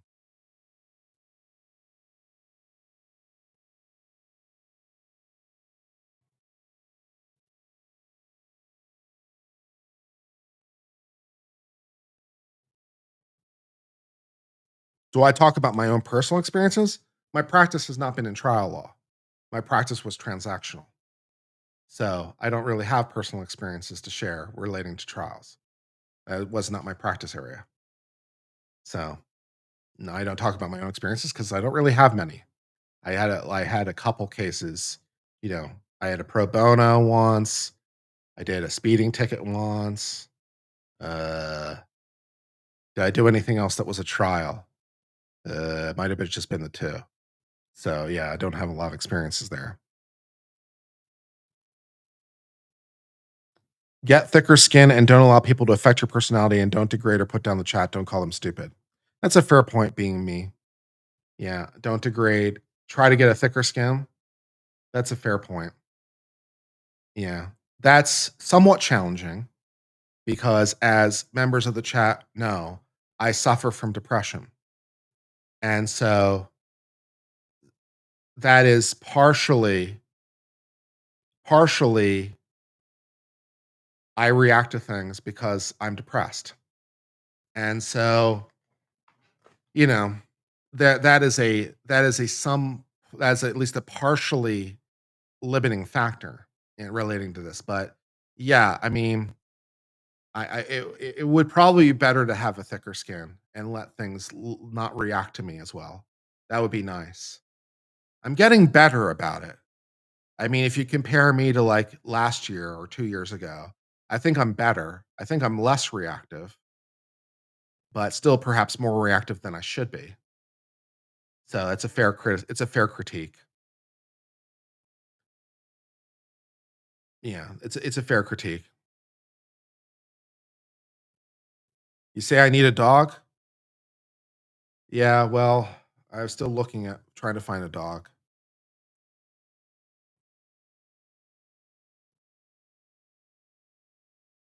Whatever happened to that? Whatever happened to our efforts to try to find a dog? I unblocked the grays. Yeah, I only usually put that on for the more controversial streams when I'm doing controversial coverage, so that I don't see the non-member chat. But I mean, I try to like not use it too much. But if I'm doing something really controversial, I put it on so that I don't have to deal with, you know.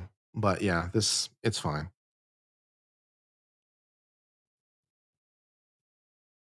Have you tried IFST? No. Known as parts therapy. I've never heard about it.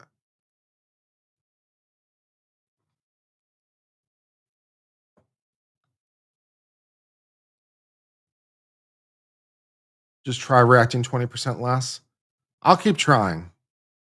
I'll keep trying to react less. It can be challenging sometimes, especially if I'm having a more depressive day. My I don't know to the degree to which this is true of most people. I think it's probably true that people's emotions probably are on some sort of bell curve, generally speaking. But yeah, if I'm on the wrong end of the depressive curve that day, then I'm more likely to be reactive. I'm less likely to react. I'm less likely to laugh it off. So yeah, but the entire curve has shifted. So I'm less depressive generally than used to be. But yeah, if I'm on the wrong end of the curve that day, it can be challenging. No bad parts. Okay. 20 million views. Yeah. Of course, there are people in chat who deliberately and purposefully try to hurt me. There are people who try deliberately to bring me down because I don't know, they like to see me suffer or something. There are just bullies out there. And there are people who try very deliberately to get to me, you know, which I don't know, they enjoy the suffering or something. They're just bad people. So, you know, that doesn't help either. Thank you for the Rule 14 fund. I appreciate it. It takes time. I've been streaming multiple years. It's not a time thing. And channels are growing faster than me for in the same amount of time. So again, it's not a time factor.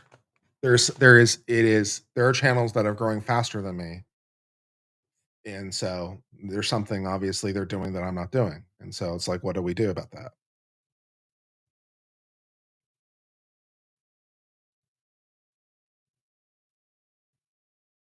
You should filter to subscribers. Well, it is filtered to subscribers. The chat is only subscribers.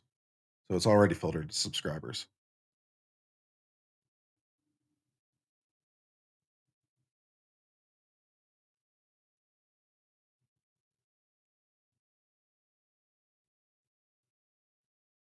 It disappeared from the YouTube feed. I don't know what to do about that. I don't know how to fix that problem. If I'm not popping up in YouTube's feed, I don't know how to solve that problem.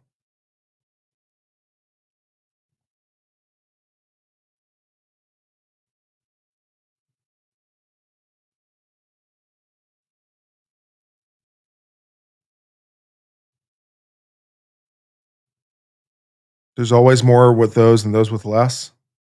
Focus on those with less. I want the business to succeed. The business is not bringing in enough revenue. So that's my vantage point. I want the business to succeed, and it's not bringing in sufficient revenue. I need more revenue.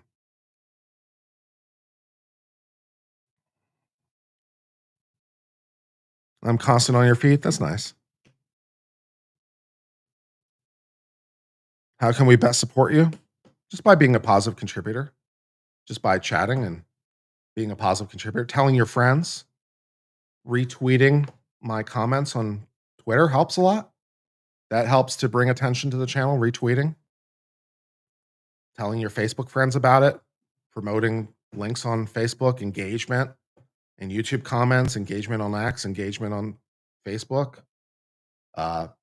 promoting my channel or mentioning my channel in Reddit threads or on Discord, trying to bring attention to the channel, trying to help, bring awareness to it.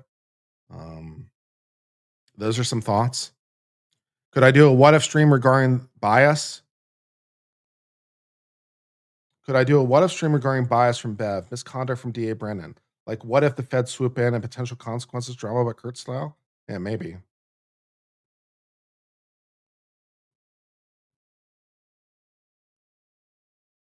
Sharing shorts. Yeah.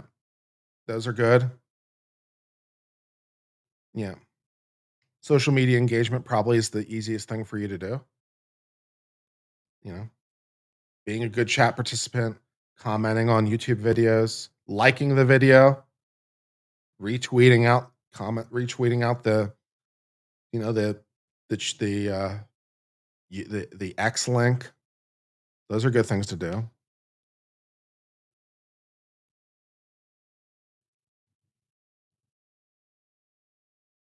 You love the channel except when I go far into politics. Well, I only go far into politics in so much as, typically, I only go far into politics in so much as I'm discussing legal things, which is a lot. Like if you're talking about Trump, a lot of what he's doing has legal impact, obviously. So there's a lot of legal issues that are there and present. So I try to discuss it from a legal frame rather than a political frame. And I make that point quite a lot because my politics and my law don't necessarily always line up. And so, like, what I think about Trump politically and what I think legally are definitely not the same. And we've commented about that before too. So I principally only talk about political topics in so much as they have legal relevance because they often do. And so, because that's interesting. 200 NOK. I think some have an honest question, but without our voice, you interpret it negatively. You're trying to understand what chat is thinking or what they're meaning. And sometimes it's hard to understand, their intent behind things because you're reading things. And so, yeah, the probability of getting that right every time is going to be basically impossible. The probability of understanding someone's intent behind what they write is going to be very challenging. So, yeah. That said, I appreciate you explaining depression and reactions. You make me laugh and feel better through cancer treatment. Thanks. Well, I hope your cancer treatment is successful.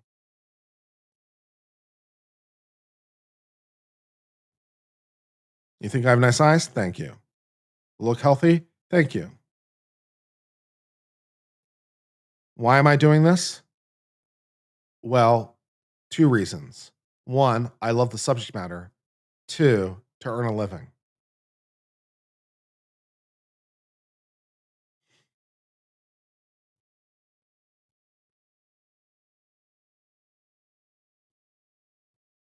If I can't earn a living through it, and the quality of life that I'm currently earning is less than I would desire.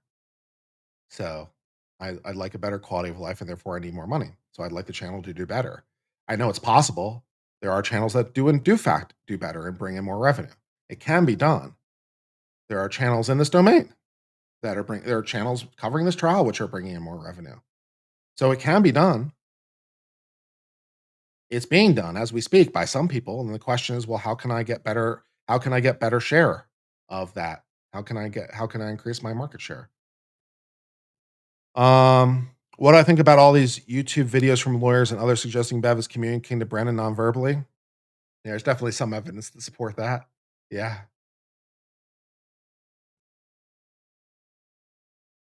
How far away from the channel size-wise do you want it where it's want it to be? Um,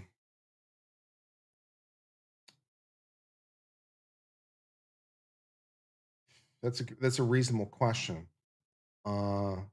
It would be nice if the channel consistently brought in at least 6 figures every year. That'd be nice. And that's doable. There are channels that are doing it, so that'd be nice. Can I partner with other areas or go comment on our streaming platforms? Like work as a conservative voice on TYT. I have no idea that they'd be any interest in that.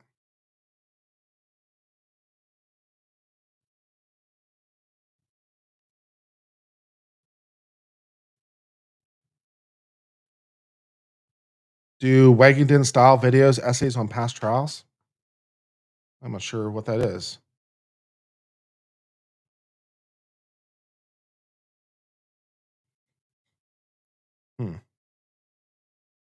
I'll take a look at it.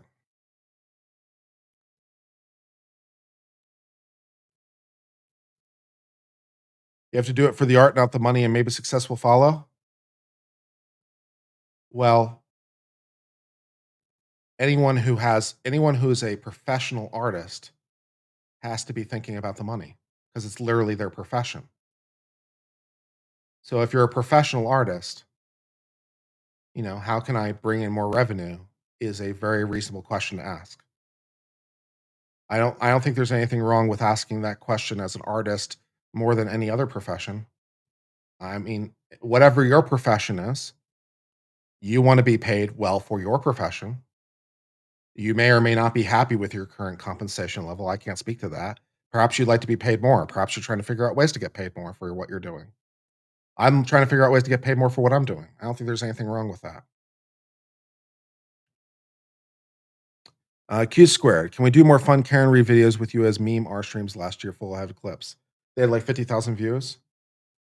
Well, I mean, this trial so far has not really led itself, but I've done excerpts and they've done okay. The clip excerpts we've done this year have been okay, but not as successful as last year.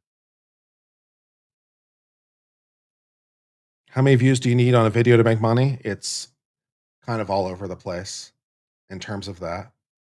I mean, you can go look at various calculators. I actually don't even know the answer to the question. I actually don't know how many views I need to make how much money. I actually don't even know. But for just raw example, we could bring in more super chats. I've gotten $330 worth of super chats today. That's not bad. It's not like bad, but there are channels that are doing quite a bit better than that today. So, again, it's like, how can I increase that? Where's the sun right now? Well, it'd be roughly overhead because it's 1 o'clock.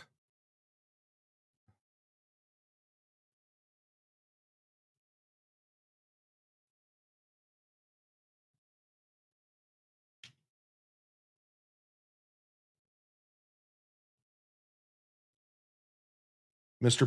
Beast giveaway. Well, in order to do a Mr. Beast giveaway, I need to have the revenue to support that. I can't give away $100,000 I don't have.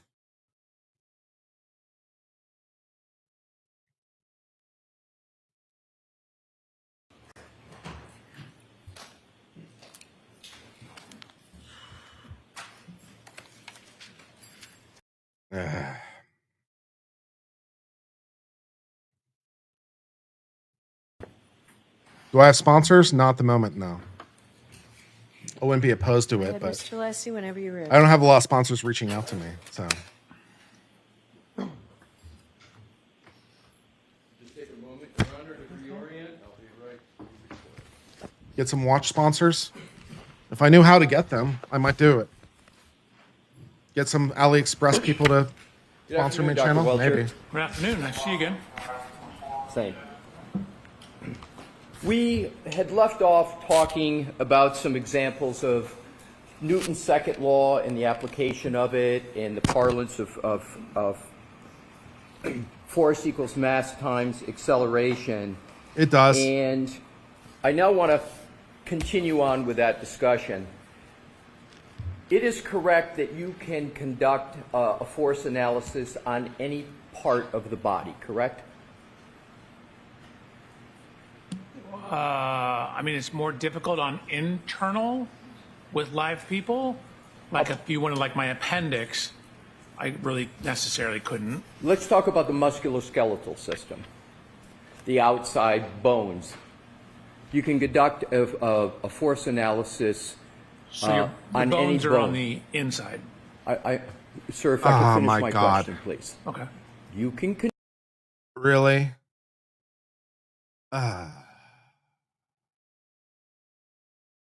Maybe Alessi has an exoskeleton. Did you think about that, you jackass? Fucking hell.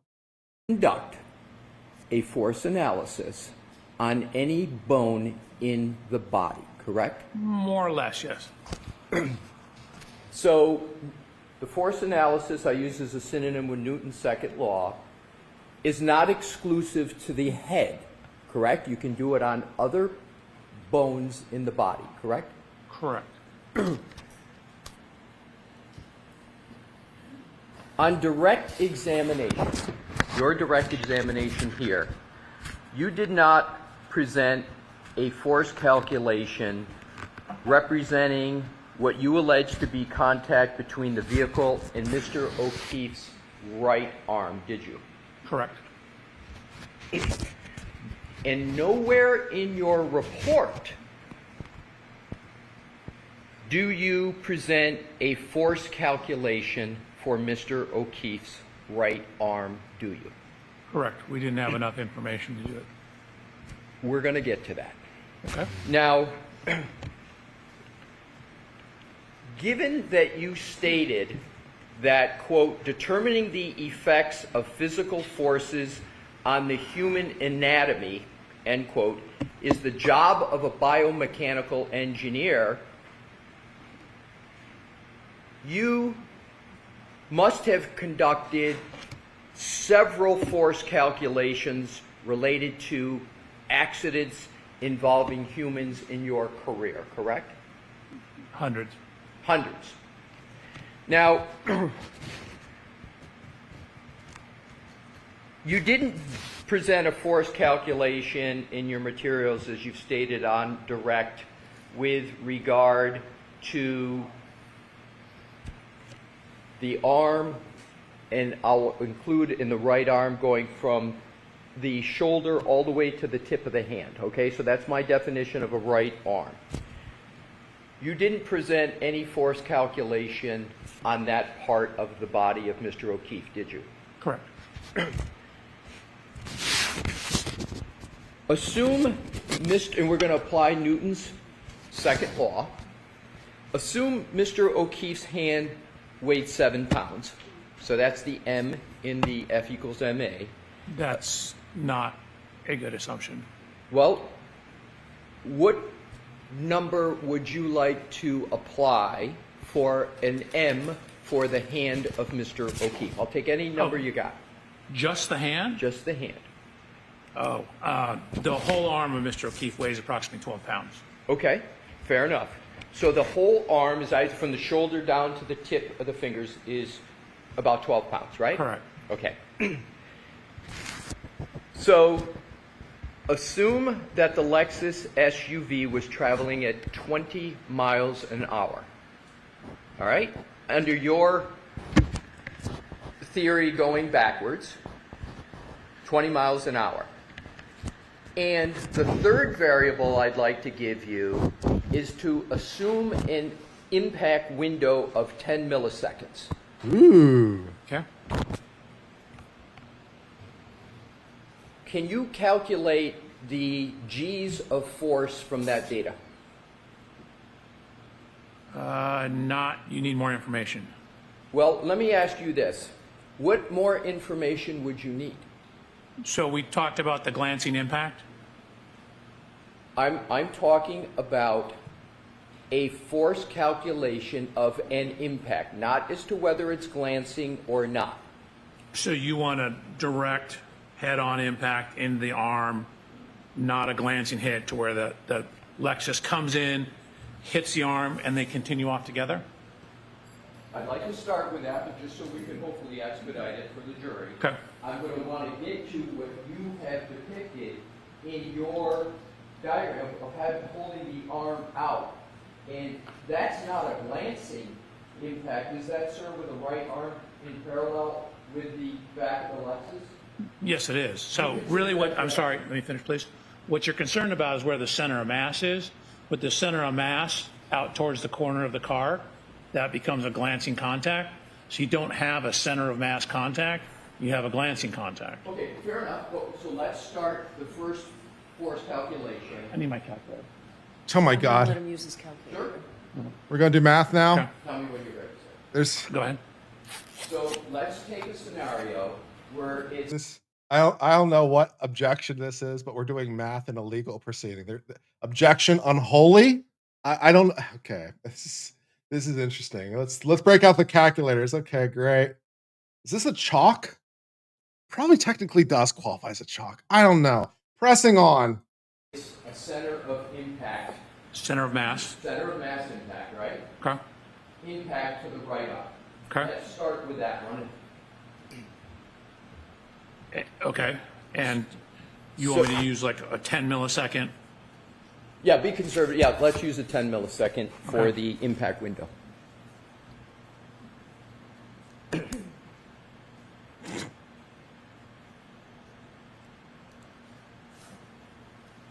No one told me there would be math.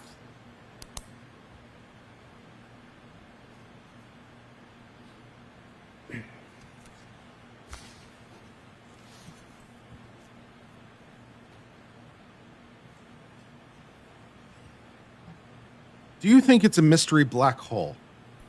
Ask the witness that question. Ask him if he thinks it's a mystery black hole. Because I think that would explain many things. Mystery black hole. Formed at 34 Fairview. Solves many problems.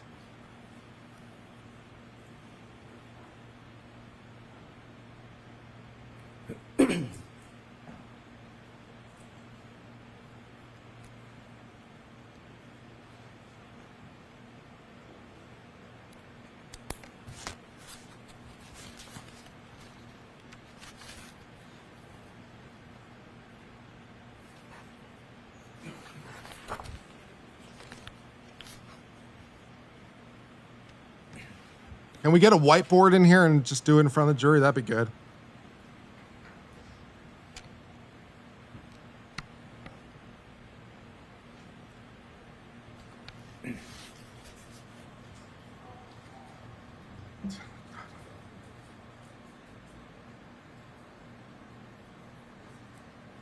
Don't forget to carry the one.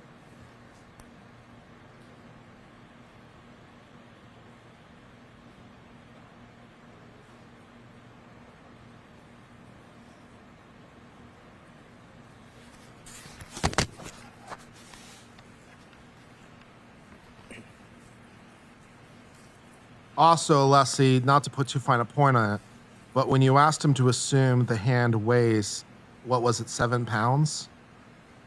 That's not mass. Okay. Leslie, you should know better. What do you get for F of force in the F equals M times A calculation? About 2,188 pounds. I made a triangular crash pulse assumption. Right, and if you took the milliseconds in half, become less conservative, would you end up doubling the 2188 number? If you cut it in half, you would double, yes. Exactly, through a simple mathematical, semi-algebraic application of the numbers, correct? You divide. Correct. We're doing a little simplification in terms of the crash Yeah. pulse shape, but generally, yes. Right. So, but let's take the conservative number, the lower number, 2188, that you came up with.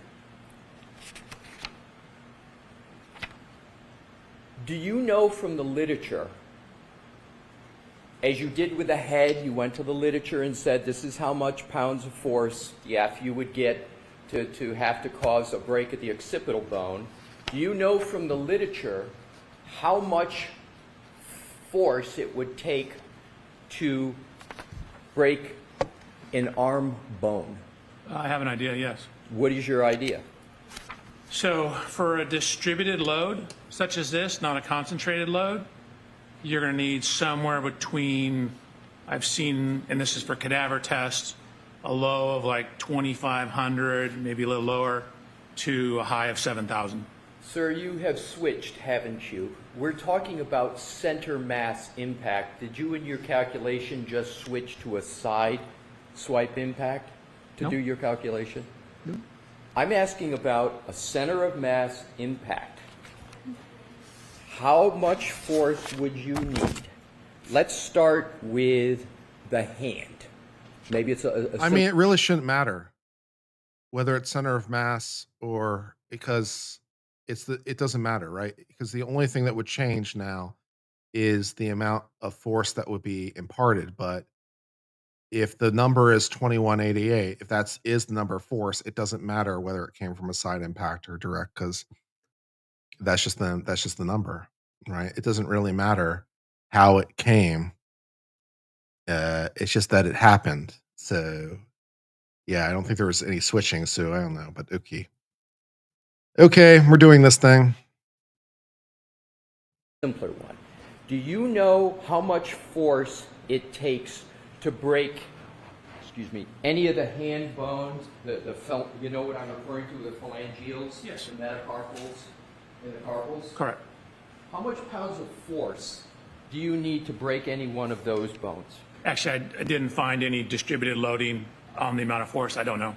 Well, no, I understand, but I'm asking, do you know from the literature, not a calculation, doesn't the literature tell you, can't you go to the literature like you did with the head, and you say, okay, to break the occipital bone, the literature says you need a minimum amount of force of this. I'm asking you the same question for the hand. If you don't know, it's okay, but do you know what the literature says for how much force is needed to break a bone in the hand? So for a distributed load across the hand, there are distributed load tests that show you need over 300 Gs on the arm to do that. So it would depend on the mass of the hand. What is the range of force that you would need to break a bone in the hand? Do you know from the literature? If you don't, that's okay. I could probably figure it out. How long would it take you to figure it out? Do you know from the literature what that number is? Not off the top of my head, no. Is 300 to 400 pounds of force sound right from the literature that it would take to break a bone in the hand? For a distributed load, Yes. such as the taillight, no. No, not a distributed load. A load from a motor vehicle going backwards. Right, that's a distributed load. Right. So you're saying 300 to 400 pounds of force would not be enough to break any bone in the hand. Is that your answer? So for a flat distributed load, like hitting the taillight, you're going to need higher. How about another part of the back of the vehicle? I guess if you hit on the very corner and it wasn't a distributed impact, like if you had a more concentrated impact, Yes. that could increase or decrease the amount of force required. How much would it decrease it from the number you gave? Depends on what you're hitting, what it's made out of, The contact Lexus area. SUV. Let's assume. I'm sorry. Mr. Leslie, can you repeat the question, please? Absolutely. Thank you. Let's assume we're talking about this Lexus SUV, right? Well, let me back up. You don't know where exactly, under your theory, that there was a contact. You don't know, you testified to on direct, you don't know exactly where that point of contact is, do you? Correct. You don't know. Except it's on the taillight. Well, you're saying it's on the tail light, but you didn't observe any impact yourself personally, right? Did I see Miss Reed's Lexus? You didn't see the impact, correct? That is correct. So, and there is no first-hand witness that saw, under your view, that a collision occurred. There's no witness to say where the arm was, correct? There's no person that saw it. Right. And you have chosen a point of contact, okay? You chose that for your analysis, correct?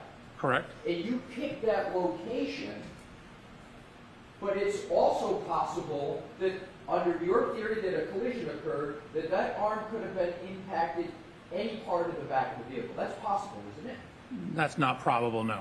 I'm asking, is it possible? Anything is possible. I don't deal in possibilities, I deal in probabilities. It's not probable. So, but you don't know exactly where the point of impact was, correct? So within the range of the light and the exact angle of the hand, no, I don't. What I do know is at the rear tail light area. So your assumption is that that because there's a tail light that is altered, it must have been by Mr. O'Keefe's arm. That's your conclusion, correct? My conclusion is there are tail light fragments, a broken glass, lacerations to his arm, and his DNA on the back of the vehicle in the area of the tail light. Sir, and Your Honor, I'm going to move to strike the DNA part of that answer for obvious reasons. I'm not going to strike it. Okay, so you're making assumptions. You're taking what you view to be certain data, and you're coming to a conclusion, but that is based upon circumstantial information, correct? Is that fair? Are you calling like pieces of the tail light at the scene around his body circumstantial information? Sir, let me go to the force and go back to the force analysis. Let's go back to the numbers. I want to stay on, if we can, just the calculation. So let's go back to the minimum amount of force you understand from the literature that it takes to break any bone in the arm from the finger up. Let's start with a hand. What's the minimum amount of force that can be applied to break a bone in the hand? So it depends on the loading. So I don't actually know. In terms of the forearm, I can tell you there's data that shows up to 300 Gs of loading, you will not get fractures. There's one up to 750 Gs showing no fractures for a male of similar height and weight of Mr. O'Keefe. Thank you. You're welcome. So let's take those numbers, Okay. okay? You said 300 and 750. Did I hear it correctly? You did? Okay, that's the numbers you gave that would break a bone, correct? So the 300 actually didn't break any bones, I believe. The 750, the one example, didn't break a bone, but as you got above 350, you started to break bones. So 300. you got above 350, 300. above 300, yeah, because that's what I thought you said the first time. You got above 300, you start to get breaking bones, correct? Correct. And so if you take that 300 number and compare it to the 2,188 pounds of force, you have 7 times the amount of force necessary to break the bone, correct, in the force analysis? No. If you No. take 300 Gs times a 12-pound arm, you get 3,600 pounds. The calculation you asked me to run earlier gave you 2,188 pounds. Right. So you are 1,412 pounds above the force required. Like the tolerance is 1,412 pounds above the force you would say get in a 20-mile-an-hour impact in terms of the fracture forces. Let's do it this way. I'm sorry? Let's do it this way. Okay. The force that you calculated from my hypothetical of this Lexus SUV going backwards, you came up with the F number of 2,188, correct? I'm sorry, I didn't. What was the? You said 2,180. You said dyslexic, or did you say Lexus? I didn't understand what you said. The Lexus My apologies. SUV that you've been talking about. Gotcha. Okay? I didn't hear it. You came up with a number for F for force of 2,188. Are you changing that number? Nope. Okay, Absolutely so not. let's go with your number of force from this vehicle of 2,188. I'm just simply asking, how much force does it take to break a bone in the right arm of a human being? How much force, not acceleration, how much force does it take to break a bone in the right arm? Sure. So somewhere between 2,500 the one cadaver tested the distributed load of someone of similar size and weight, and actually close in age to Mr. O'Keefe, showed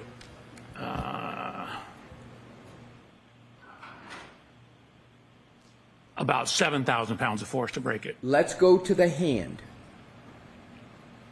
Do you disagree that the literature shows it only takes 300 to 400 pounds of force to break a bone in the hand? Do you disagree with that? Your question's too general. I can't answer your question. It depends on the loading. If I take my pencil, which has a very fine point, and jam it through my hand, I can jam it right through my hand because it's a very small point.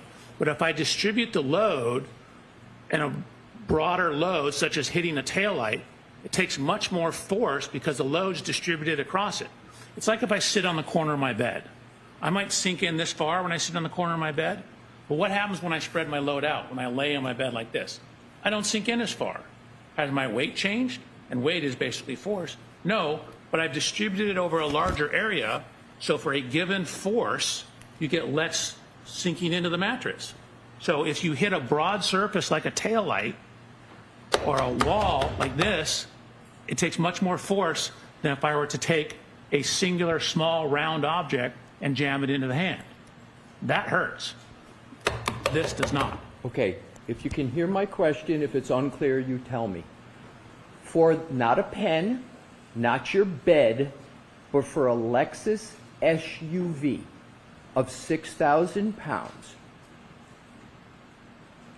is there any part of the back of the Lexus in any manner where you can get a break to the hand from 300 to 400 pounds of force? Any part on the back of the Lexus? Yes. Probably. So probably, your words, you can get a break to the hand from just between 300 to 400 pounds of force. That's what you just said, correct? So you're taking the totality of the back of it, like if you got it stuck in the bumper, potentially, yeah. But from a taillight or a broad flat surface, no. I'm not asking about a taillight. Any part of the back of an SUV, you agree that it is probable that you can get a break of the hand bones from just 300 to 400 pounds of force? Your question is incomplete, right? You said any part of the back, but then you wanted me to not include taillights or not include the rear body panel. If you hit a very narrow part of the car, like say the edge of the tailpipe, that creates much more of a narrow contact. So force divided by area is pressure. So if you have a very tiny area, you have very high contact pressures. And so, but if you distribute the load over a larger area, the number on the bottom of that fraction is much bigger, so your contact pressure drops. So hitting the edge of the exhaust pipe is going to have a much higher likelihood of causing a fracture than hitting flat against the taillight. Okay, what we're going to do to make this more efficient, excuse me, sorry. Mr. Wolf, can you pull up a slide from Mr. Wolf's, or Dr. Welcher's presentation for the back of the Lexus, please? The back hatch, and Your Honor, may we publish that? Sure. Do you know what number, though, Mr. Leslie? Mr. Wolf does, and And I then know he'll you tell need it, us. so he'll tell me before I publish, and then we'll give you the number. Your Honor, may I look here? Yes, I'm going to let Dr. Welcher look at his slide. Oh, sure. Damn. The back hatch. Here we go again.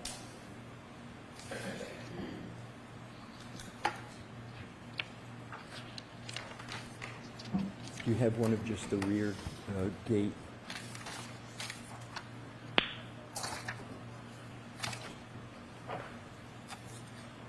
The one measuring the height, maybe. There we go. Thank you. Okay, this is your slide presentation. Is there any part of the back of the Lexus SUV that has that more concentrated area where if the hand hit it, 300 to 400 pounds of force to break it? Here we go again. Part, for example, the edge of the license plates, above the license plates, the L symbol that sticks out that would be concentrated. Anything you see there could 300 to 400 pounds of force contacting at any of those points cause a fracture of any of the bones of the hand. So, I don't know how to show this because in the middle photograph, right where the 2 is on the license plate, Yes. there's a vertical edge. That area is recessed in. So if you hit right on that vertical edge, that could potentially do it. That could do it. How about the L of for the Lexus symbol if the hand is there? No, it's not deep enough. The compliance of the hand is just going to sink into the car. Is there any other part other than the license plate that the force applied, you would only need 300 to 400 pounds of force to break the hand? Maybe the exhaust pipe, and potentially if you hand your hand up near the spoiler. Right, so now let's go from 300 to 400. Let's go to the 2188, which is your number. Use 2188. Is there any place where in 2188 force you could have a fracture of the hand on that back gate? Just to be clear, 2188 is the number I calculated for you. It's not, quote, my number. I understand, but we did. So- I understand, but we did the calculation. Is there anywhere on the back of the vehicle where 2188 could cause a fracture of the hand? So that was a forearm fracture tolerance I thought we were talking about, because we used the weight of the whole arm for that. We did. And my question is there anywhere in the back of the vehicle, in your opinion, that could cause a fracture with that? I'm sorry, what, to the hand? Just the hand or the whole arm? I'll take any part of the right arm. You call it the hand, the forearm. Is there any part that could cause a fracture? So probably similarly, if you got your forearm down near that transition, like, I don't know if you can see the little dot. I'm talking about this area. Yes. Yes. Right here. Yep. So that transition between the 2 body panels. Yes. That could potentially do it. That's back where the reverse lights are. I'd have to look at whether, that would take it before breaking the plastic. And then, again, maybe if you hit the exhaust pipe as well. It's a much more narrow loading condition. How about the corner of the tail lamp? The corner of the tail lamp. I suppose if you had just your hand on the very, very corner, potentially. Potentially. But you didn't do any of that force analysis for this case, did you? For the hand, no.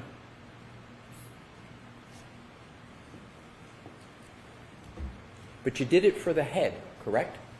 Correct. Because that I'm able to quantify. Mr. Alessi, that was slide 108. I just want to I'm keep sorry, the Your record. Honor. Yes, Mr. Wolk. Yes, All right, thank you. thank you.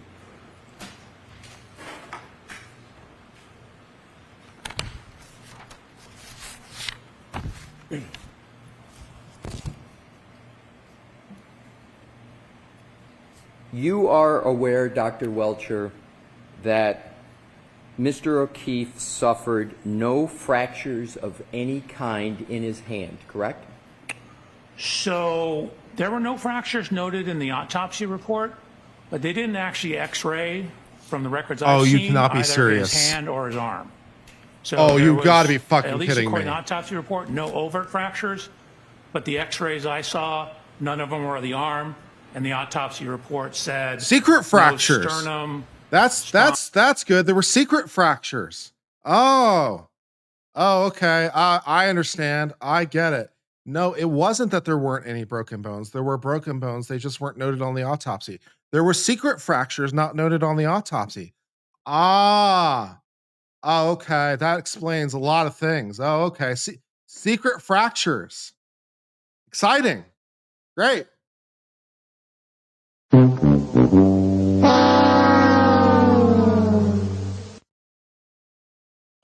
I think it said torso. They didn't say that there were no fractures there. Was there any evidence in the medical records that you reviewed of any indication whatsoever of a fracture in Mr. O'Keefe's hand? No. Was there any indication whatsoever in any of the medical records you reviewed that there was a fracture of any bone in the right arm of Mr. O'Keefe? Not that I saw. Again, it wasn't x-rayed. Was there any indication in the medical records and the autopsy that you say you reviewed of any fracture of any bone anywhere in the body of Mr. O'Keefe? Yes. Other than the occipital bone or the skull? There's a couple bones in the skull that were fractured, but other than the skull, no. Correct. So, are you aware that the medical examiner for the state of Massachusetts, Dr. Shorty Bello, performed an autopsy on Mr. O'Keefe? Are you aware of that? Yes. And you're aware of it because you read the autopsy report, correct? Correct. Are you implying, and it's a question, that Dr. Shorty Bello missed a fracture or didn't look properly for a fracture on Mr. O'Keefe? No. I'm simply indicating that, for example, a hairline fracture, I didn't see any evidence that they actually x-rayed the structure, so there would be no overt evidence of that.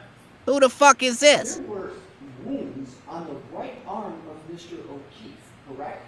Correct. And you are saying that the medical examiner should have x-rayed that to determine whether there was a hairline fracture? Is that your testimony?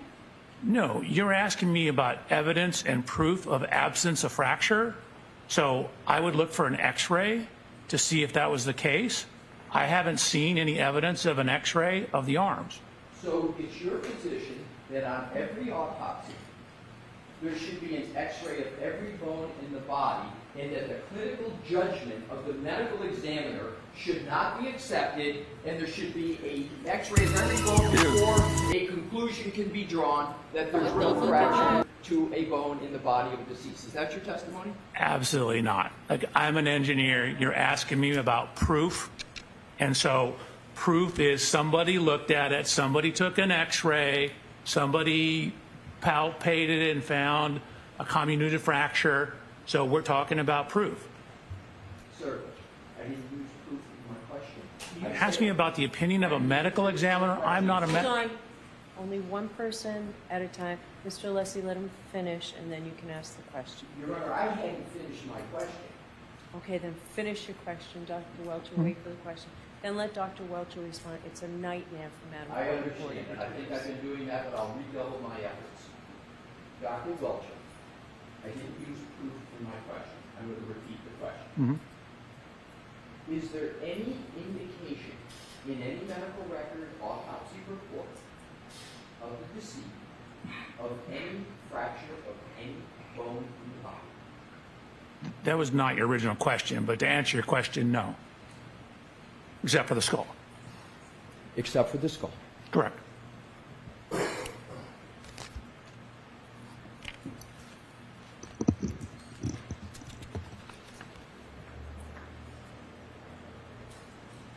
Do you understand whether the absence of any fractures other than the skull of Mr. O'Keefe was of significance to the medical examiner, Dr. Shorty Bello, in the conclusion she reached in the autopsy report that you read? System. Did you read the conclusions of Dr. Shorty Bello in the autopsy? I believe so. Are you aware of whether Dr. Shorty Bello has analyzed whether the injuries to Mr. O'Keefe are inconsistent or consistent with a motor vehicle impact? Are you aware of any analysis to that effect? So I'm going to see you on this one.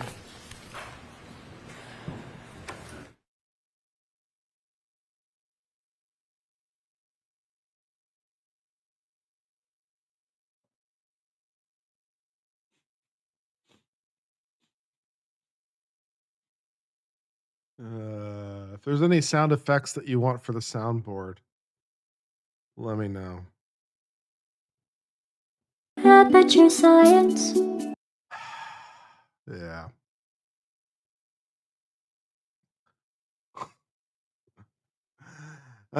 Good times.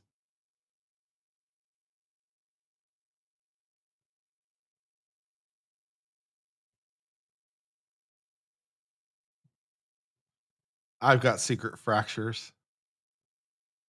I've got so many secret fractures.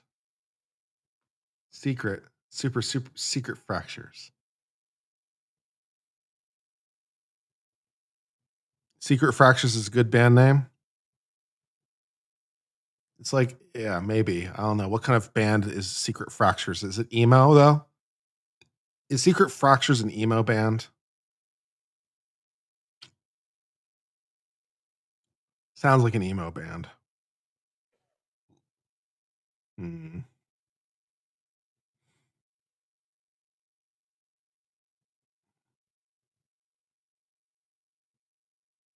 Secret, yeah, you stepped away. You missed the Secret Fractures discussion, Mandy. Oh yeah, you've missed out. Yeah, no Secret Fracture. Yeah, you missed the whole thing. Mandy missed out on Secret Fractures. Yeah,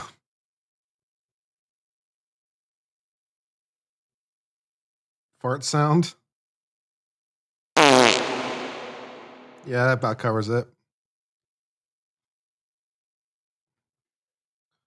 Heavy metal, a heavy metal emo band. Ooh,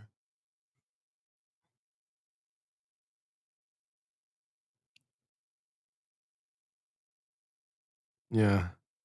Rose, our resident nurse, would now like to tell us some of the things we should look out for. What are some signs of secret fractures, Rose? How would you go about diagnosing the secret fracture? What treatments should I look into for the secret fracture? It's 10 p.m. Do you have a secret fracture? It's more likely than you think.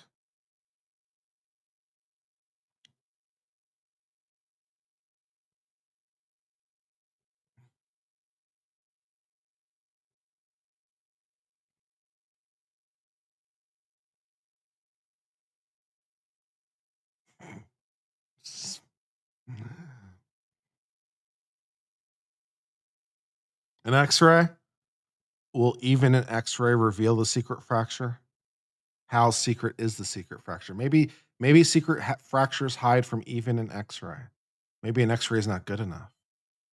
Ooh. We need something else. The secret fractures are too small to see on an X-ray. We need more precise technology.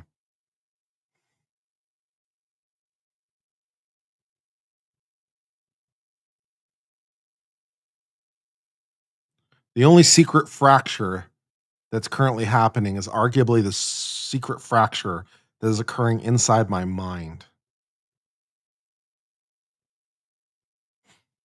A fracture, a fracture with reality.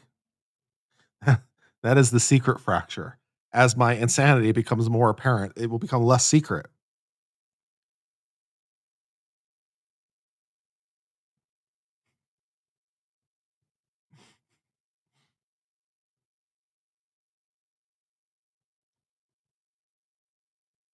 Secret fractures the break between ego and id. Ooh. I thought that was the super ego. Isn't the super ego the thing that's between ego and id? So super ego is is a secret fracture now? What are we? Okay, what are we doing?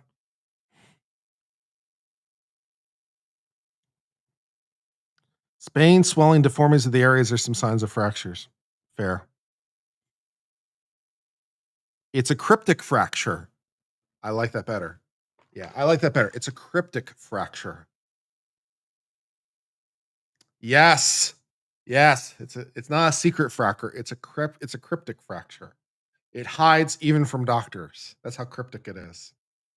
Excellent.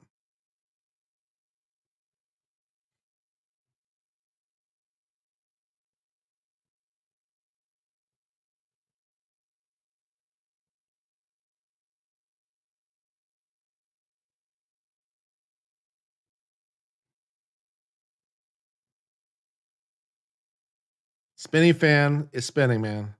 Bone or PET scan? Yeah. We need it. Do fractures show up on an MRI?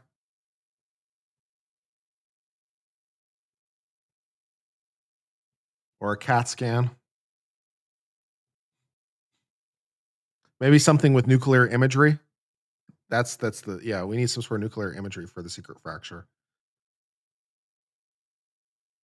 The real secret fracture is the friends we found along the way. Yes? Excellent. Let's get an MRI then. MRI for the fracture. For the secret fracture. Yeah. I mean, we've got to go nuclear. We got to go nuclear, which means MRI.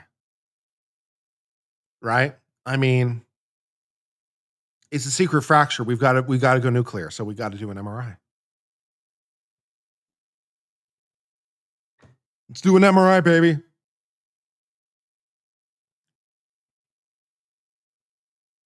They can MRI my watch.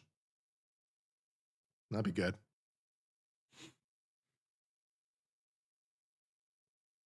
Do I have a Mario desk down? I can add it.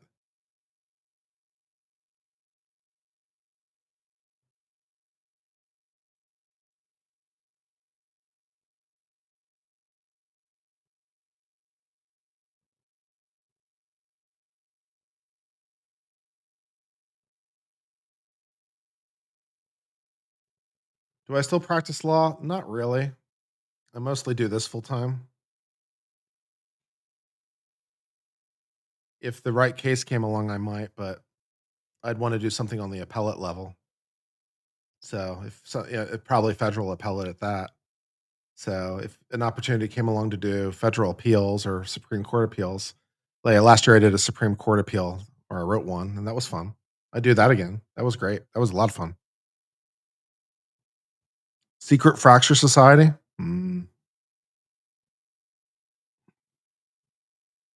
Schrodinger's fracture. Heisenberg's uncertainty fracture. In the attempt to locate it, it moves. Thank you.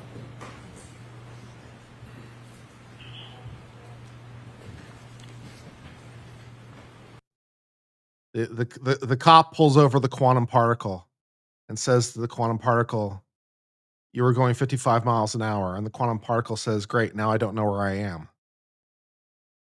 But on Dutch.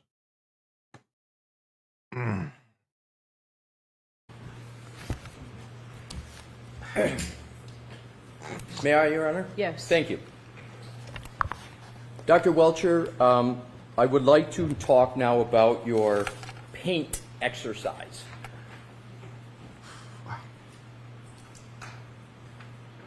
You did not present, as you have stated, a force calculation with regard to the arm.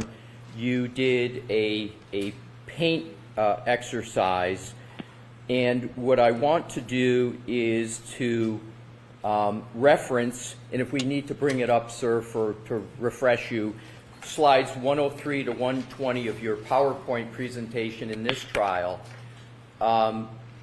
I'll just call it the blue paint exercise. Is that descriptive enough for you to know what I'm talking about? No, it's not an exercise, it's a test. Okay. You want to call it a blue paint test? Sure. Okay, let's call it a blue paint test. I just want to try to expedite things and use parlance that we can agree on. Okey-doke. So No one your is ever blue allowed paint to use the word test parlance in this involved trial painting ever the again. Right rear tail light I am blue, banning the word correct. parlance from this trial. Positioning the test subject behind the tail light, correct? Correct. With the arm held out, correct? Correct. And at a right angle, correct? Correct. Call it And then nomenclature instead. The vehicle, I don't care. the Figure it out. Lexus SUV is backed into the test subject, correct? So I ran 3 different tests. I know. Well, let's just do each one at a time, okay? Okay, so you're starting with the last one. I'll start with whatever one you want. Kill me. Okay. How about if we start with the one at 1 mile per hour? None of them are at 1 mile an hour. 2 miles per hour? 2 miles an hour. Let's do 2 miles per hour. Let's start with that one, Okay. okay?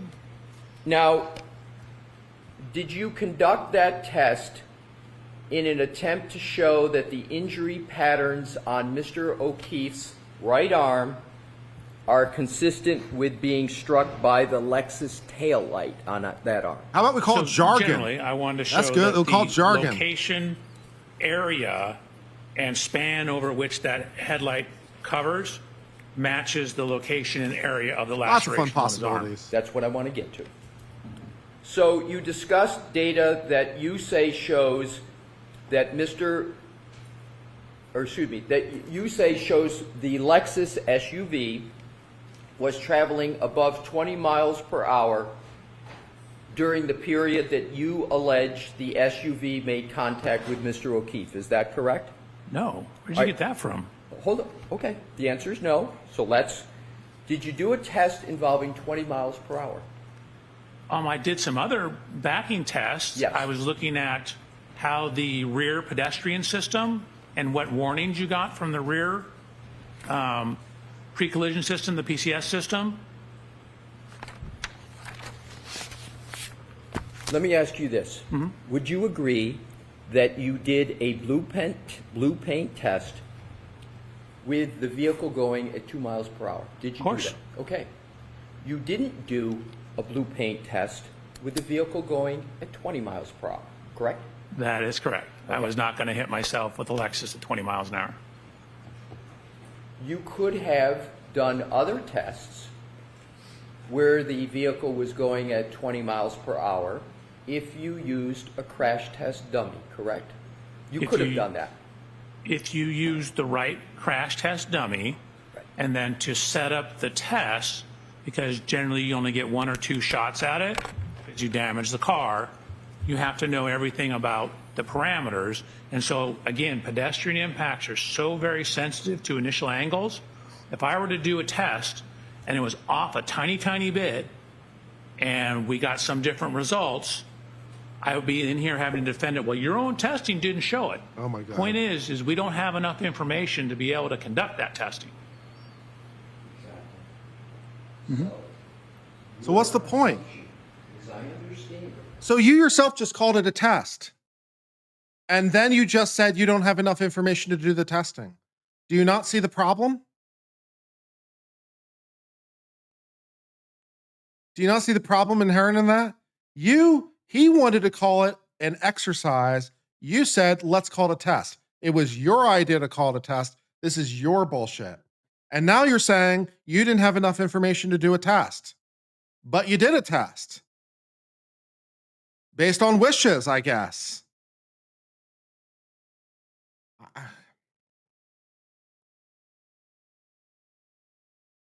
All right. Okay. is that the Lexus was going 24 miles per hour in reverse and made contact with Mr. O'Keefe. That's your analysis, sir? No. There is not one single slide I have that says this is the speed he was hit at 24 miles an hour. Do you know, do you have a hypothesis at what speed you believe there was impact? Do you have the point of impact speed? I do not know the exact speed. We don't know the initial point of contact. We don't know where exactly he was on the road. We don't have enough information to determine that. Exactly. Let's talk about the other information you don't have. Okay? You don't have the information as to from your alleged point of contact to where Mr. O'Keefe landed. You don't have that information, do you, sir? I'm sorry, where is my alleged point of contact?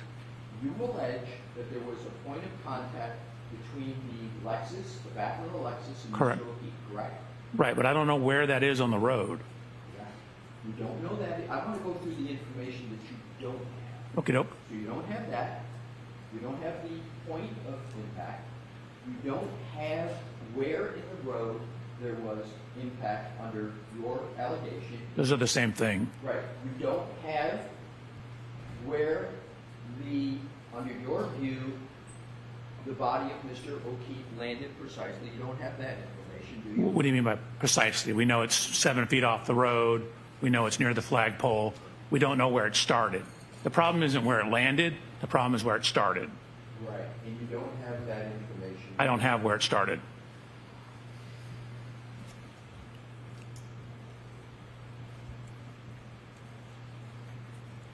The paint tests that you used, aren't those used, if they're used at all, as an element of physical impact reconstruction, an element, not as the focal point of the test itself? So that was the focal point of that test. The focal point of the purpose of that test was to show the contact width and location of how someone of Mr. O'Keefe's height, which happens to be me, contacts and where it would contact where the broken taillight was. So no, that was the focal point of the testing. That's why I did the testing. That's why we're calling it paint transfer testing. Right, but my question, sir, I understand you use paint tests as the focal point, but aren't paint tests in accurate accident reconstruction not used as focal points? They're used as supplements to other tests to get more accurate information. Do you agree or disagree with that? You didn't give me enough information. I can't agree nor disagree. It depends on what you're trying to do. Let's go to, on direct examination, you testified that after the 1162-2 trigger event, Ms. Reed's vehicle traveled a distance of 87 feet. Do you recall that? You are mixing up two things. Remember, the trigger is in the middle of the event. Give me the chart, please. Your Honor, I'll give you the, as soon as Mr. Woke gives it, the slide 23, I believe it is. I'm sorry, what slide? Well, I want Mr. Wolt to go through it to check.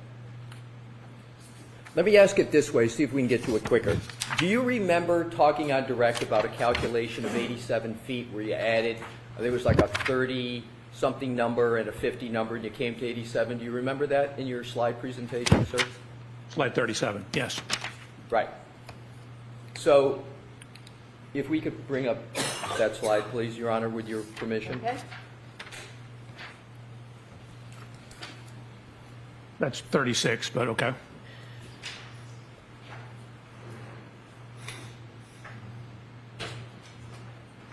Are you on 33, sir? No, I'm on 36. Mr. Woke, do you have 33? If you could go to 33, sir. Oh, sorry.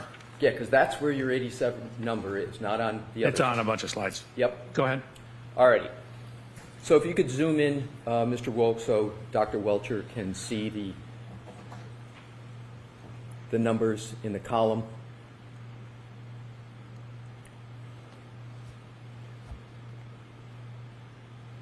You're going the wrong way. Yep. They're to the farther to the right. Oh, I'm not the only one that has problems. Okay. You Sir, still do don't you have remember testifying about this? To the farther to the right? it. Farther to the right. Yep. Keep going. Keep going. A Is little that more. 53 number down there? That column? Right. So if can you we take- can we scroll up a tad so you can see the headers? There you go. Okay. No, okay, go ahead. So am I in the right column relative to start? Is that the column? So there's two columns. Like Z is relative to where it started, and then positive is forward, and then as you back up, once you go past 0, it becomes negative. Right. So what I want to do is have you direct us to the column where you calculated 87 feet.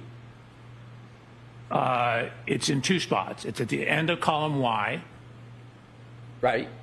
We go all the way down. Is that in the yellow there? Is that 87, sir? It is. Okay. Is that the 87 number you were referring to? Hold on a second. You asked me to identify. So then it's, see where the one next to it says minus 53? Yes. 0.429. If you go up, so it's not a little bit down, a little bit, and add, see where it's changing directions at 34.157? Yes. You add those two together, that gives you the same result. So it went 34 feet forward and then 50-something feet backwards. Right. And what is the 87 feet traveled, is that what you're indicating is the distance traveled during the trigger? Is that what the 87 represents to you? That is so 87 represents the total rearward distance traveled during the trigger. Okay. So you believe 87 represents the total rearward distance. Did I hear you correctly? Correct. Now, can you please... Hold on, to be clear. So it starts, it pulls forward, then it backs up, passes where it initially started, and goes 53 feet further back. That's what I want to get to. How many feet did you say on direct, and did you just say now that it went 87 feet in reverse? Correct. Okay. From its furthest point forward. Well, that's what I want to get to because I want to have this point clear. How many feet do you believe the Lexus went in reverse based upon your PowerPoint presentation? Not when it went forward and then came backwards. How many feet do you believe that vehicle went in reverse? Your question doesn't make any sense because when it went forward, then it went in reverse.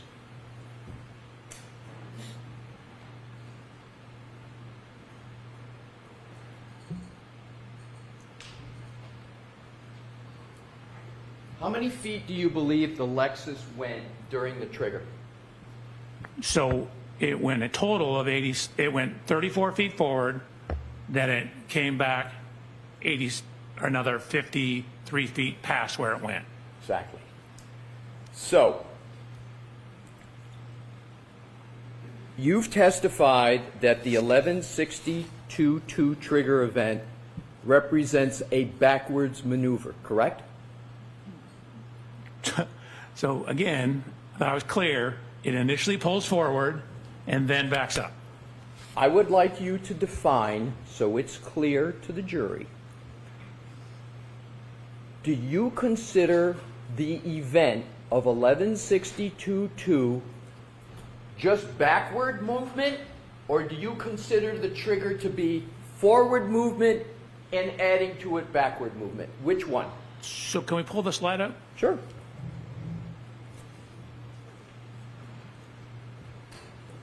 Could you zoom in? There you go. No, go back to the left. So that T in the third column for data ID represents the trigger.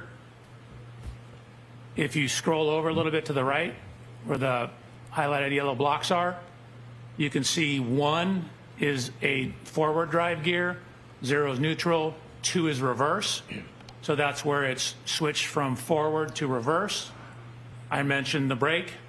So you have it on the brakes coming in, slowing, stopping, going into reverse, and then backing up.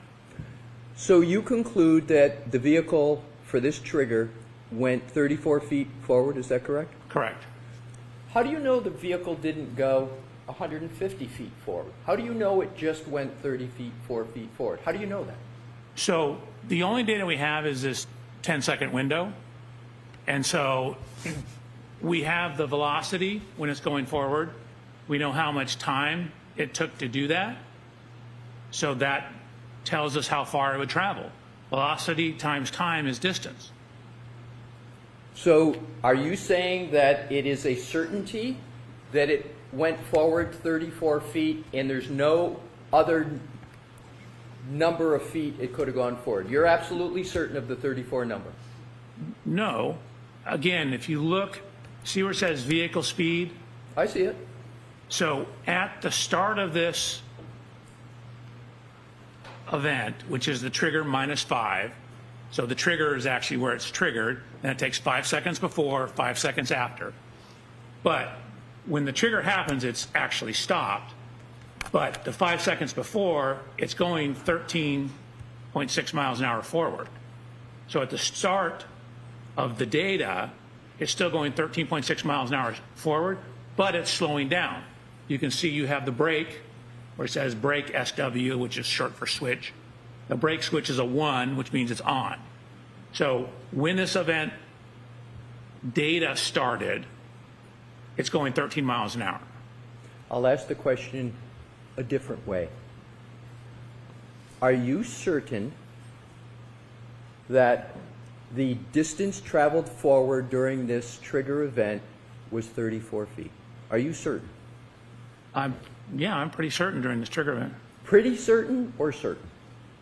Well, I've checked the math. I've had people check my math. So I try to be as accurate as possible. I would say I'm certain, Okay. but I'm an engineer. Okay. So there's no absolutes. There's no 100% in my job. So you're certain of the 34 feet, and is it correct that you're certain of 53 feet going backwards? Are you certain of that, sir? So backwards from its initial starting position. Yes. Correct. Okay. And therefore you are certain of a total of 87 feet traveled that you have at the bottom in that yellow-orange. You're certain of that as well? 87 feet of backing, correct. Okay. Now, you also testified on direct, as I understand it, in slide 23, that different numbers represent different gear states of the vehicle, correct? Correct. And a 0 represents neutral? I think it's either neutral or park, but I'm pretty sure it's neutral. A 1 represents drive? Correct. A 2 represents reverse? Correct. Or a 2 can represent slowing down, is that correct? Not for a gear shift number. So you didn't say on direct that 2 could represent reverse or slowing down? God, I hope not. It doesn't. So those numbers simply represent, is the transmission in drive? Is it in neutral? Is it in reverse? It doesn't tell you anything about whether it's slowing down or not. But the brake switch and the brake pressure and the longitudinal accelerometer data gives you some information on that. Okay. So if, Your Honor, we could go to slide 30, please. Okay. Mr. Wolt.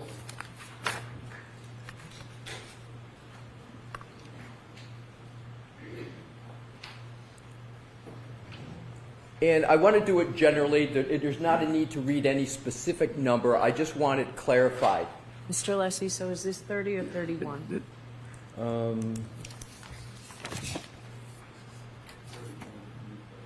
It's I'm sorry, Your Honor, you are correct. It's 31 in the most up-to-date presentation. Thank you. You see all the numbers in blue font on that slide, sir? I do? Those are all numbers that you have placed on that slide. Did I have that correct in your direct presentation? You do? Okay. So this Excel spreadsheet, there's also numbers in black, correct? Correct. So all the ones that are in blue, those are numbers that you have placed into the spreadsheet. Correct? Correct. The one exception is column N, where it says ship position. Yes. I changed green to forward and red to reverse. So the data in the columns in blue are not from the original data that was downloaded from the vehicle, correct? Like, for example, if you look at column H, I simply did a unit conversion. So it's the same number, it's just in different units. But the black numbers represent exactly as it comes out of the vehicle, but it's the same number. All right, that's what I wanted to get to. So for clarity for this slide, when you download this data from the vehicle, what is in black, those numbers just come right out, correct? Correct. As they're stated. But the blue numbers, they don't come out like the numbers in blue. You have to do something, some calculation, some application to get to the blue, correct? Correct. Okay, thank you. You're welcome. Now, we're going to keep that up, Mr. Woke, please. Thank you. And when we need to get to the specific numbers, we'll be fair and make sure you can see them. Now, in these columns, do I understand it correctly that you attempted to account for wheel slippage in the revolutions per minute speed values produced by the car? Not here. You're looking, this is 1162-1. The wheel slippage occurred in 1162-2. Okay, and so if we go to a slide with 1162.2, we will then go to the slide you believe represents wheel slippage, is that correct? There are data points in that represent slippage. That's my question. In which slide, sir, would you like to pick? 35. Thank you. So we will go to slide 35.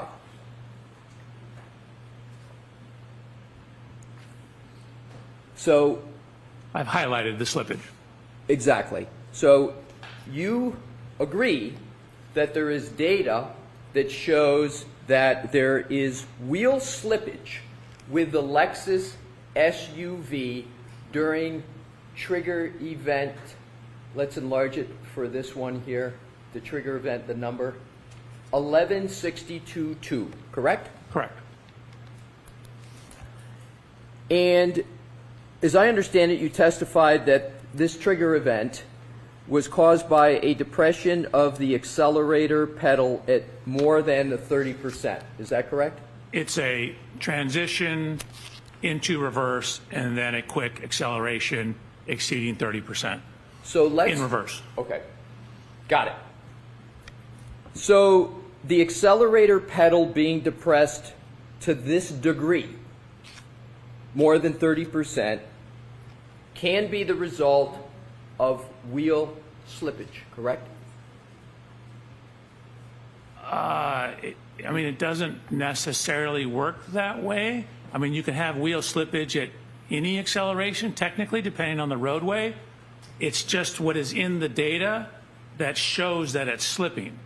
It isn't necessarily because of the accelerator. Normally, that's what causes slippage. But it's the data. When you look at the data, you're like, well, that doesn't make sense. It's increasing in speed, but yet the longitudinal acceleration is dropping. My question, again, doctor, is you can have an accelerator pedal depress greater than 30% and it be caused by wheel slippage. That can occur, correct?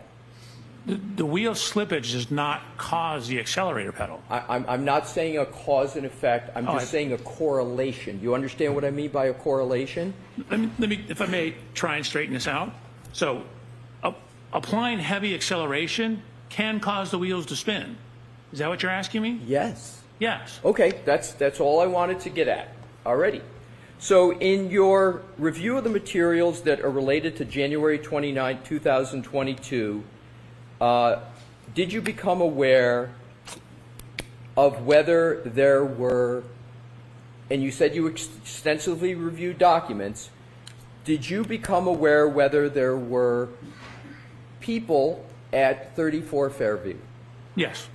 And approximately how many people, without regard to names, just number, how many people did you become aware were at 34 Fairview on January 29th, 2022, the early morning hours? How many people approximately did you become aware were present? It depends on which time, but there could be as many as 16. As many as 16. And let's talk about the time period from midnight to 1 a.m.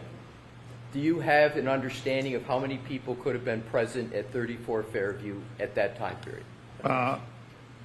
So I'm going to see you at sidebar on this. Sidebar.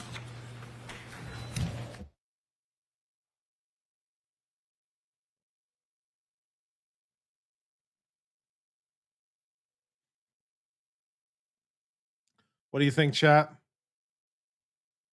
What are we feeling? What are we thinking? This is the last witness of the Commonwealth? Yeah. Yeah. It isn't quite exactly the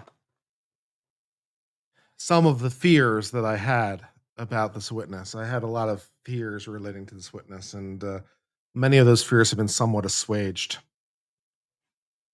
How is the betting markets doing right now on this? Have they changed at all since this morning?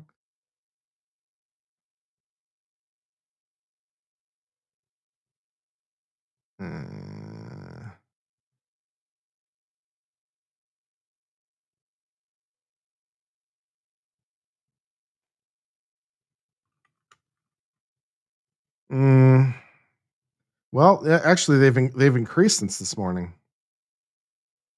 I think, yeah, Yeah, they were. Yeah, they increased since this morning. It was a low at 19, and now it's at 37%. So, okay, interesting. The market's doing what the market's doing. What can you say? Has the percentages on not guilty changed? Let's see. Doesn't look like it. Yeah, not guilty is holding steady. 51 cents. How much volume on the betting market? For the acquitted on the betting market, it is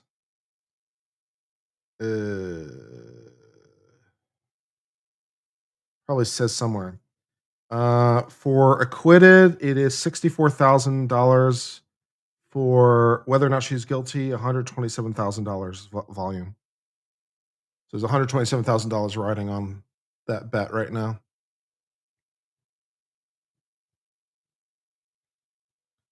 On Poly Market.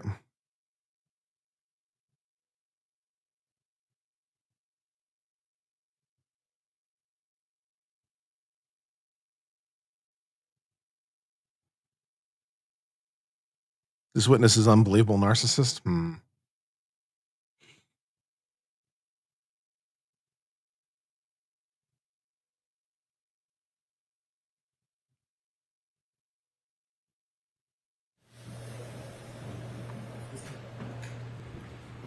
Is it break time? Is it time to rest for the day? Is the day over? Feels like it.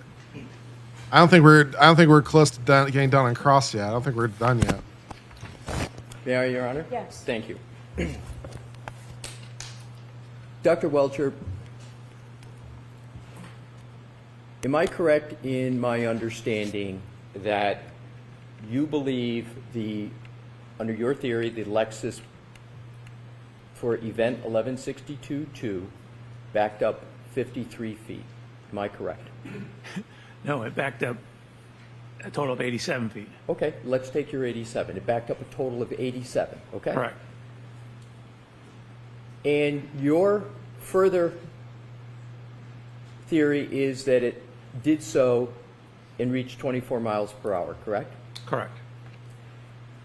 And you stated you have an understanding of a certain number of people, and I don't want to talk about the inside of the house, but just that were at 34 Fairview between roughly 12 and 1 a.m. Do you have an understanding of that, sir?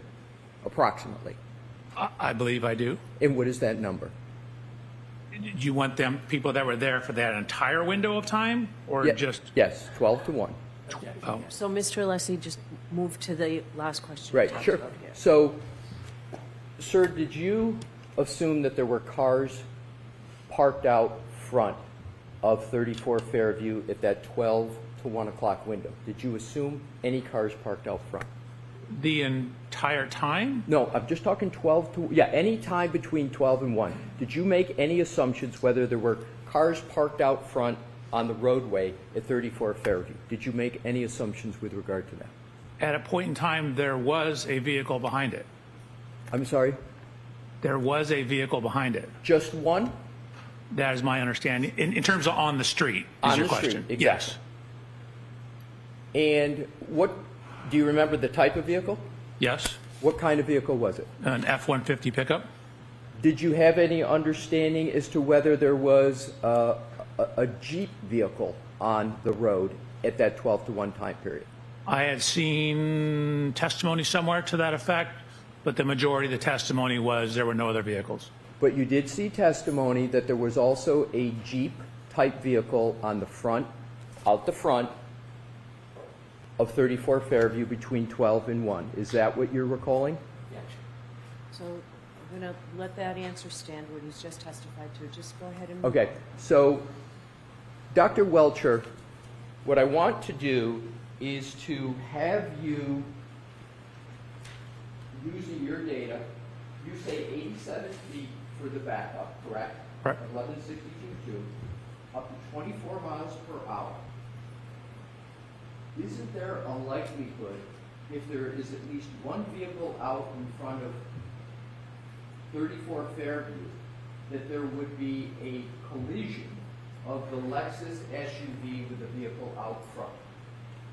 No, the vehicle had left prior to the end or prior to event 1162-2. What information do you have with regard to how many vehicles are in front of 34 Fairview at between 12 and 1? So I have Ms. Reed's interview statements. I have statements of a number of witnesses. I don't know if I'm allowed to say the names. Let's not. I was just going to say, let's not just number of vehicles. Okay, so I have a number of witness statements at multiple statements from the same witnesses at different times, indicating the path and following the Lexus to the house and then leaving before the event. Assume that there were vehicles, at least one vehicle, parked out front of 34 Fairview. Is there a likelihood that, given 24 miles per hour over 87 feet, is there a likelihood that there would be a collision given the weather conditions as you knew them to be at that time? Well, the weather I don't think necessarily plays into whether there would be a collision or not, but we know it backed up 87 feet. So again, it goes forward like 35-ish and then back like 60-something. And so if something is within 65 feet of the rear of it, or whatever the numbers are, I would need my slides. It was 50. 50, okay. Yeah, 57. If something is within that window, then it would hit it. All right, good. So now let's look at another scenario. If it's going as you describe it, is there a likelihood that the Lexus would also go upon the lawn in front of 34 Fairview? It depends on where it starts. You have an opinion, don't you, as to where it starts? No, I do not. That's actually why I have that diagram showing it off to the side. That's I'm right. simply showing how far it moved forward, how far it moved back.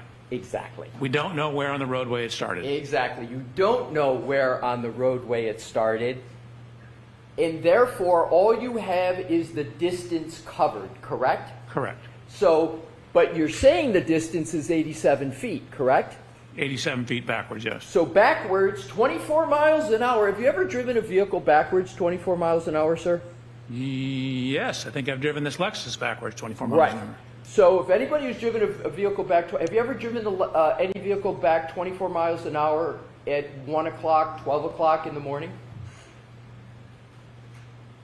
Probably not since I got out of high school. Have you ever done it when there's a storm that is beginning? No. Have you ever done it when there is less than clear visibility? No and no. And have you ever done it when there's low lighting? Oh, maybe when I've been up skiing in the snow, I've done it.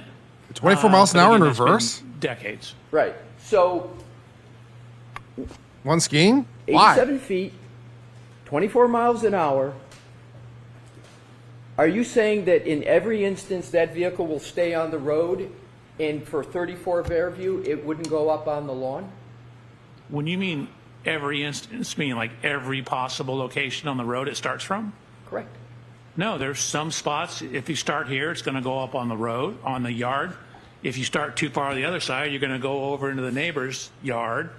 So it depends on where you start. Right. And so in given the conditions that we've just described, right? Conditions the weather have nothing to do with I where need you to start. finish my Hold question, on. sir. Only one at a time. Yes, ma'am. Let him finish his question, please. Given the conditions that you've described, it is reasonable to conclude that that vehicle, under your parameters, I think we should would do have gone I up think on we the should do lawn. Is that a NASCAR in reasonable reverse. conclusion? That'd be No. good. So you don't think there's any Let's do a NASCAR race in possibility that reverse. could occur a vehicle going 24 miles an hour at this location, 87 feet backwards, in the dark, with wet pavement at a minimum, and low lighting, You don't believe it's possible for the vehicle to, under your scenario, to have gone up on the lawn? That's not So possible. your first question was reasonable, and I said no. Now you're asking possible. It, of course, is possible. Whether it's reasonable or not, I'd have to know the starting position. Right. If it's very close to the side, then it could be reasonable. If it's further towards the middle of the road because snow is building up on the side of the road, then it's probably not as reasonable. I would need more information to be able to determine whether it's reasonable or not. It's certainly possible. It's possible it could have shot off into space as an engineer, but not probable. Oh, you think it's possible that it could have been shot off into space, sir? As an engineer, it's a possibility. It's Really? a possibility that Absolutely. this Lexus could have been shot off into space. Yeah. Highly, highly unlikely.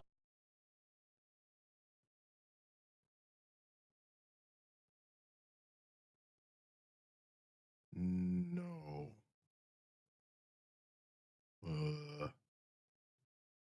Unless super secret black hole.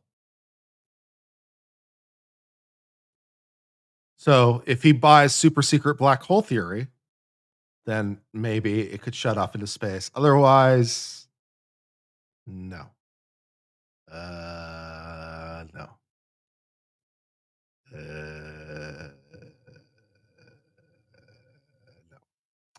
Yeah, that no. No. Okay, but apparently there's some possibility, I suppose. A Lexus traveling backwards at 25 miles an hour on a road in Massachusetts could wind up in space. I don't know about that one. I don't know, ma'am. I don't know. Is there a wormhole? Have we invented teleportation? Were aliens involved? I don't know, ma'am. I don't know. Okay. I don't know what to do with this information. Pressing on, I guess. Likely, but All right. again, you're asking an engineer about possibilities and probabilities. Let's get back to reality. So, in terms of the Lexus itself, because you, under your method of analysis, don't have the starting point, you can't rule out that under your scenario, the vehicle would have gone up on the lawn. You can't rule that out, can you, sir? I cannot. No, it could have. Okay. Now let's go to the next topic.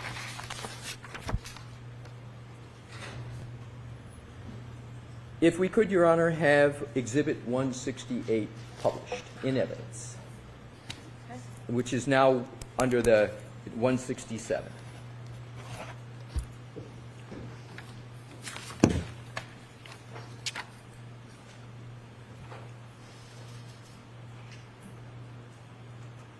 Now, as I understand your testimony, Dr. Welcher, you believe that it's possible that the Lexus taillight could have caused these wounds to Mr. O'Keefe's right arm. Is that correct? Correct. And more specific. I'm sure someone could do the calculation. Under optimal conditions, how much energy would be required to get a 6,000-pound Lexus into space? Anyone want to run those calculations? Because I'm guessing it's a fairly big number.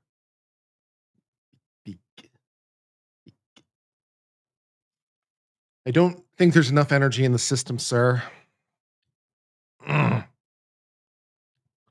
Specifically, it's your belief that the laceration. Wait, okay, wait. We need to take a departure. Sorry, we interrupt this incredibly interesting testimony. Sorry, we're doing something else now. Yeah, hold on. Okay, hold on. Let's see. How do I do this? Hold on. Replace screen, window, ChatGPT. All right, ChatGPT. How much energy would it take to get a 6,000-pound Lexus SUV into space.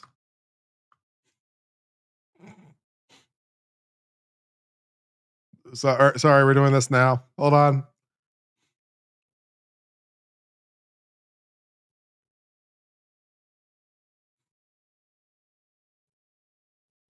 Uh-huh.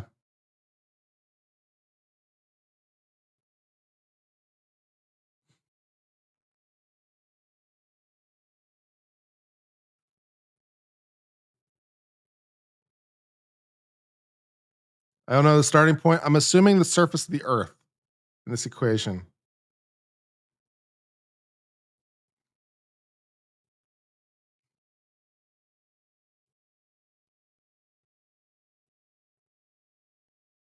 Uh-huh.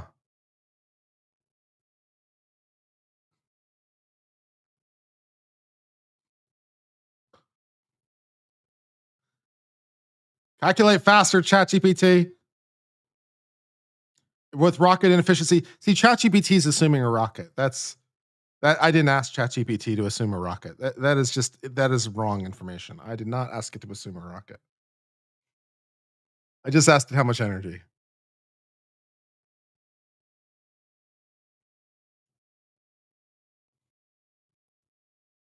All right, to get to 100 kilometers,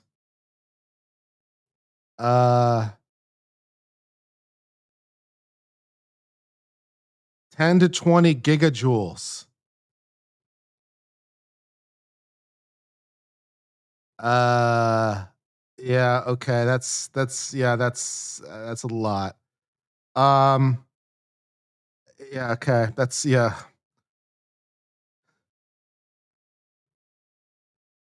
Uh, Equivalent to flooring the accelerator of your SUV nonstop for 5 millennia, but straight up and sideways at Mach 25.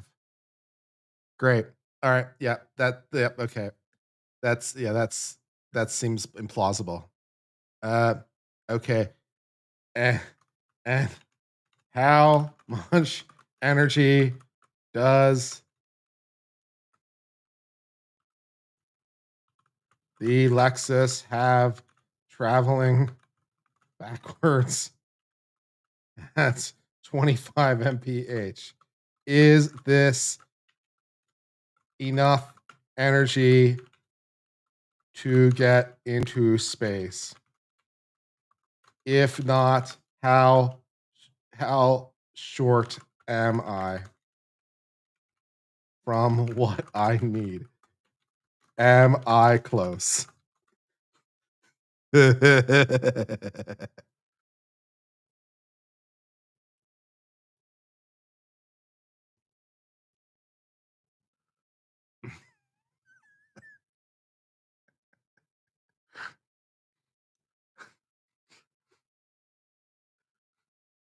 Okay.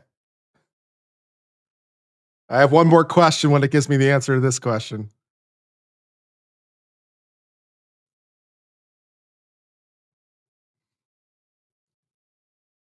This is critical. This is very important.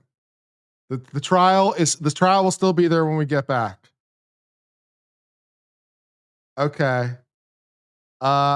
So I have 1.7 times 5 joules. Okay, that's a little bit less. I'm short by a factor of 16,000. Yeah, that's a problem. If I want to get into stable Earth orbit, I'm short by a factor of 500,000. Yeah, no. Okay. All right. What if a magic black hole just randomly appeared on the surface of the Earth near the SUV? Would that help get the SUV into space? Does the magic black hole Explain this. The magic black hole explains so many things.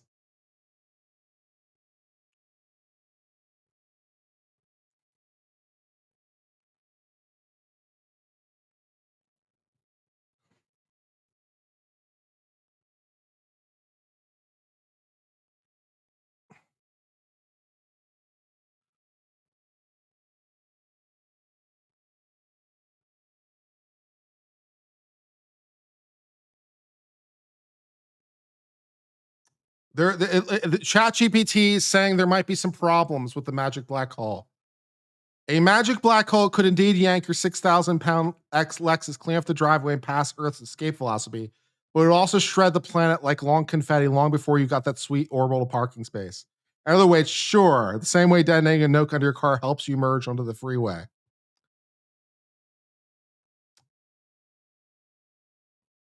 Yeah. So to do this, I need 90 gigajoules of mechanical energy. So I need a 500 quadrillion kilogram black hole. That's a pretty big black hole. A 500 quadrillion kilogram black hole. Yeah. So what does that do to the thing? Over a 5-meter length, the pull is 34 million G. That could present some problems with the structural integrity of the Lexus, the 34 million G. So that's a problem. And also, of course, I know this. The Hawking radiation is going to be a real problem. The black hole is going to evaporate, and it's going to, when it does so, release quite a lot of energy. And that's also going to be a real problem for, the planet. But we'll get the SUV into space. So, So am I close with my 25-mile-an-hour reverse gear? Your driveway speed Lexus has 1.7 times 10 to the 5th joules. The black hole delivers, what is that? 90 billion? Yeah, a factor of 500,000 more. That's the same gap as one sheet of paper versus the entire Library of Congress versus, or flicking a rubber band versus a SpaceX Falcon 9 first stage. So it would sort of work, kind of, maybe, sort of, in some sense, it would get the black hole into space. Neither the SUV nor the Earth will survive, but it kind of works, sort of. So that's nice to know. Thank you, ChatGPT, for that insightful information. I'm beginning to think it might not be possible after all. I'm beginning to think my 25-mile-an-hour SUV is not going to somehow hit the curb and somehow wind up in orbit. Not seeing that work. Thanks, ChatGPT. That was insightful. Back to the stupid trial. Sorry to interrupt your trial time. I know how important it is to you. All right, back to this. Would have been caused by the vehicle scratching Mr. O'Keefe's arm as it drives past him. Is that correct?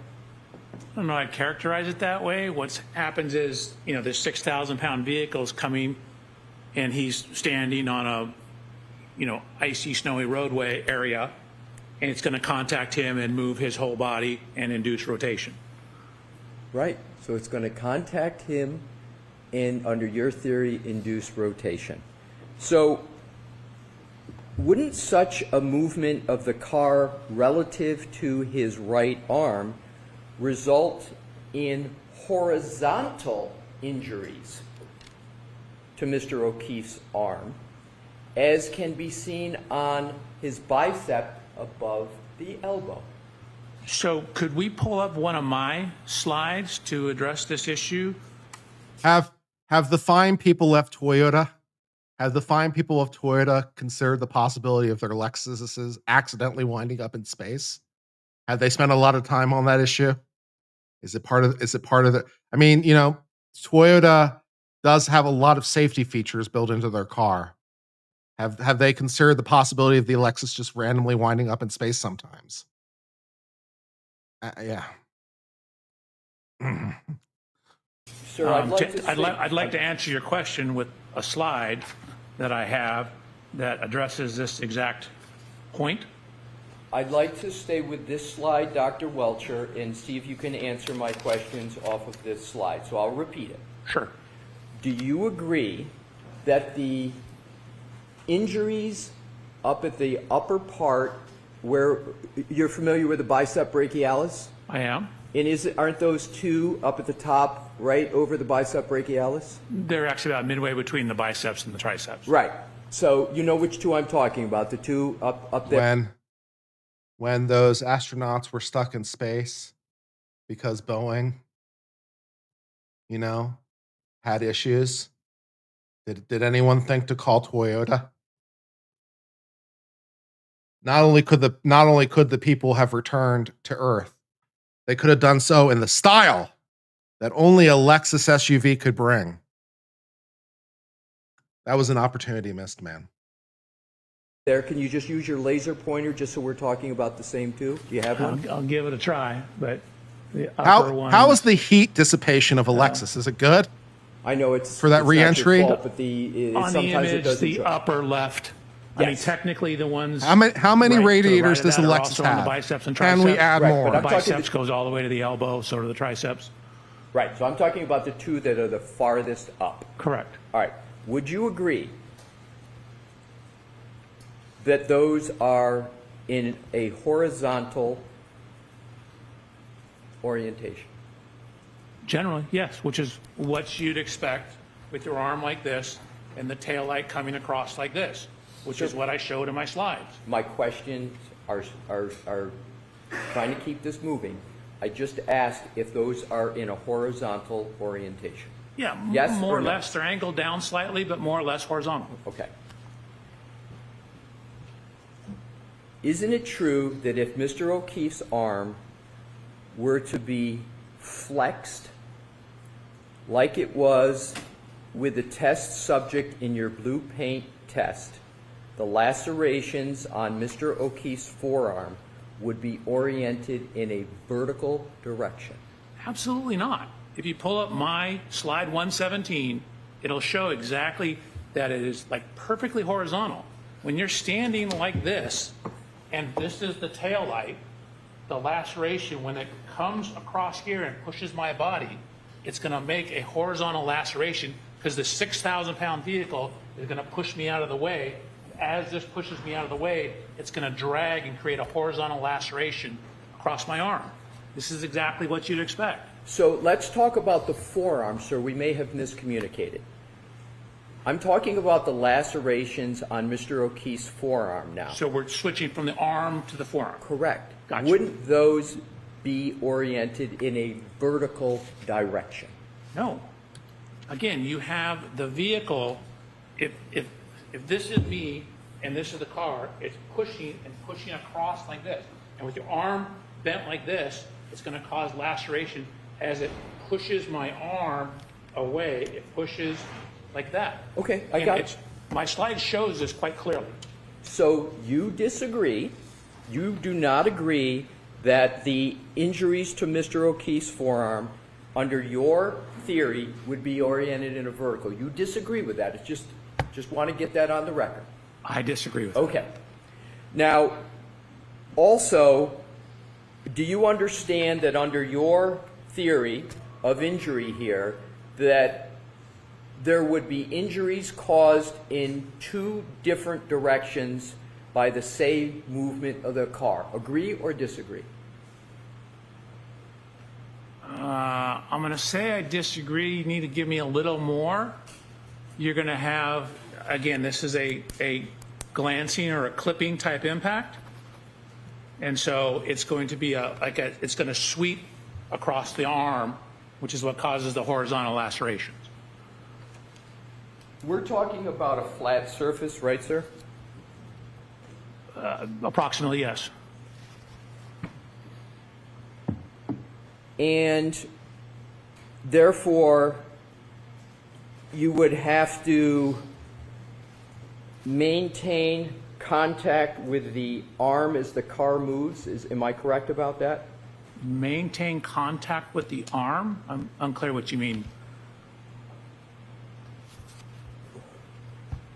What I'm trying to do, sir, is to get relative to the back of the SUV. Sure. In the beginning of this, I started about, hey, it's all over. It could be anywhere on the back of it. Then whittled it down based upon the evidence, started eliminating various hypotheses based upon the evidence, and came to this conclusion, eliminating hypotheses based upon the taillight fragments near his body, the lacerations, his height, the height of the taillight and the Lexus. So it was an iterative process. Did you mention any of these supposed hypotheses in your direct testimony? No, because I was able to reject them. I didn't come in here to tell these people what didn't happen. I came in here to tell them what I believe happened. Would you agree, sir, that the scientific method earlier has the scientists identify various hypotheses, go with the data that supports it, but you show your math as to why you're rejecting hypotheses. As you said, you rejected them. I'm asking for proof that you considered other hypotheses. Do you have anything in writing, any notes at all, any videos, any tests that you did, documentation of other hypotheses other than picking this one? Do you have any documentation of that? So I did a bunch of tests with the Lexus. I did backing tests. I looked at how the rear system worked to see if it would autonomously brake. I confirmed it did not, so I eliminated that as a hypothesis. I tested the steering. I tested the transmission, what 1, 2 represented. So I did a whole bunch of tests on the vehicle. I understand you say you did a bunch of tests on the vehicle. My question is, did you ever take the vehicle and position yourself or anybody else in various locations to determine whether or not your hypotheses could be properly rejected? Do you have any documentation that you did that? I mean, I did do one static and 2 dynamic tests in very similar positions, though. So I did a total of 3 tests relative to the arm. Where is the documentation for that, sir? It's in the file. I gave it to you. Some of the slides are some of it. Okay. All right, so Mr. Alessi, I think if we're going to... I am, and I'm going to move on, Your Honor. So Okay, but Mr. Alessi, hold on. We're going to do that voir dire. Can I ask? Doing a voir dire? I just have one other area, Your Honor. I can do it What? in short order if I could, Okay. please. I wasn't finished my Go ahead, finish your answer. I'm So sorry. slides 109, 110, 111, actually through, I guess, 121 deal with the testing of the hypothesis. We'll come back to this at another time, Dr. Welcher. So what I want to do is to finish up on this point. So is it your testimony that no part of what you did in selecting this area, no part of it is confirmation bias? You say there's no confirmation bias at all in what you did. Is that your testimony? That's certainly my goal. I try and eliminate all confirmational bias. I didn't start out at this particular location. This is where the physical evidence led me to. So I would say the conclusions are supported by the science.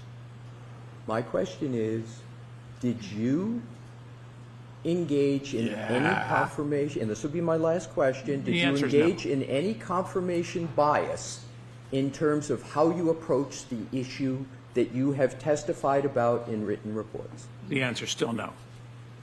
It's a good All right, predicament. so, okay, thank you. All right, so jurors, we're going to send you home because we still have work to do here and we don't need you waiting there while we do it exactly. So tomorrow is a half day. We'll see when exactly that half day ends, but we won't be here until... Exciting. We won't go until 4 tomorrow. Those 3 cautions: do not discuss this case with anyone, don't do any independent research or investigation into this case. If you happen to see, hear, or read anything about this case, please disregard it and let us know. The 4th admonition: please be very careful with your social media use. See you tomorrow morning. Rise to the jury. Stay here? Yes.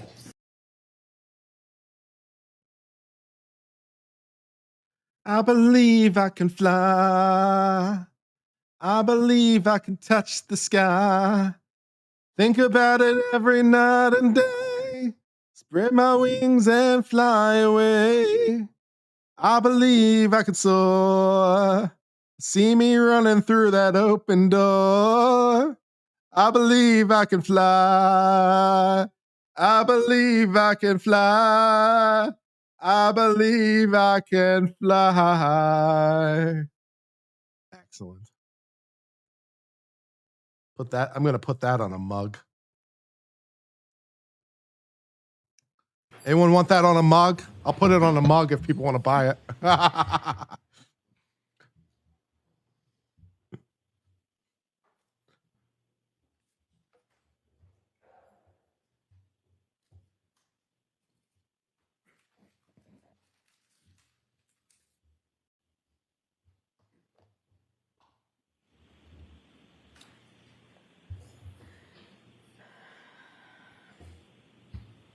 You may be seated.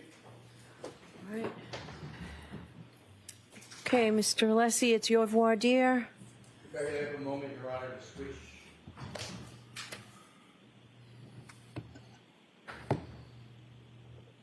Ever worked on an amicus brief? Yeah. Writing an amicus brief is no different than writing a brief for a party. It's the same thing. So, yeah, sure. Yes. Can I have a look at my slides? Yeah, can you do that while you're sitting And I there have worked on answering amicus questions? briefs. Yes. Not as lead counsel, but I've worked on them.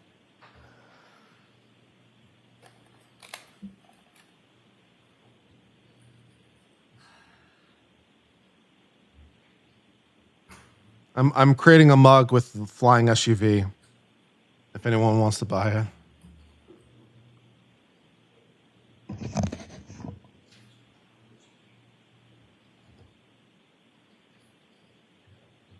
Give me a second. I'm creating this. So stupid.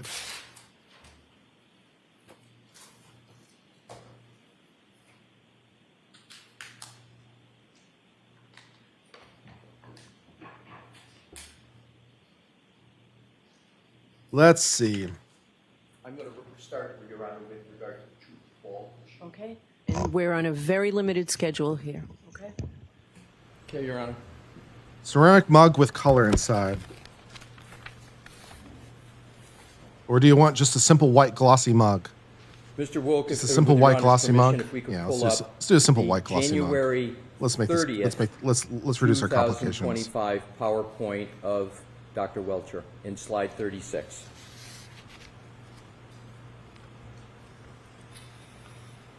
You see that, Dr. Welcher? Do you recall that from your January 30th, 2025 PowerPoint? I thought I had replaced the video on the left-hand side by the time I produced Sir, it. I got to don't go through recall this that. quickly.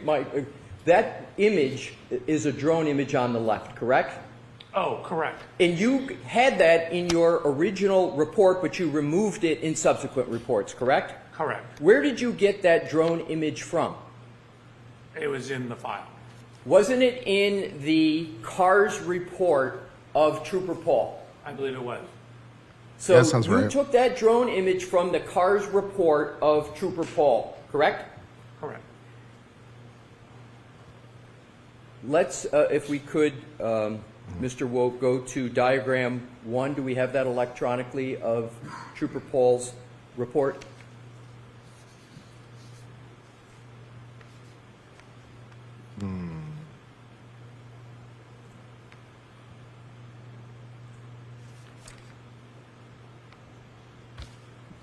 Do you recognize that as diagram 1 from Trooper Paul's report? Yes. So, and that's the diagram that you took that image and you put it in your January 30th, 2025 That's good. PowerPoint, That's good. correct? That's a good one. I'm pulling up my version of PowerPoint.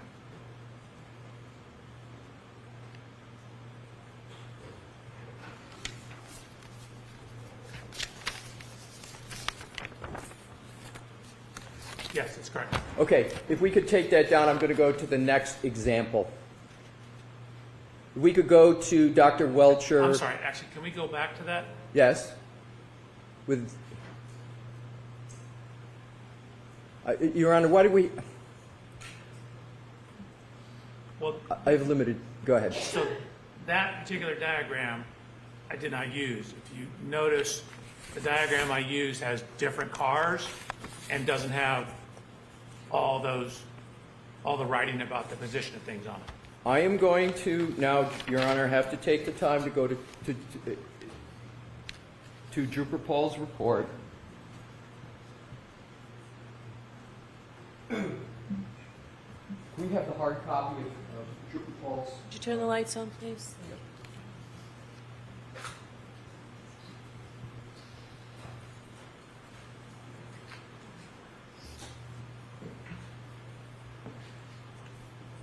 Nice.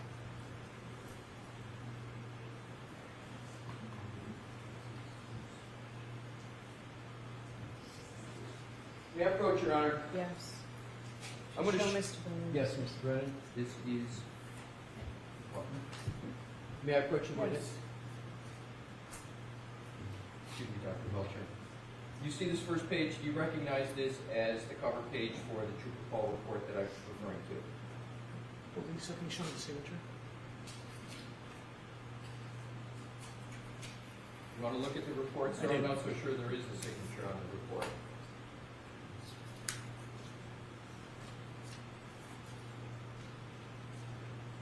Signature block right here. Yes. Trooper Paul, page 16. Can I have that? Yes. Thank you. You're welcome. Now, what I want to do is to go to diagram 1, and if I could, Your Honor,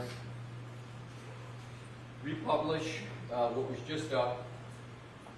I'm showing you diagram 1, sir, and I'm asking you, is that the image from Trooper Paul's report that you then used to put into your January 30th slide presentation? No.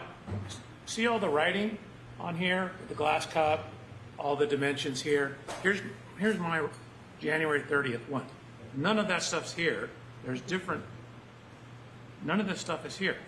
Isn't it the case that this is cropped more and there's a larger picture of the same image, or not? See this tree? Yes. See these trees? Yes. See all these measurements by the trees? All Yes. these? That's right here. Okay. Those do not show up on my image. Let me go to a different method then to do this. You have an image. Can we go, Mr. Wolf, to the January 30th presentation? Slide 36. Correct. Where did you get that image from that's in your PowerPoint presentation on the left? I think it was from the file, a satellite image from the file. What part of the file, sir? I actually don't know at this time. How close is the image on diagram 1, the drone image, to the image that you can't now recall where you got it from for your slide presentation? Are they similar? So that one has a whole bunch of measurements and ID on it, but the underlying image is very similar. It's probably the same one. Right. Yes. You're welcome. Do you know of any other place you could have, let's put the presentation back up on the slide presentation. Do you know of any other location other than Trooper Paul's report that you could have got that drone image from? No, I'm not sure I got it from the report.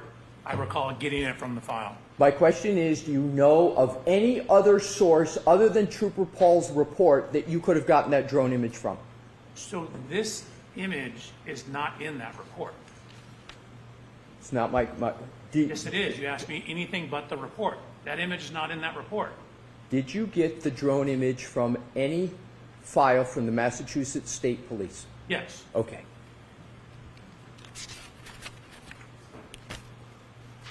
Did Trooper Paul work on any drone images to your knowledge with respect to 34 Fairview? I don't know. But you would agree that the drone images are from the Massachusetts State Police file, correct? Give me 1 second.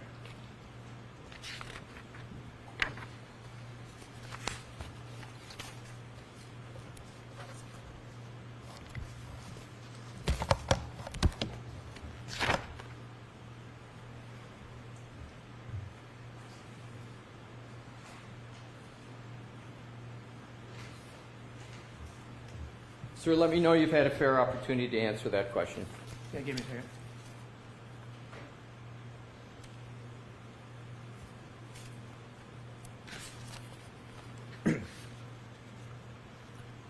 Yes, it came in a file called cars-trp.jopal. Okay. So it came from, and that's the report of Trooper Paul, correct? No, these are drone images that are not in the report. No, I'm saying what you just read. Can you repeat it again, what you just read, where it came from? I read you a folder Yes. that contains a bunch of things, including the report. Understood. That image is not in his report. Okay. Can you read the file name again that you just read? The folder name Yes. is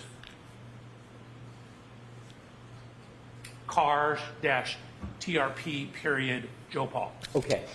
And did you get the drone image from that file folder? I did. Okay. Thank you. You're welcome. Now let's go on to the May 26, 2025 PowerPoint that you created. And I'd like to go to slides 25, 26, and 27.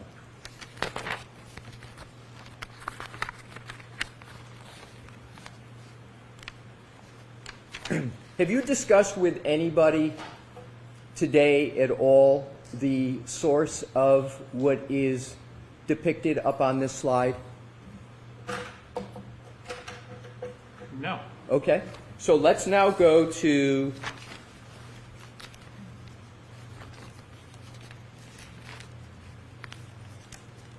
where did you get the, you see the larger chart to the left there in the, looks like mostly a rectangle. Do you see that, sir?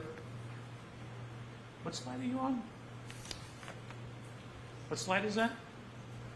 25, I 25, believe. okay. Okay, and then if we could click to 26, because it looks like it's the same. If we can go to 26 and 27, looks like it's the same one. You tell me.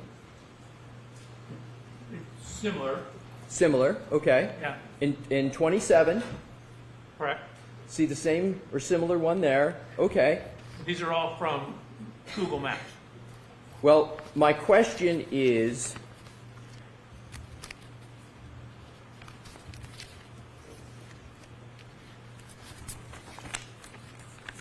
may I approach, Your Honor? Yes. Thank you. Well, let me ask you this so I don't have to keep going back and forth. Do you have access, sir, to the CARS report of Trooper Paul on your computer? Think so? You remember the name of it? I don't. We'll do it there with the hard copy. Mr. Brenner, I'd like to show this one. Thank you. So, if I could approach, Your Honor? Yep. So, you see what I'm pointing to right here, which is page 10 of Trooper Paul's CARS report. Do you see that? I did. Is this the same report? It's dated 1/29/2022? I believe so, sir. Let me just take a peek. This is, you can just compare, this is the one I have in my hand. Take it and look for any identification that gives you, right? We got the same one. Yeah, mine's frozen. Okay, So let's do paper. okay. So we have that report, and I now am referencing page 10 of that report, and I'm looking at the chart on page 10. Is that chart on page 10 the same or substantially the same as the chart that is up on your slide presentation right now? So it's not the same. I did not use this data at all, but we both use Google Maps. Okay. Alrighty. Now let's go to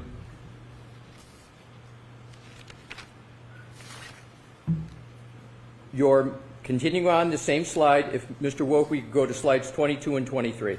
Okay, and this will be the last on this, Mr. Lessie. If you want to get to the autopsy photo, we're wrapping this all up at 4:10. Okay, Your Honor.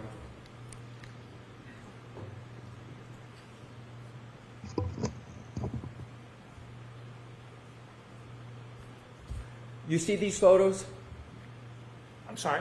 You see the photos that are up on that? I do. Okay. Do you, in terms of those photos, do you recognize any aspect of those photos? Yes. What do you recognize in terms of the person in it? Oh. You want me to limit it to just these 3 photos? Any photo that would be, this photo or any photo similar to it. But let's start with just these 3. If I have to limit it to these 3, I don't know who that is. Okay, and if you don't limit it to those 3, who would you conclude it is in those photos? It appeared to be Trooper Paul from other photos. Okay, so you can tell from other photos that this is Trooper Paul in these photos, correct? I have photos of Trooper Paul in the car. I don't know that someone else switched out. I have no reason to believe this isn't anybody but Trooper Paul. Okay. Would you have any understanding that there's any other trooper that would be doing this type of analysis other than Trooper Paul? Someone else took the photographs? No, I'm talking inside the vehicle. I'm sorry? Inside the vehicle doing what's depicted here. Someone is inside the vehicle taking the photograph. What's your best conclusion as to who that is? Trooper Paul. Thank you. Your Honor, that is... Okay, so next topic. Yes, Go right thank you. ahead. And I just need to reload, if you will, with regard to that topic.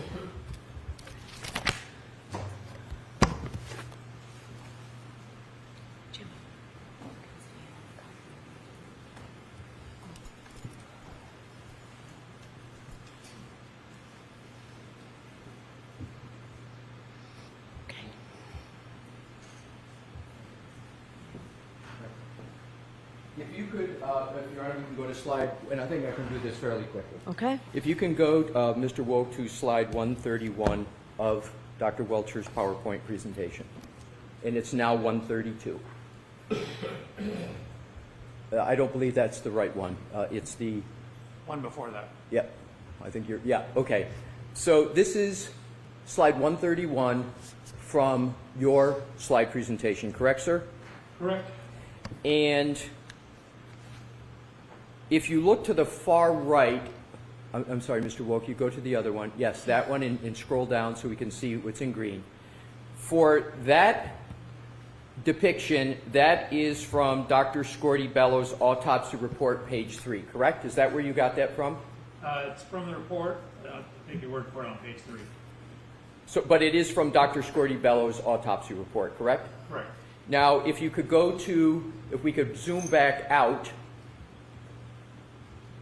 and go to the multicolored image in the center, up at the top. Just go straight to the, just go straight right there. Yep. Yep. Yep. I got it. Yep. Okay. Thank you.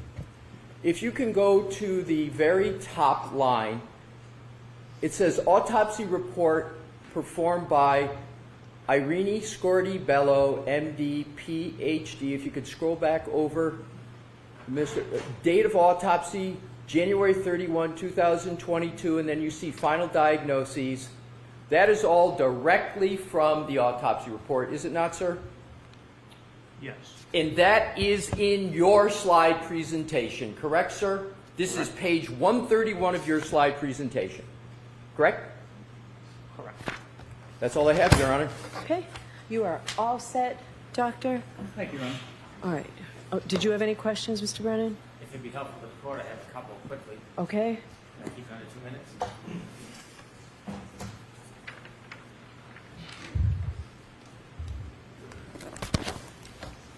Dr. Welcher, you were shown a photograph of the street of Fairview Road. Did you know that didn't come from Trooper Paul? It came from the CERT report, and Trooper Paul then took it from the CERT report and put it in separately in his presentation. Did you know that?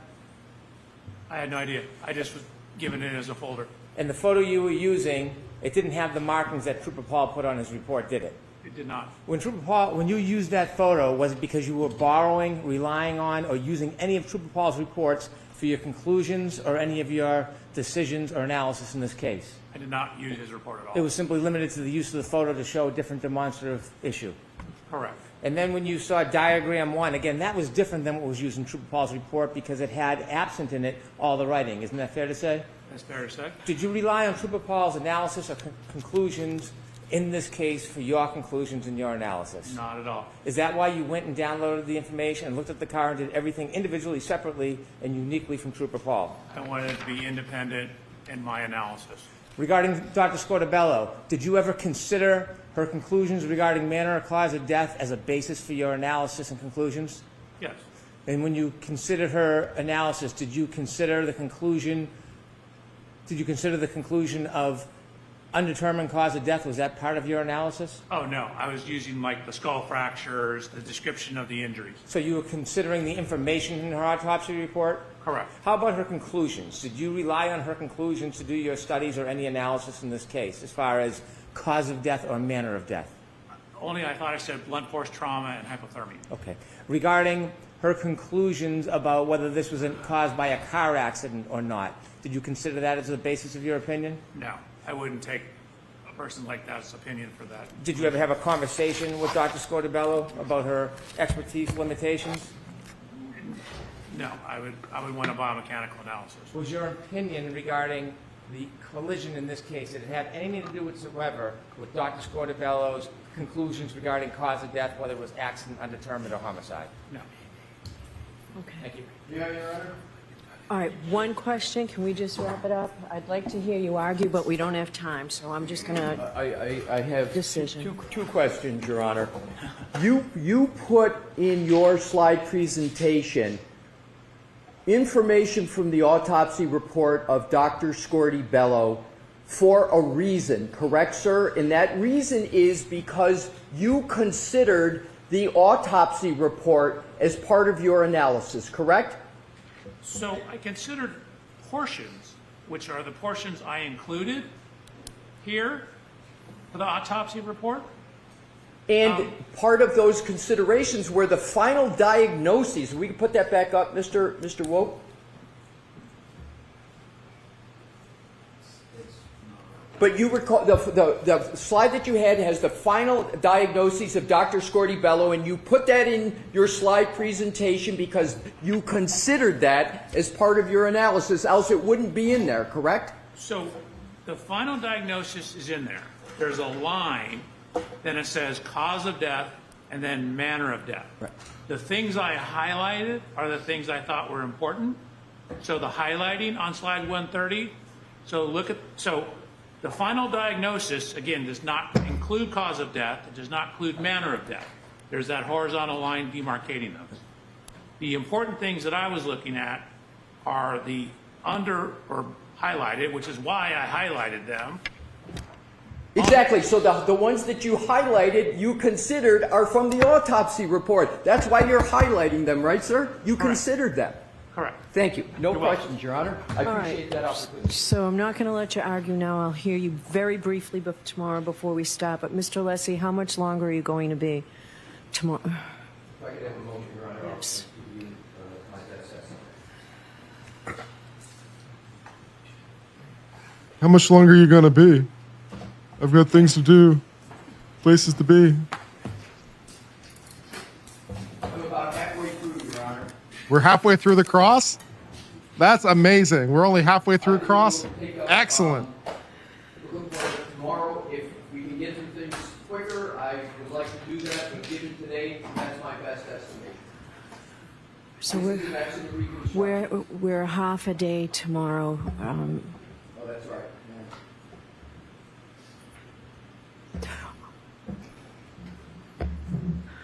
So it may be that we have a 20-minute break tomorrow, and we finish up by 1:30 by going straight through. We've got a juror who has an appointment that we told her she'd be able to make. So I'd like to do everything we can so that Dr. Welcher doesn't have to come back or stay here another day. So let's just see what we can do, and we will do the same thing for your experts as well.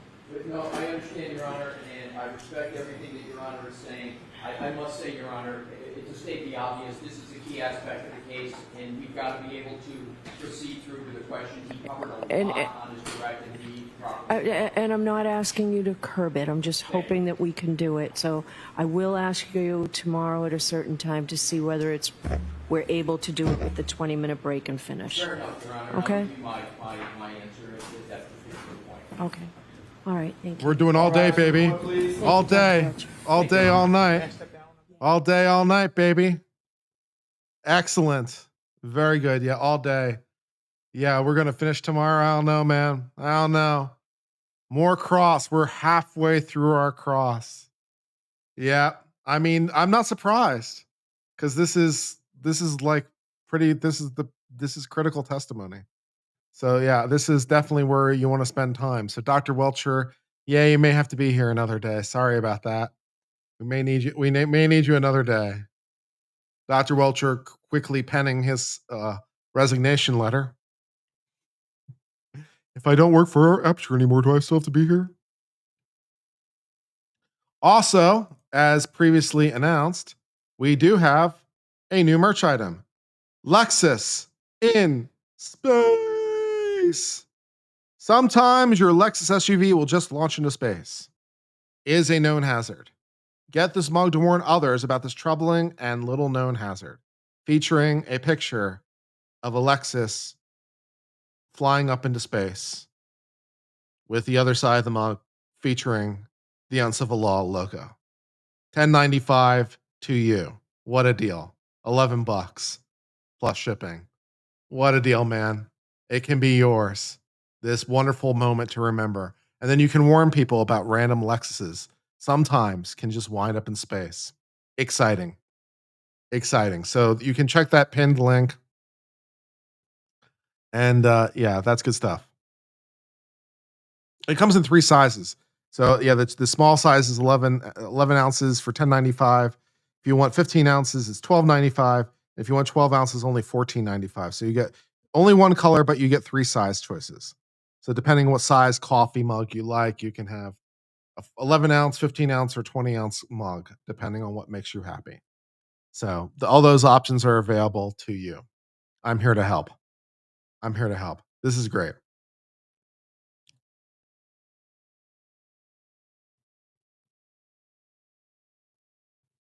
Three sizes? Yes, the mug comes in 3 different sizes. 11 ounces, 15 ounces, and 20 ounces. The mug comes in 3 different size coffee mugs. You have your choice of size of coffee mug. Small, medium, or large mug. Which size do you like best? 40 ounces is not an option.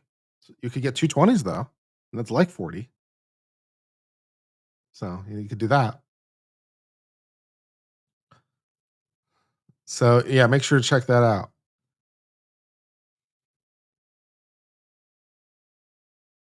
Where are we in terms of subscriber count today? What are we doing?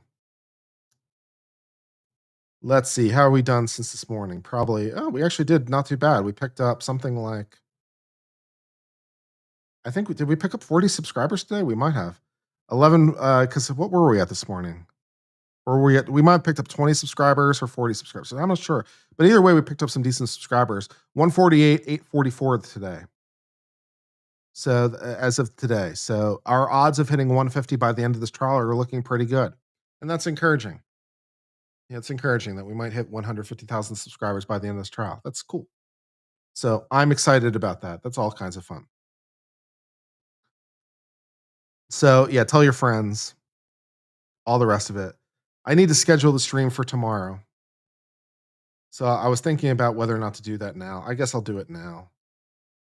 I'll keep you captive while I schedule the stream for tomorrow. So talk amongst yourselves for a second while I schedule it, and then I can redirect you to the stream for tomorrow, and you can like it and stuff.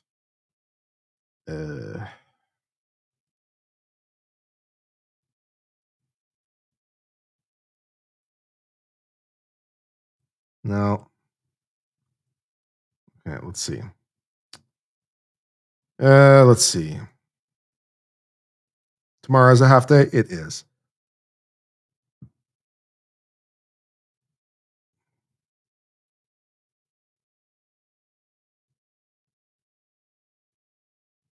Tell us something funny. This trial? Is that funny?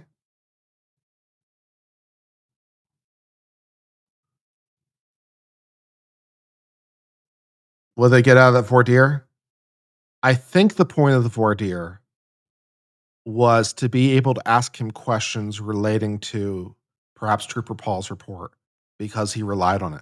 I don't know exactly what they were trying to do, but that's the impression I got, right? The impression I got is that they want to ask this expert about Trooper Paul's report and they want to like basically crucify him. They want to crucify Trooper Paul through this guy, I think is what they want to do. They want to like beat up Trooper Paul through this guy.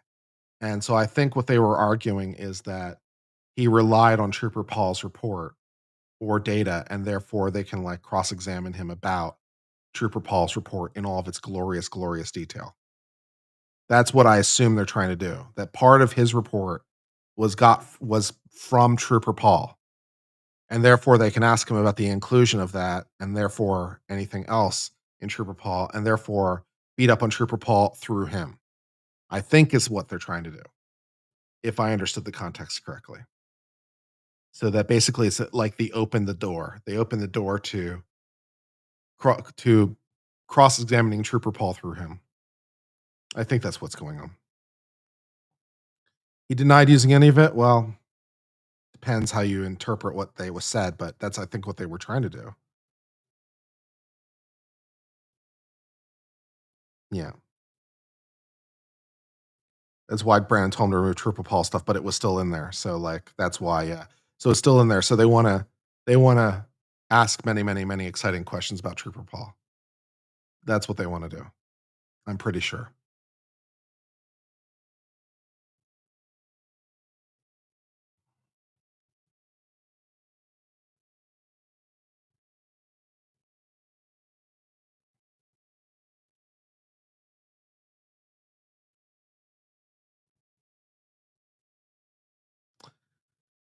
Follow the yellow Canton road, something like that.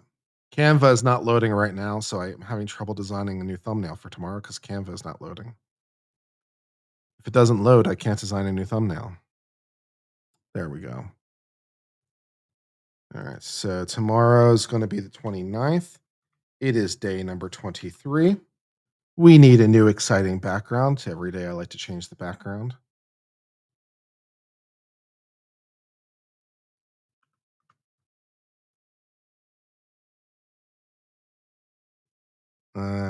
Let's see. Your Canva is loaded. Nice.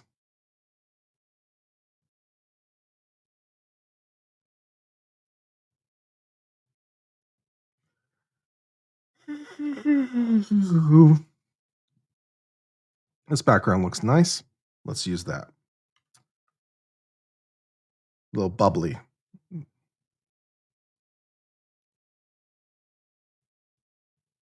Yeah, that works. Just like to change the thumbnail background every day. So makes it stand out a little bit. Just a little extra effort to make things look nice. Ish. Car in the background, car in space in the background. That's tempting. Add the car in space to the background of the image. And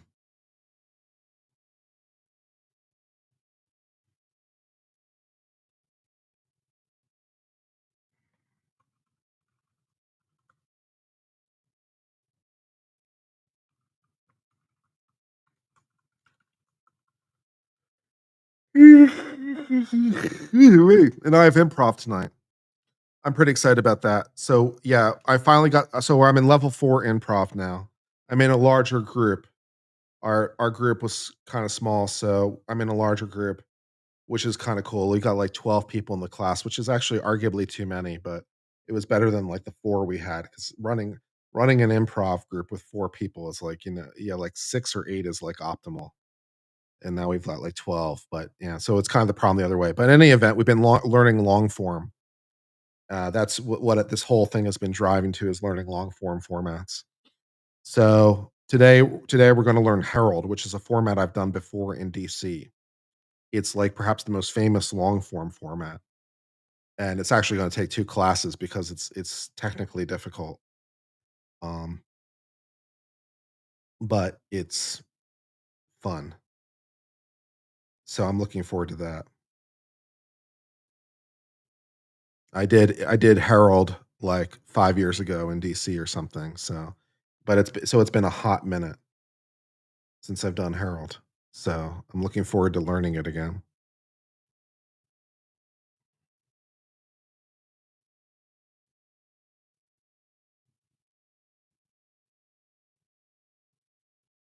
It requires a lot of like good memory because you have to retain knowledge through multiple scenes so that you can use it in later scenes. It's basically kind of a forced callback mechanism. So like, yeah, because you build like scenes based on previous scenes, so you have to remember what happened, which can be interesting, challenging at times. Think he'll get done 17 years? I don't think it'll take that long.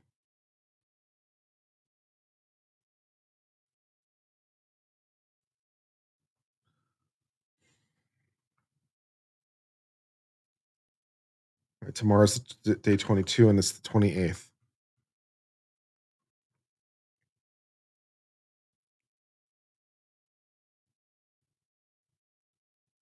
You admire my courage? Well, first of all, it's a lot of fun, and second of all, it's very relevant to my ability as a YouTuber because a lot of what I do is riffing off of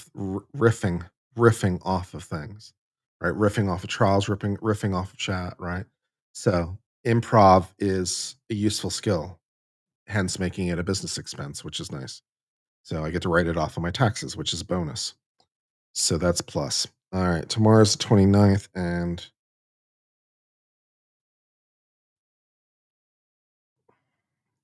they're starting at normal time, right?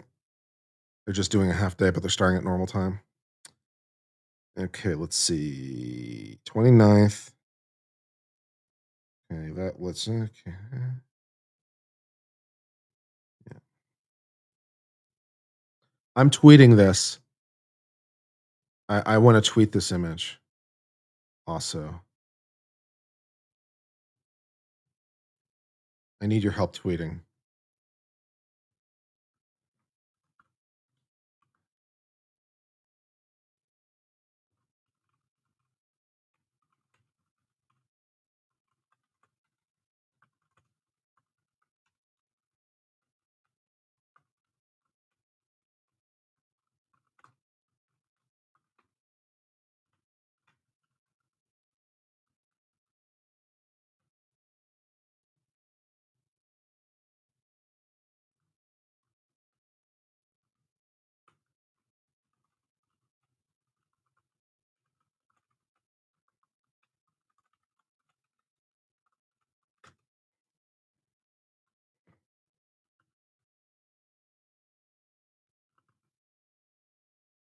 Does Aperture have a Twitter account?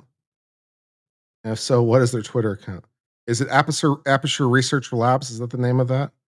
Is that who it is? Aperture Research Labs, or is there a different Aperture?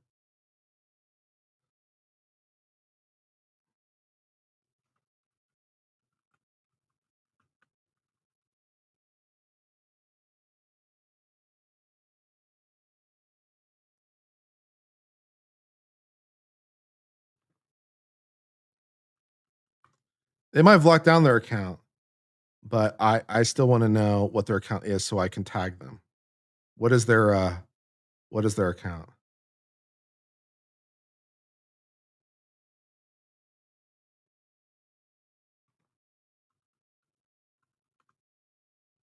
Aperture LLC. Yeah, Aperture LLC. What is their Twitter?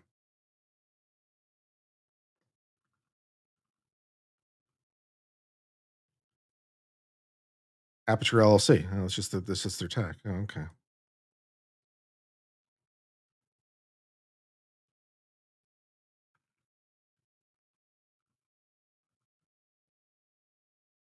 No, that's not right.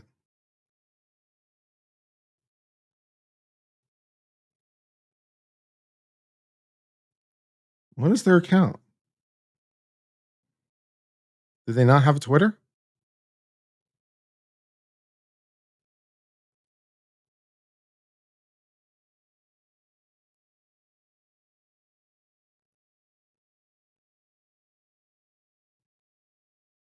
Do they not have a Twitter account?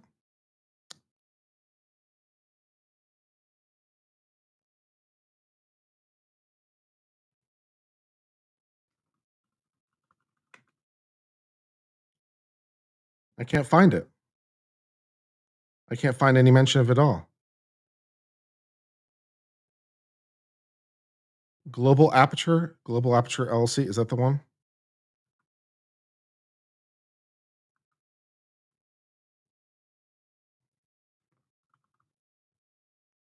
They locked it down, but if they have an account, I can still tag them even if they lock down their account, right? It doesn't exist. They deleted the account completely. They deleted their Twitter.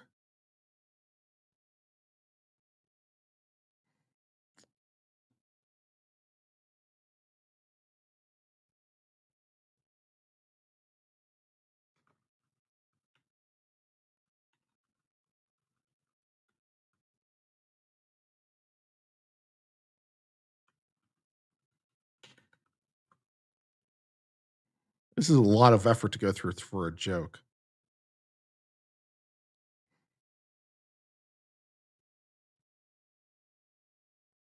All right. While you guys are figuring that out, I'm going to set up the stream for tomorrow.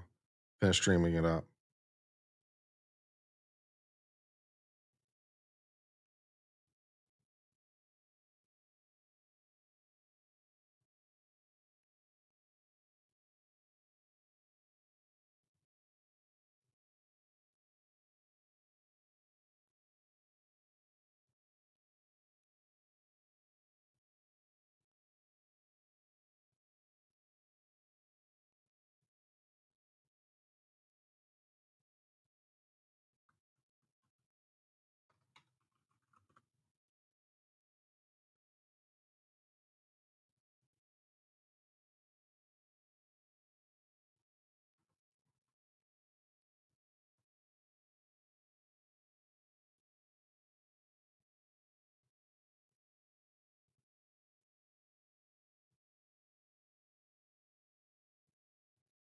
No, can't find it. All right.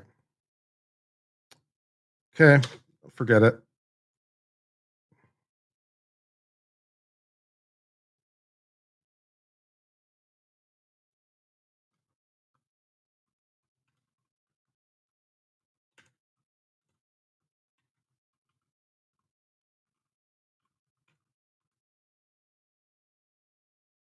FKR, hashtag free Karen Reed.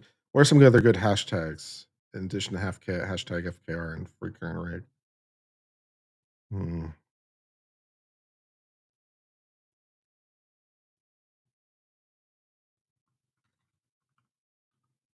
Karen Reed.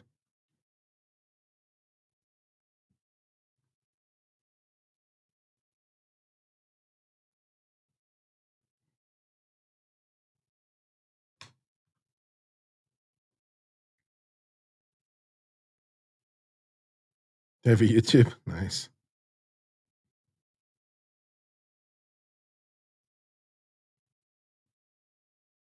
All right, let's tweet that one.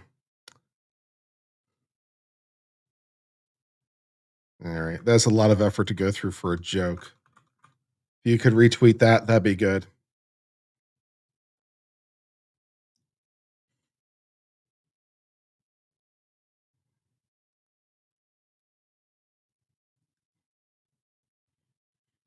All right, guys, I'm going to go ahead and sign off.